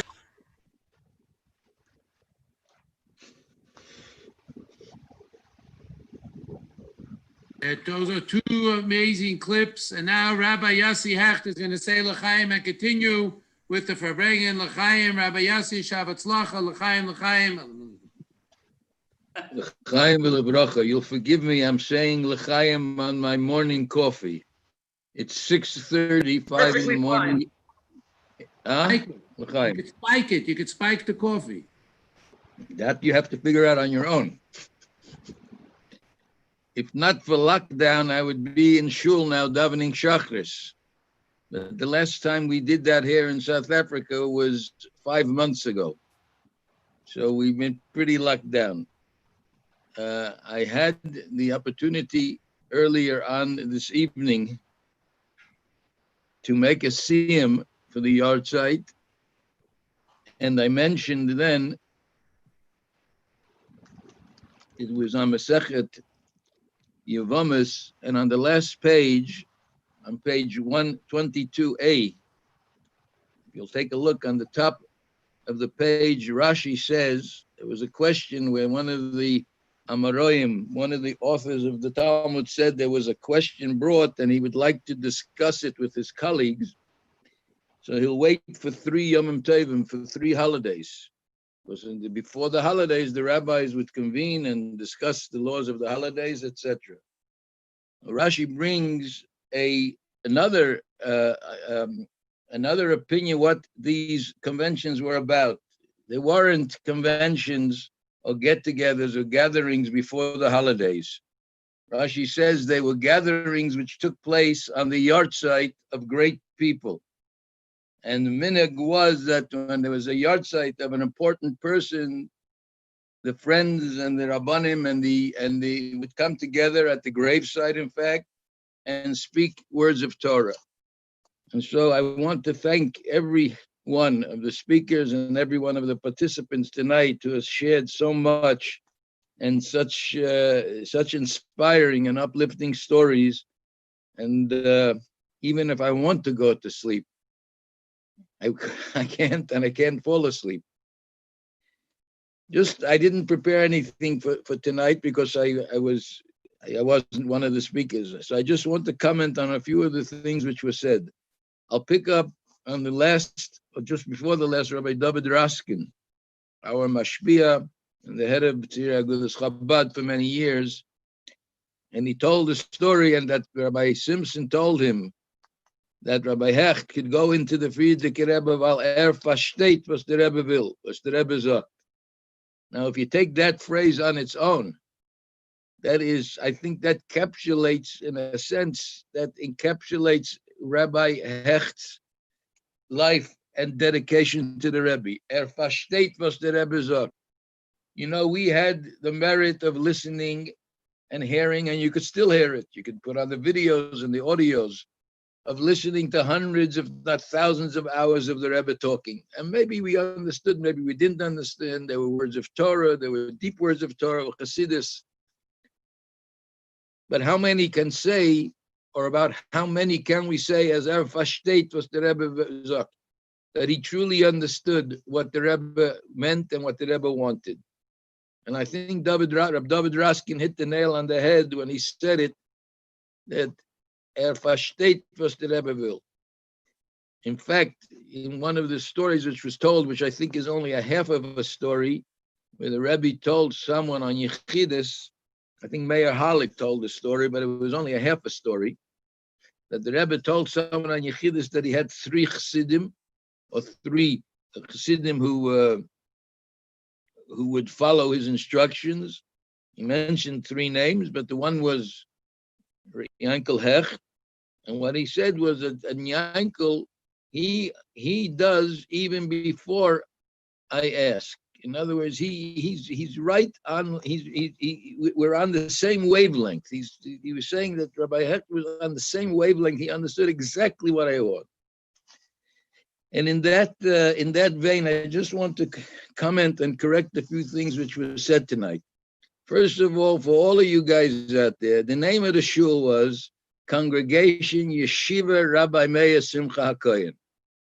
It was never a yeshiva, but it seems that when they founded the shul, I think it was in Tov Reish Pei Zayin, which would mean 1927. If I'm not mistaken, it's someplace engraved on the wall, on the outside wall of the shul. And you could go check it out if you're in East Flatbush, which is coming back to life, by the way. East Flatbush is becoming a Jewish neighborhood again. Interesting. Rabbi Hecht's shul will become Rabbi Hecht's shul again. Perhaps one of the grandchildren will be the Rabbi Hecht, but it will happen. So Yeshiva Rabbi Meir Simcha HaKohen. Rabbi Meir Simcha HaKohen was the Rav in Dvinsk. Dvinsk was a great, important city in Europe, in Lithuania. And there were 2 rabbis at that time, one for the Lithuanian crowd and one for the Hasidic crowd. The Lithuanian rabbi was Rabbi Meir Simcha, known as the Or Sameach. There's a big organization in the world called Or Sameach. They do outreach programs, etc. There's a yeshiva in Israel. But the original Or Sameach was the congregation Rabbi Meir Simcha HaKohen. The other rabbi in that town was the Rogatchover Goen, the Rabbi Yosef Rosen, who was known for his unbelievable insights and expertise in every single aspect of Torah. That's another discussion. And these 2 great leaders were the rabbis in Dvinsk, but they were followers of his who came to America, and they started a shul, and they had intended to start a yeshiva also. That's why it was called Congregation Yeshiva Rabbi Meir Simcha HaKohen. The yeshiva part never developed. It only remained a shul, and as we've heard, it was an important shul. It was the biggest shul in East Flatbush, and East Flatbush was a very large Jewish neighborhood.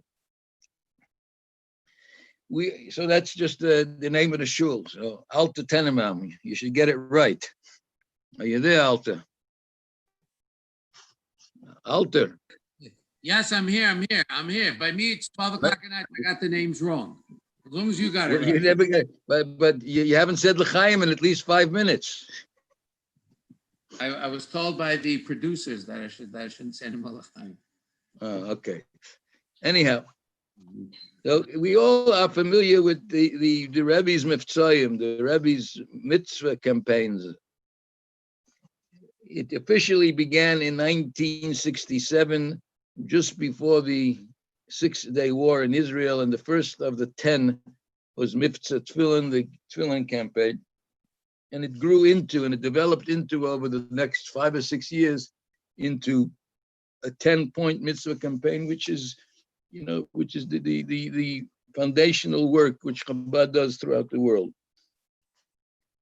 But the truth of the matter is, the Rebbe had his miftzayim, had his mitzvah campaigns much earlier than 1967, and he promoted all different types of things. Today, it's all how should we say, mass produced and on a global scale. But in the 50s, 40s, and 50s, those who were in tune understood. So I'll give you a few examples. And today comes Erev Pesach. Before Pesach, everybody gives out to their congregation, to family and friends, shmura matzah. Today it's done. It comes packaged already directly from Israel or from wherever you get it, from the Ukraine, and 3 matzahs, 6 matzahs. You can have all kinds of, right? In the early days, first of all, shmura matzah wasn't so popular. We had, Chabad had one matzah bakery. Everybody remembers Shia Korf's matzah bakery. First it was on the Lower East Side, and then eventually moved to Crown Heights. And before Pesach, my father would order a few hundred packages of 2 matzahs, 2 shmura matzah, packaged in the brown paper, wrapped around with the string. And everyone in shul, when they come to sell the chametz, he would hand them a package of shmura matzah and explain them that they should use it for the seder and how to do it, etc. This was one of my father's miftzayim, one of his mitzvah campaigns. The other mentioned by my older brother Shalom Ber was Shalach Manis. For some reason, which till today I can't understand, but when my parents sent Shalach Manis, and as he said, it was to hundreds of people, for us kids, it was the best day of the year because we usually got a tip for bringing and giving the Shalach Manis. So it was the big day. We became rich overnight on Purim. Everyone we delivered to and would give us a little tip. And but in addition to the Shalach Manis, which has to be, of course, 2 types of food, they always sent a gift.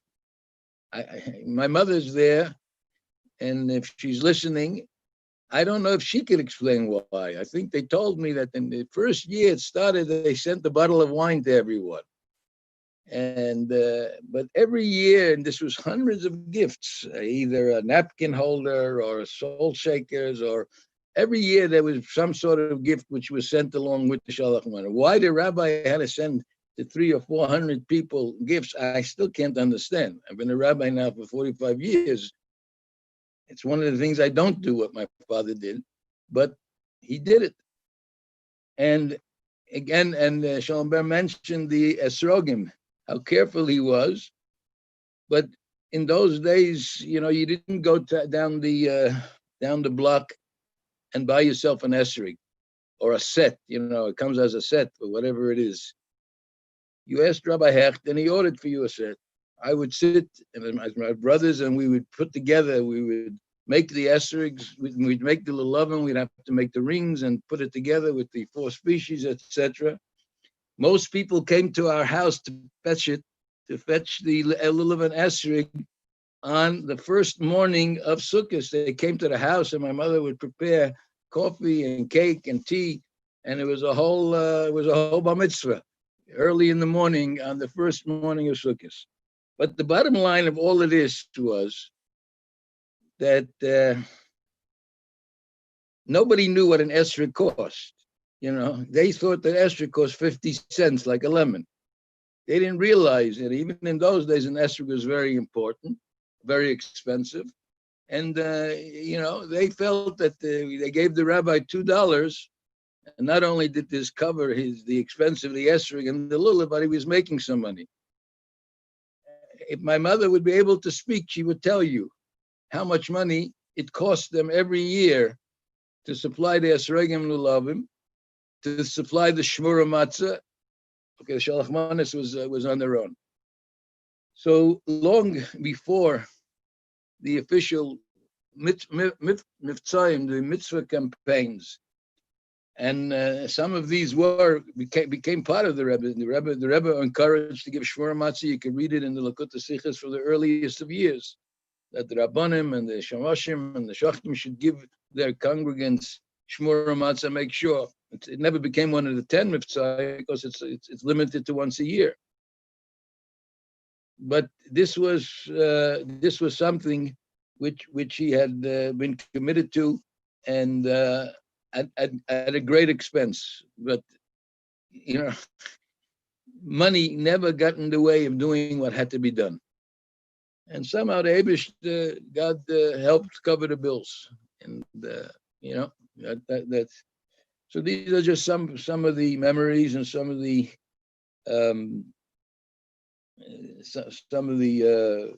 ideas I wanted to share.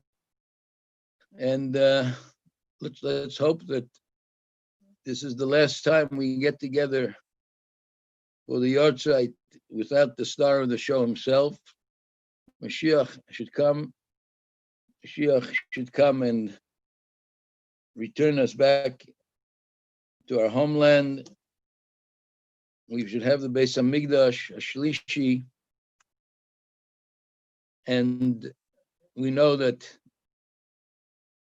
soon after Mashiach comes, there will be the Tchias HaMeisim, and we're told that the righteous, the great Jews will be the first to come back immediately with the coming of Mashiach. So we hope and pray, as I said, this should be the last Yartzeit we celebrate, or we commemorate, and we observe without the guest of honor himself. And next year, if not earlier, instead of us telling us stories about him, he himself will be able to tell. First of all, he'll be able to correct all the stories, because many of the stories somehow get different versions of them.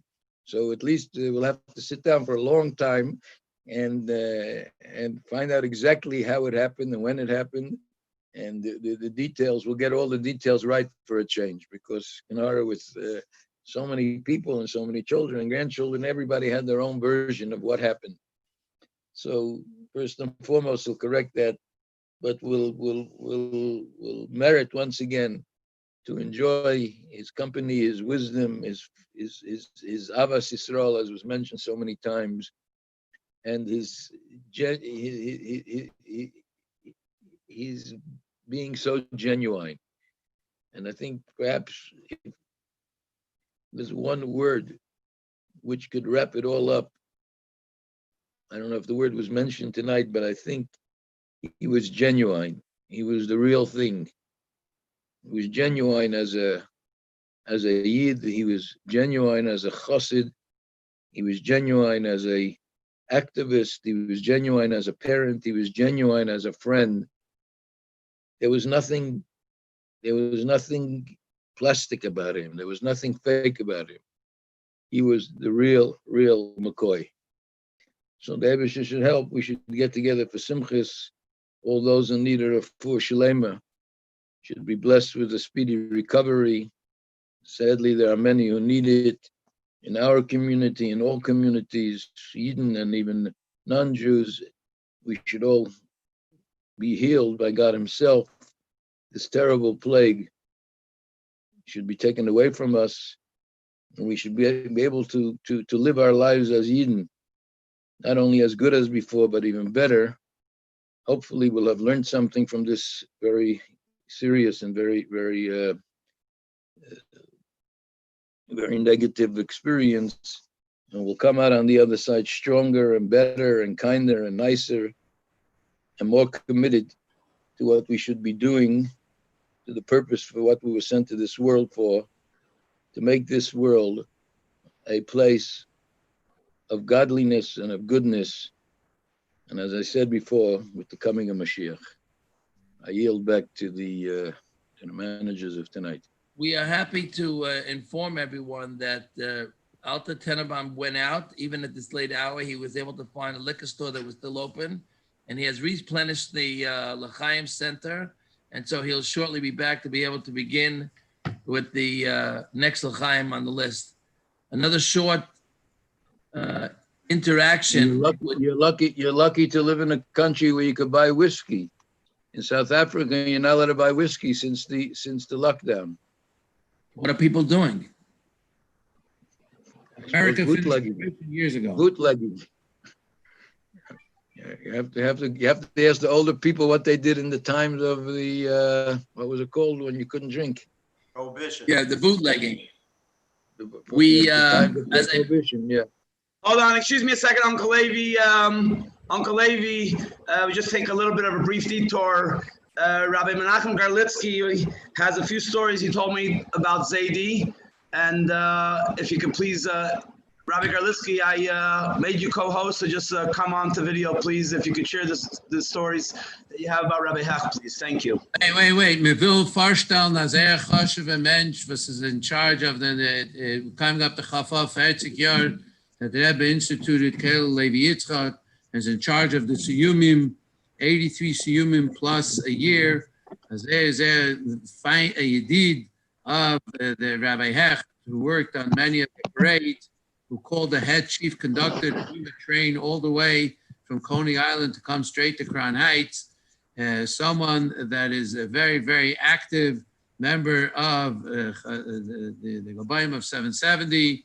And I could go on telling you, I'm only going to say Mikzah Shvacha, but we will vorstellen Rabbi Menachem Garlitsky. Yeah, good morning, Tala Choshev Zuher. Probably you want me to speak in English. I'll try. English, please, yes. Yes. Rabbi Hecht, from my experience, we worked with him when there was the parade in Tov Shemem. Then when he brought out all those Iranians in Tov Shin Lametes, and we all became teachers. And then he opened up the Machane Mordechai camp, where there was a few hundred of the Iranian survivors, we could say.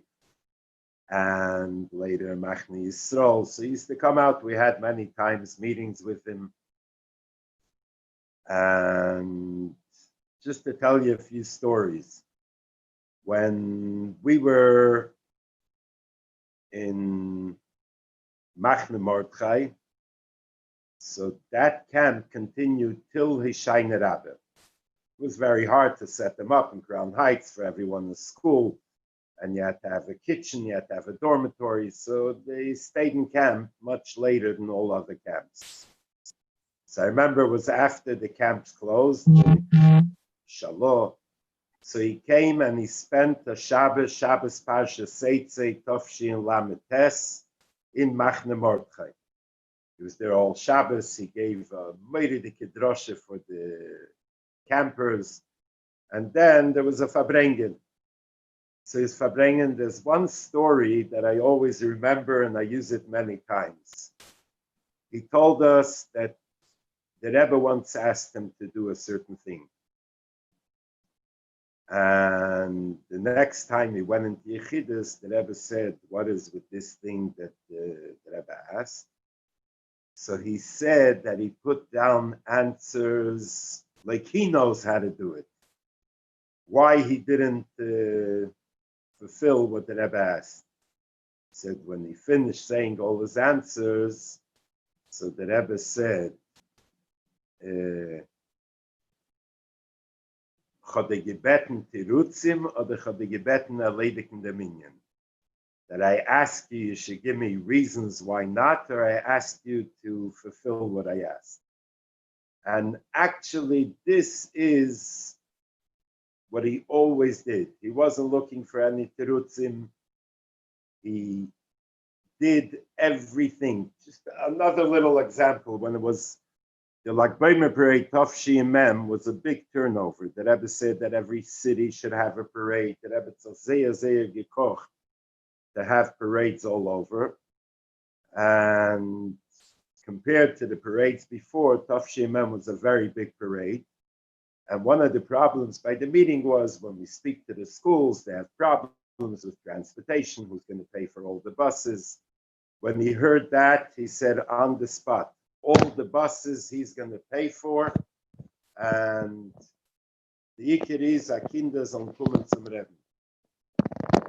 Speaking about the parade, so a few years ago there was a Siyum Rambam, and the Gerer Rosh Yeshiva was invited to speak, and he spoke and he told a story that he knows of a family in Williamsburg, in Ganzenishken, Lubavitcher, and unfortunately they had a child that was born very, very not well. And it was to such an extent that they were embarrassed to leave the house with him. So they never took him out of the house, so people shouldn't see that they have, unfortunately, not healthy child. Eventually, they knew someone that was a Lubavitcher, and he knew the situation. He said, in such a situation, why don't you write to the Rebbe? They weren't Chassidim, but the end was they wrote to the Rebbe. And this was before like Oimer, and the Rebbe answered, there's going to be a parade in a few days, bring him to the parade. They got the answer, and by them was out of the question. They never even left the house with him quietly, and here they're going to take him to a parade where there's so many thousands and thousands of people, was out of the question. But then it came a little closer, and the Lubavitcher zu untergestupt. The end was that they did bring him to the parade. They took him out of the house, they put him in a wheelchair, and they brought him to the parade, and he stood all the way at the end, the Brooklyn side. No one should see him. It was right before the end of the parade, before the Rebbe went back in 770. He says the Rebbe turned to the child, and the Rebbe, 1 second,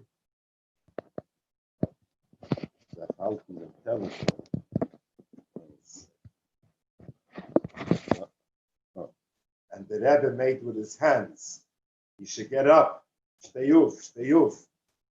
And the Rebbe waited and waited until the child got up on himself, and by the parade is a geworden gesund. Because er meiste with the Gerer Rosh Shiva that zählt, he knows the family, etc. Another story, a bisschen von sein mit Freya der Mann, that Liebegat der Rebbe soll geben a Schmeichel.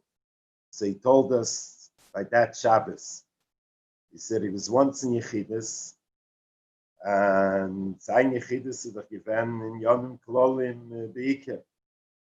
And he says Rabbi Groner was constantly opening the door to a bisschen unterreilen, to make it shorter, the Yechidus. So he wanted the Rebbe to have a good laugh. He said one time when he opened the door, he turns around to him and says, Rabbi Groner, what are you constantly opening up the door? You think you're going to catch me playing a game of cards with him? Der Rebbe hat sich zerlacht, und das ist gewesen sein Kavona, der Rebbe soll haben einen guten Schmeichel. Was noch kann man erzählen?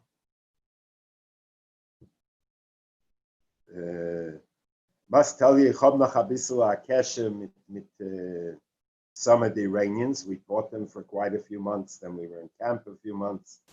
And Pasha, today, if you take a look in New York, in California, all over, there's hundreds and hundreds of families, was sie geworden, Pasha, Yireim, Mushleimim, ausgewachsen, chassidische Häuser, frumme Häuser, von dem, was hat jemals Mamish mit Messias Nefesh, she just sent I-20s, and they came out.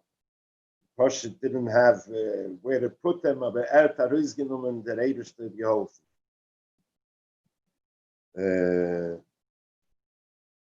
Stama, the Indian, one of these Iranians, it was Mamish in the middle of the Mems, writes me a 3-page letter in English, real writing, it was kind of Schleinen, Amos Alter.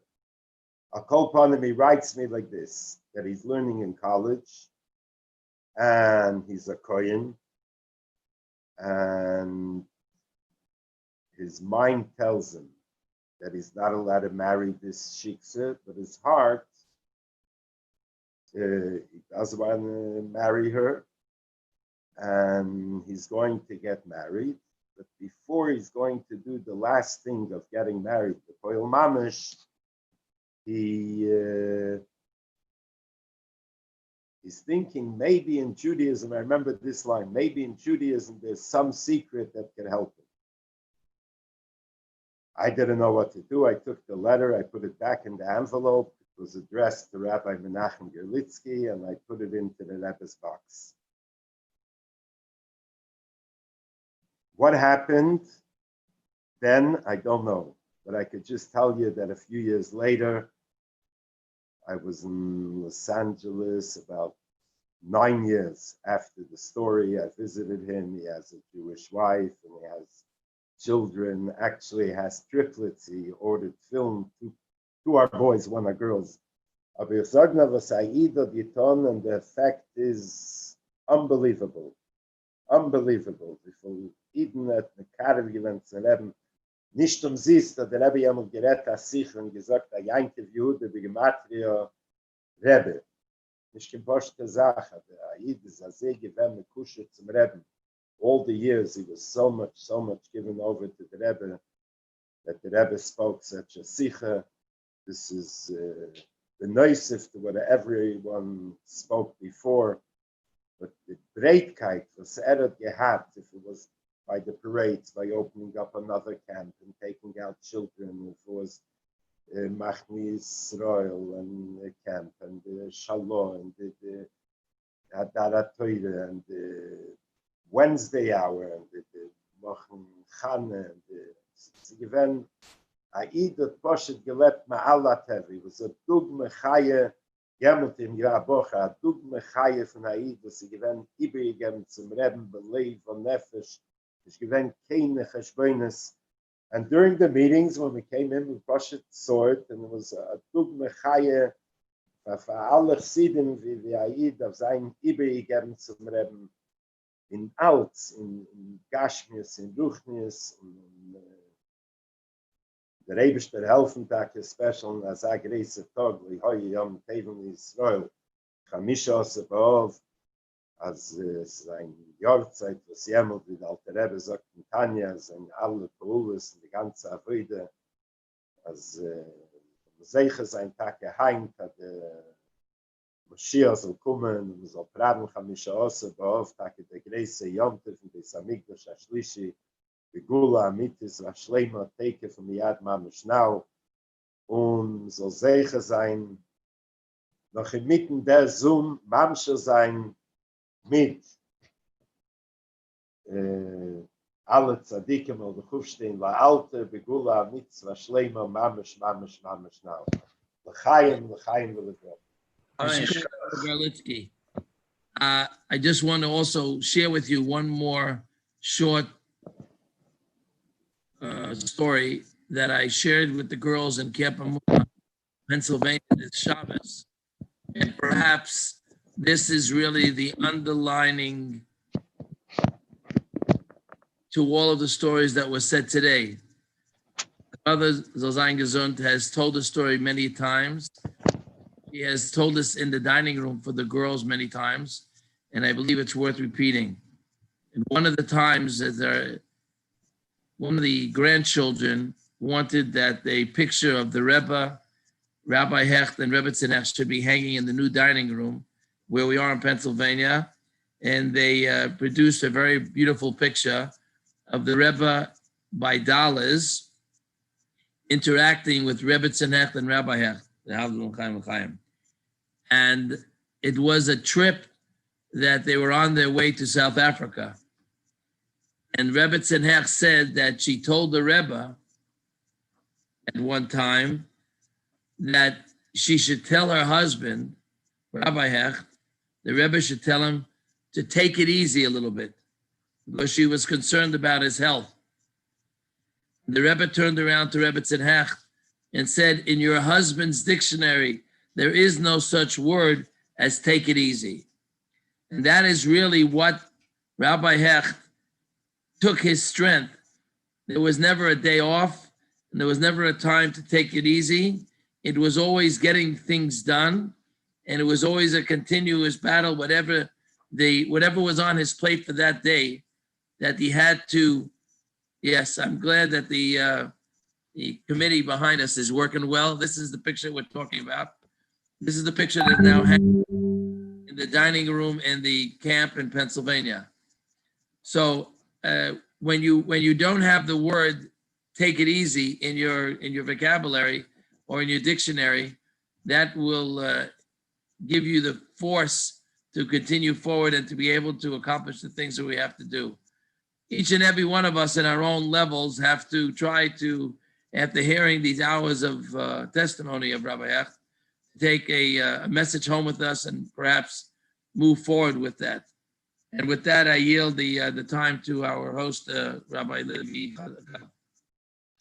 I think that it's time for Uncle Alter to share some good Zechroinus, because he's got to come out of the MC role and get into the Farbrengen role. So Rabbi Tannenbaum, please, let's hear some Zechroinus from you.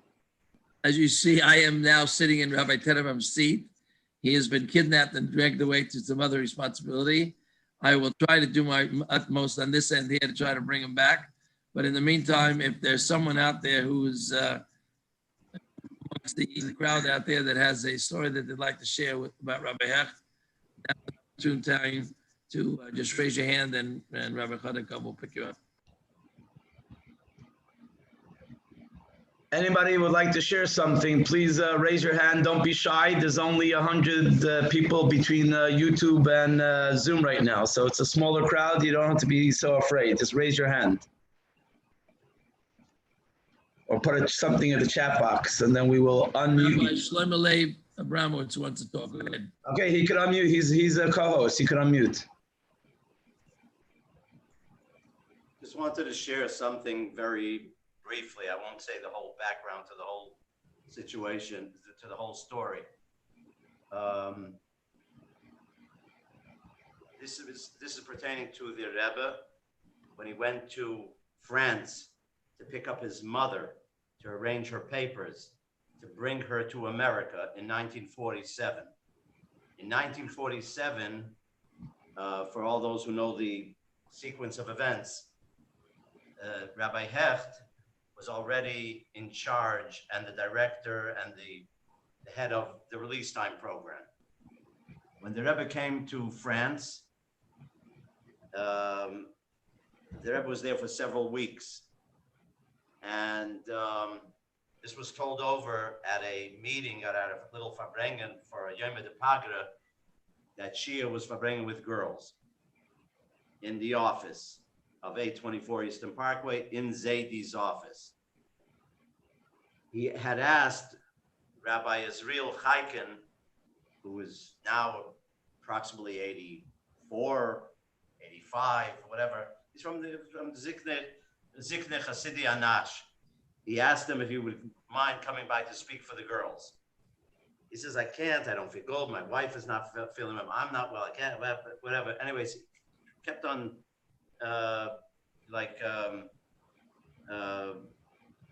not committing to wanting to speak to the girls. Does everybody hear me? Am I still on? Yes, you're still on. Just you got to move your screen a little bit so we can see your whole face. I can't. I don't know how to move the screen here. I just stay in that position. It's good. Okay. A little louder. Anyways, the Rebbe, Israel Chaikin, with his family, had just arrived in France from Russia. They had gone through many trials and tribulations of Russia. They went through a living hell over there in Russia because everything was hidden underground, this, that, going, whatever. It was they didn't live a picnic life over there. Anyways, they come to France. What do you know? We're here in France. They arrive. It's the free world. Paris comes to the Jewish neighborhood where everybody is over there. There's a sign up on the wall. There's a notice that the Rebbe is going. Not the Rebbe. Chosna de Bein Nesiya, the Rebbe, the Marash is here, and he's going to Farbrengen tonight for Chassidim. He was a young kid, Israel Chaikin. He was about 12 or 13 years old. and he's with his family arriving from Russia. Whoa, they were so excited. They never saw the Frierdiker Rebbe, and they never saw the Rebbe. And here the Rebbe's son-in-law is in France, and he's going to Farbrengen. Very excited. They go, so they're looking, they come to the Farbrengen, and I don't know how many people were there, but he was there with his family, with his father, or whoever. Anyways, this is what the Rebbe starts off the Farbrengen with. The Rebbe starts Farbrengen about talking about the Rebbe, the Shver, went through so much in Russia, Mesiras Nefesh, broken in his body, what he had to go through, they arrested. He comes to America. Comes to America in 1940. Says, you would think, okay, maybe the Rebbe's gonna, the Shver, maybe gonna take it easy, whatever it is. No. The Rebbe starts talking about the godless of the Rebbe, the Shver. What is his godless? The godless of the Rebbe, the Shver, is he comes to America and he starts a new program called the Release Time Program. However, the Rebbe described it, Shiurei Limud Hadas, and talking about the Release Time Program in America. And he starts explaining what the release time is all about. And he says this release time is for Jewish children that are registered in public schools. And every Wednesday, the government allows them to be taken out and come together. And these children don't know the aleph beis of Yiddishkeit, nothing, they know nothing. And he says they come together and they're taught Shema Yisrael, they're taught about the Yebishter, they're taught about the basics of Yiddishkeit. And again, he's saying that through this release time program, there are literally at that time, he said over 10,000 children a week come together. They don't know anything. And he says, and literally, he says, you're teaching them the basics and saving these children from complete assimilation. The Rebbe goes a step further to explain what's the uftu of this release time. And he starts telling that, give you an example. The children come together. And they don't just come to hear and to learn this, that. He says the matrichim, they have to meet the parents, they talk to the children. He says, I want to tell you a story about what the release time of this release time program accomplished just in one particular case. All this, the Rebbe is talking about the godless of the Shver. Actually, it was the Rebbe who was the head of release time, but he was talking about the godless of the Shver that he founded and established this release time program. By the way, bear in mind that Zaidi Hecht took over the full directorship of release time a year or two before that. And the Rebbe is coming to France and telling the Chassidim in France about the release time program. So he's saying at one of these release time gatherings, these weekly programs, one of the madrichim is overhearing a conversation going on between a girl, I think, and her friend in the release time program. And she says, our neighbor, who are Christian, they asked us, they invited us to come to Sunday services in their church. It's very nice and it's very this, that. So this girl says, okay, I think the parents were probably greenhorns, whatever, they maybe came from the old country, whatever it is, and the Rebbe was telling over that the one girl is telling her friend, our neighbors invited us to Sunday services, and we went. It was really nice and it was interesting. They do this, that, whatever it is. So he says that the madrich who was overheard this conversation between this girl and her friend, he makes sure to get get in touch with the parents who came, I guess, to pick them up, whatever it is over there. And he's telling the parents, you can't go to this church. You can't go to these services. This is not for you. You're Jewish. That's Christian.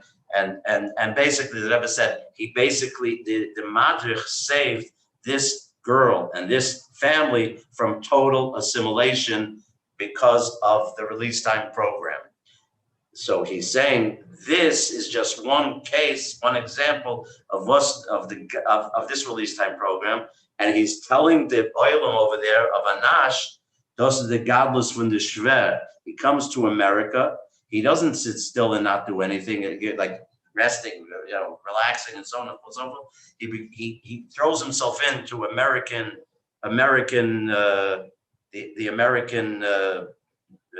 Judaism, the American youth. And this is how he's saving the children. This is in 1947. And what he talks about, the first thing at that Farbrengen was about the release time.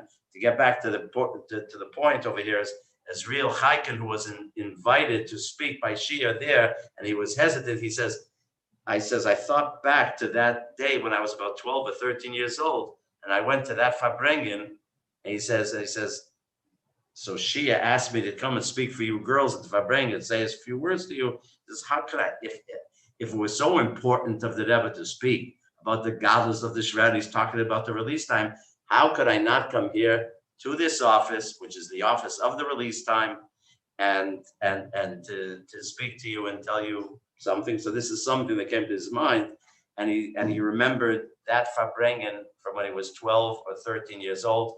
And by the way, it seems that other people that were there at that Farbrengen also recalled and documented that event, that yes, the Rebbe spoke about the release time in 1947 in France. Who was in charge of the release time at that time? Who was the person put in charge of expansion and growth of the release time? That was Zaidi Hecht already at that time, and going in full force ahead. Yeshakayach. Uncle Levi, are you still on? Uncle Hi. Uncle Levi, are you still on? Or you disappeared with Uncle Alter? Hello?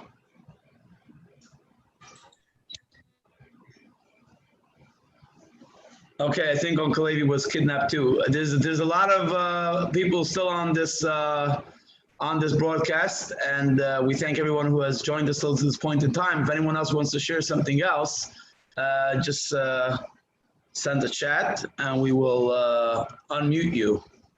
So please don't be shy. Or there's a button over here, you can raise your hand or something. Not sure exactly how that works.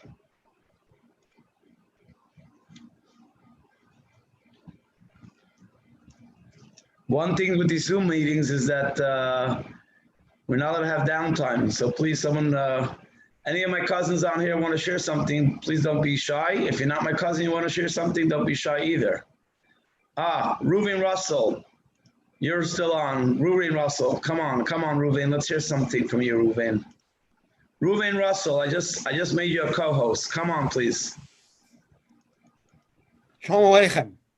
Aleichem Shalom. Thanks for sticking on for so long. It's Hashkacha Bratas. That means we have to hear a few words from you, please, about Zaidi Hecht. No, this is not long at all. I'm ready to go the whole time. I'm wondering how do you get a Zoom meeting longer than 2 hours? You got the institutional version here for the Yartzeit. Baruch Hashem. The JJ Hecht version. Beautiful. I had the schus of being on his radio show. I was brought there by Shia. I'm from New Haven, so I went to New Haven Hebrew Day School for 10 years, nursery through 8th grade. That was Moshe Hecht School, JJ's brother, of course, and still very close with Shia in New Haven and Shia in New York. I was on Rabbi Hecht's radio show because I was doing a lot of clown shows and in Crown Heights and doing stuff in the Lag Bomer parade. And just two things I'll just say very quickly.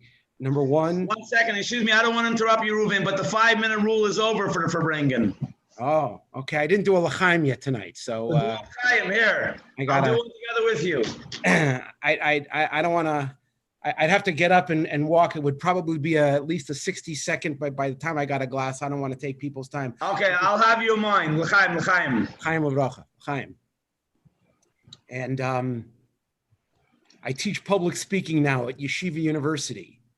15 years I'm there, and I teach, I don't know, maybe anywhere between 8 to 10 different classes a year there. And usually at the end or somewhere in while I'm, giving my students at Stern College for Women, by the way, and I tell them, one of the great speakers was J.J. Hecht, alav shalom. And one of the things I tell them is that you have to have a strong ending when you talk, right? You need a strong beginning, you need a strong ending, and you shouldn't have what I call an off the cliff ending, where a lot of pulpit rabbis are guilty of, where they say, and then let's win, we'll see next year, and you guys, right? I say no, you have to have a big ending, and I mentioned, and there was a friend of mine and a giant, a Jew who was a giant named Rabbi J.J. Hecht, and I use the example. I was on the second year of the Ivy League Torah study program. I think that was the summer of '86, if I'm not mistaken. And so at the end of the banquet of the Ivy League, it goes on for hours, many speakers. Rabbi Hecht was the last speaker, and he ends off, and he has all his kids, maybe 30 to 50 people in the audience, and he's talking, and these are all people who are now maybe my age. I'm also of the younger generation, and he says, and just make sure I want an invitation to everyone's wedding. And that's how he ended it. And it was, and I tell myself, you have to end it on an up. You can't end it on a down. Okay, so that's one thing. And I'll just end with saying that I have the schus of having an autographed copy of his book, Brimstone and Fire. And I'll just say this, it's, I get choked up just thinking about it. I don't have it here in front of me, but he writes a few words, a name, and the date that he wrote it, the 15th of Av. Wow. That's the date in the book, and I believe that was also Mem Vav, I believe, if Mem Vav or Mem Zion. So I have that schus. So l'chaim, and like everyone has said tonight, this should be the last Yartzeit we commemorate, and we should see him standing next to the Rebbe, mamish, when we wake up tomorrow morning. Chaim. Yesha Koyach, thank you very much. That was really beautiful. We're now going to turn over the mic to Rabbi Mendy Moskow from Wellington, Florida, to share a few words. I'm going to make you a co-host. You can unmute yourself, Rabbi Mendy Moskow. Again, if anyone has something to share, please don't be shy. Please send me a little message over here in the text box. Rabbi Mendy Moskow, take it away. I just want to share a personal story. It's not as big as the stories that some of the former speakers shared, but it's a personal story that I had with Rabbi Hecht, and that is that in Tavshim Mem Tes, I became a bacher in 770 and started learning there. I was there for a couple of years, and like most bachrim that wanted to do something, I joined the release time program. And Baruch Hashem, slowly worked my way from just attending and helping as a madrich, also to helping run the program somewhat and encourage. My job was to encourage more Bachrim in 770 to join as teachers as we needed them. Baruch Hashem, those years we started really growing the program once again. We ended up with a few hundred children that were attending the release time programs. We opened up new schools, etc., etc. It came one. It was either Tavshim Mem Tes or Tavshim Nun. I don't remember which year it was, but in the winter break of the school, I get one of the Barachim tell me that Rabbi Hecht is looking for me, which Rabbi Hecht? I didn't know. I went to the office. And they said, yes, they left a message that Rabbi Hecht is asking you that you should run a winter camp for the public school children. I had experience, Baruch Hashem, running summer camps and winter camps. I said, sure, why not? Sound like exciting. Gets me off from yeshiva for a couple of weeks. And for about 10 days, 11 days, I took the van. We arranged for the locals. This was not something that unfortunately we could do for across the whole board, but locals, we had it in Park Slope. We took over their shul as a base. And every morning I went to pick up some children and had the camp. And then in the evening, the afternoon, we dropped them off.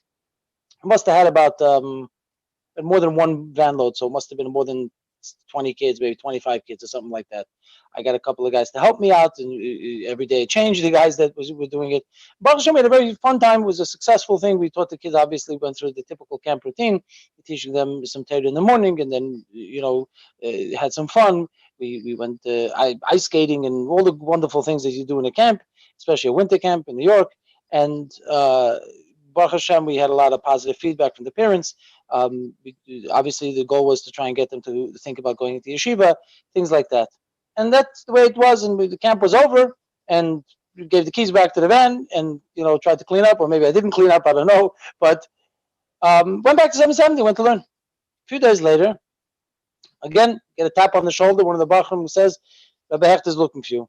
I said, okay, which Rabbi Hecht? Baruch Hashem, I dealt with Shia, I dealt with and I come to the office and I looked at the secretary and said, I don't know, I got a message, Rabbi Hecht wants to see me, which Rabbi Hecht? She said, I don't know, check around. She says, oh, Rabbi Hecht wants to see you. Okay. It was the first time, I didn't understand what I felt like almost like I was going to the principal's office, honestly. I'll tell you truthfully. I didn't know what I did wrong. And the next thing I know is that I'm being led to, Rabbi Yankel Hecht's office.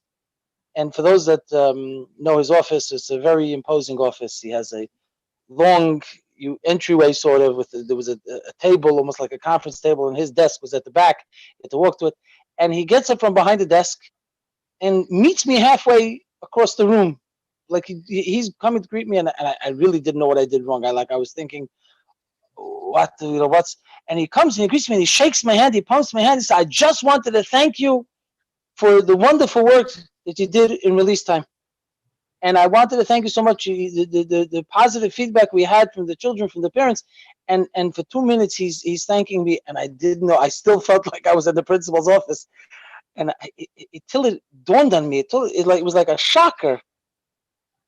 He's sincere. B, you have to understand, I'm a 20-something-year-old, 22-year-old pisher, and I ran the camp. It took less than 2 weeks, and he thanked me. Not only did he thank me personally, but he handed me an envelope, a letter of an official letter of thanks. He said he didn't know my address, so he wanted to give it to me personally. I walked away shell-shocked. Here's a man that, you heard the stories before, his interaction with the Rebbe, his communal activism, his head of, in a shul, and the amount of time that he was so busy, you never saw him doing nothing. And yet he took the time to personally thank a 22-year-old pisher. I was so shocked. Later on, I called my mother.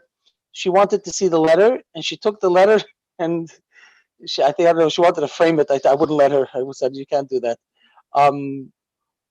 But the impression that he made on me, how to be a true mensch. Pashat, how to be a true mensch, not to forget about any of the people that you're dealing with. And I could tell you that is a lifelong lesson that I have made sure always, whenever people are doing things, whether it's a delivery guy or a taxi driver or even the simplest thank you, appreciation to show, and it has never failed me to be a helping guidance in life. Anyway, I just figured I would share that because it wasn't just sometimes people are involved in the gedolah, the big big things in life, and they forget about the small and the minutia. So l'chaim, I want to also thank you guys for reminding me of this, event, this Mabenge tonight. I really appreciate joining. Chaim l'chaim v'racha. L'chaim, Rabbi Moscow.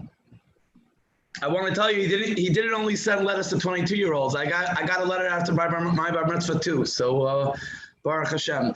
Rabbi Yaakov Silverstein, I think, is still on the line from Yeshivas Kol Yaakov Yehuda Adar Torah. Rabbi Silverstein, can you please say a few words? I put you as a co-host, and you can just unmute yourself. Rabbi Silverstein.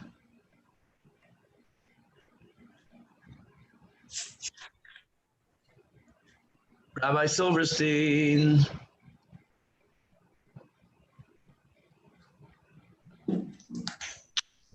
Okay. I think our cousin Rabbi Shimon Lasker is on the line. If he could get on, that would be amazing. Rabbi Shimon Lasker, are you on the line over here?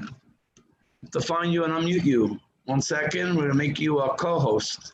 Okay. Rabbi Shimon Lasker, I think maybe you could get your father back online now. We could hear him live because by now it's probably 7 or 8 in Eretz Yisrael. Rabbi Lasker, take it away.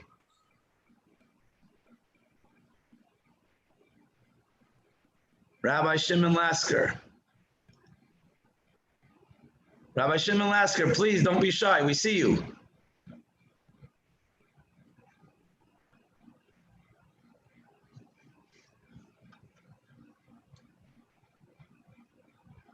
Okay, Rabbi Shimon Lasker is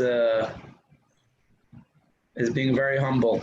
If anyone else would like to share a few words, please don't be shy.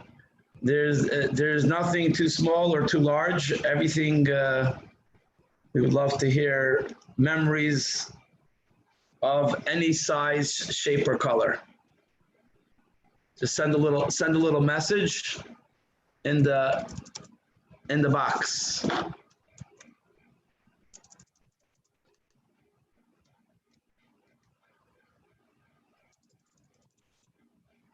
Levi, you hear me?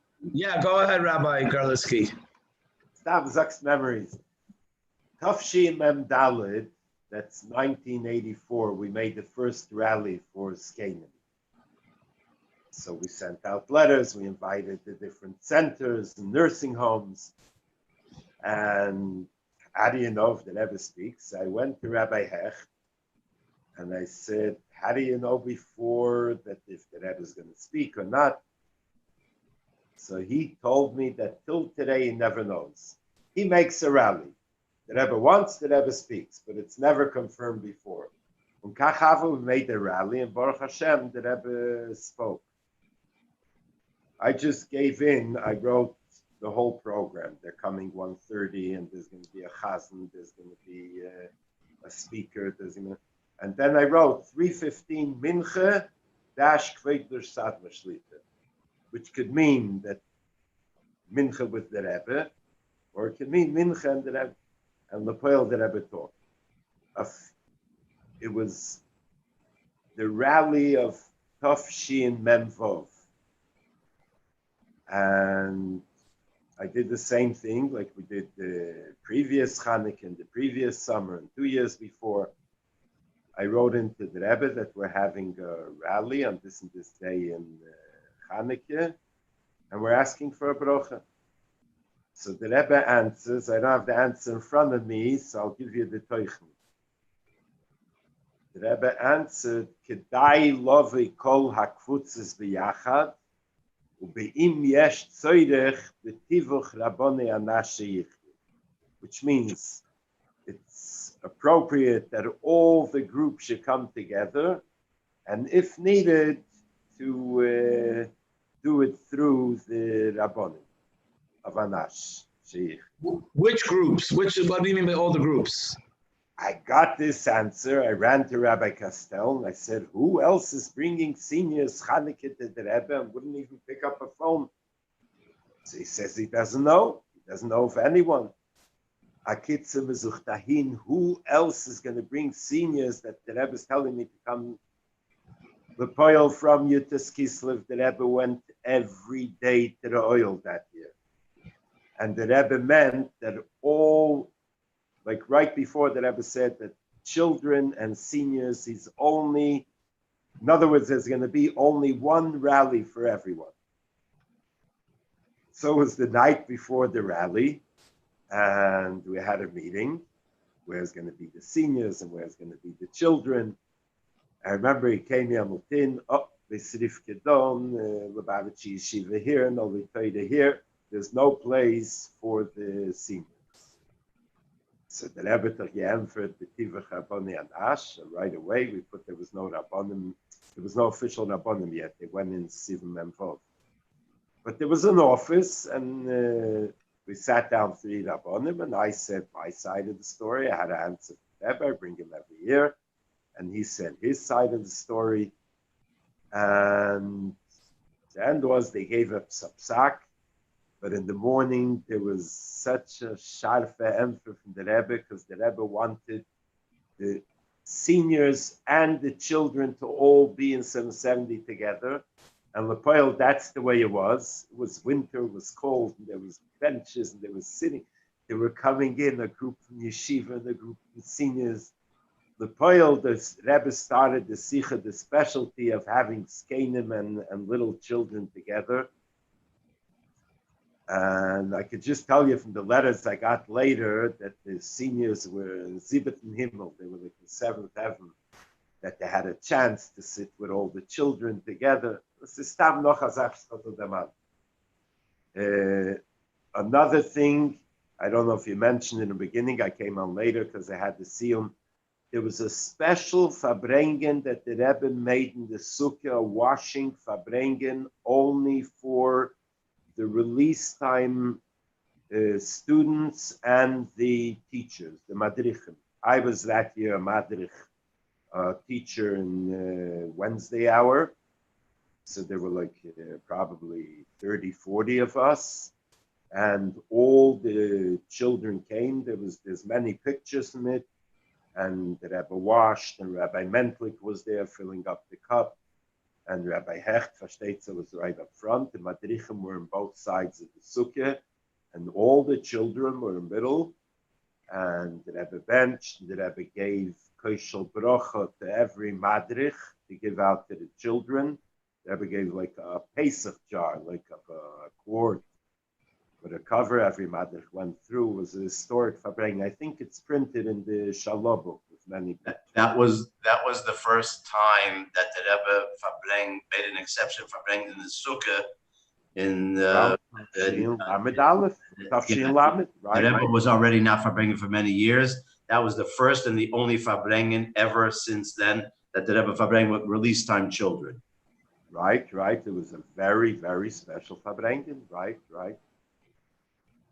By the way, the man sich noch gesagt, we were working on the parade, so we were thinking to bring bleachers. From the parades after was already Alter should remember well that all the children had chairs. But till then, children were standing. And it was a few hours, it wasn't so easy. So one of the things was to bring bleachers that all the children should be able to sit.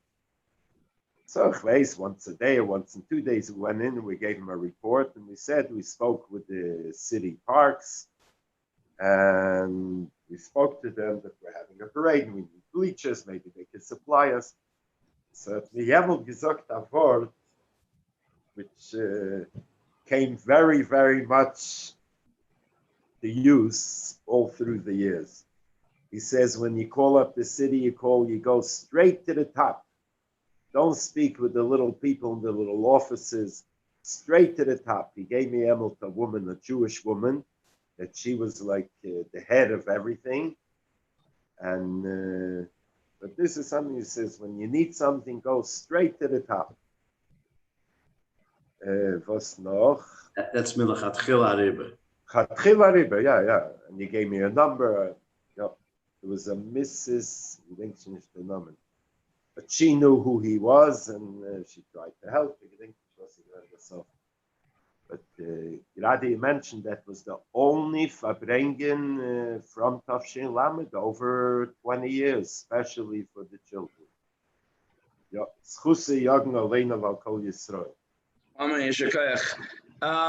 right, we have, if anyone else wants to share something, otherwise we're going to close out the Verbringen. Many of you have been on since 9:30, and we appreciate it very much. And hearty Ashikoyach to our MC, who I guess has had to go take a rest from all his hard work. And a special thanks to Shilin Sable for handling a lot of the technology and the videos and the audio clips. And I am Tzvi Groner wants to say something. I want him to say something too, so let him 1 second. Rabbi Hecht was very, very friendly with Rabbi Groner Sr. in Australia. They were probably still friendly up in there, Shemayim, but let's ask his son, Solange Jorgen, Rabbi Chaim Tzvi Groner, if you could please share some zechronis that he may have of Rabbi Hecht. Take it away, Rabbi Groner.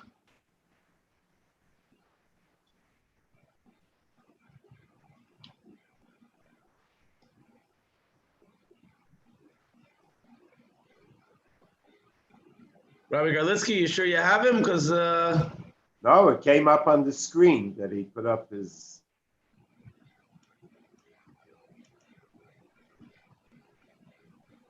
Rabbi Groner, please take the mic. He has to unmute himself.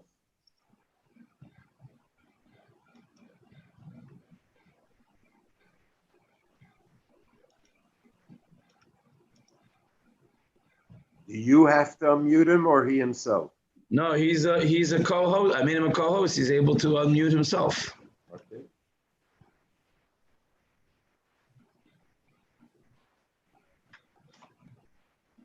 Rabbi Groner going once.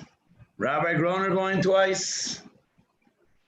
Okay, in any case, again, thank you very much to everyone for participating. The recording will, God willing, be posted on Shmeis, or you could just log on to chabadlecture.com and find the link over there. And we should meet very soon. With Rabbi Hecht, Seicham, with the Rebbe. Maybe take me on Namish. A good Nacht, everybody, and a good Yom Tov for Chamisha Asar B'Av. Thank you, Levi. Mashiach now. Hello, can you hear me now? Yeah. All right. You can hear me now, I see. Now I see. Move over a little bit. Okay, I'm sorry that my internet is slow. You want to see me on the screen? That's also going to be a bit of a problem. No, move the computer a little bit, or the chair, whatever's easier.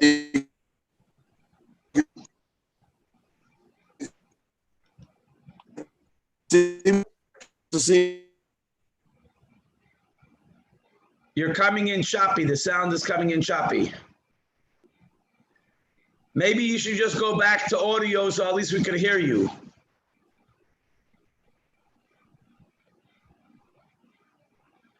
Rabbi Groner, if your internet feed is not strong enough, maybe just go back to just audio and turn off the video. I'll turn off the video, go back to audio. Maybe that's going to work better for us.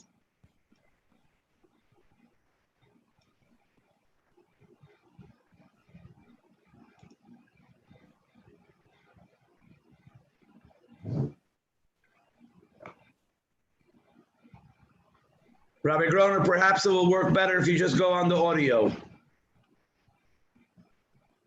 I think he's trying to call in again.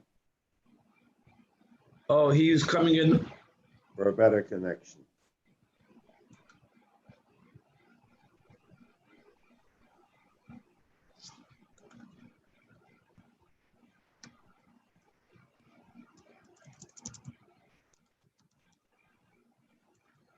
All right, let's give him a minute to see if he could come back on.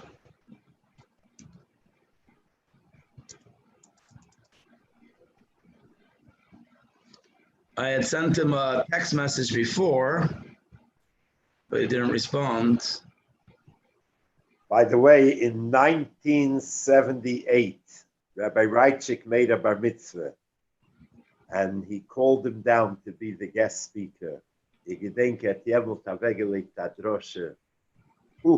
put down a fire by the bar mitzvah? He brought him down special as the guest speaker. Where was it? In California? Los Angeles, in California, yeah. So what were you doing there? That's when the first year that Yeshiva El Chana Chabad opened. We were the shluchim, so we went to the bar mitzvah. And Rabbi Reitchik was a good friend of his, and he brought him down to be a guest speaker. So whose bar mitzvah was it? Rabbi Garlitzky, whose bar mitzvah was it? Do you know which? Rabbi Reitchik's son, Yankee. I know which one. Was it Yossi? Was it Rabbi Shimon? Who was it? No, it must have been Yankee, the youngest. Mm-hmm. What year was it? 80 what? 78. 78. Yeah. 78, he came down, he flew him down to California just to speak by the bar mitzvah. All right, we got to get someone on the case to find out if there's a video of it. A video, maybe a recording. Those years, maybe a recording. Efshar video, Rabbi Reitchik. You're saying Rabbi Reitchik definitely didn't hire a videographer for that. Yeah, yeah. All right, I think we're going to have to ask Rabbi Groner to make a recording at another point in time and share it, because we can't keep everyone on here.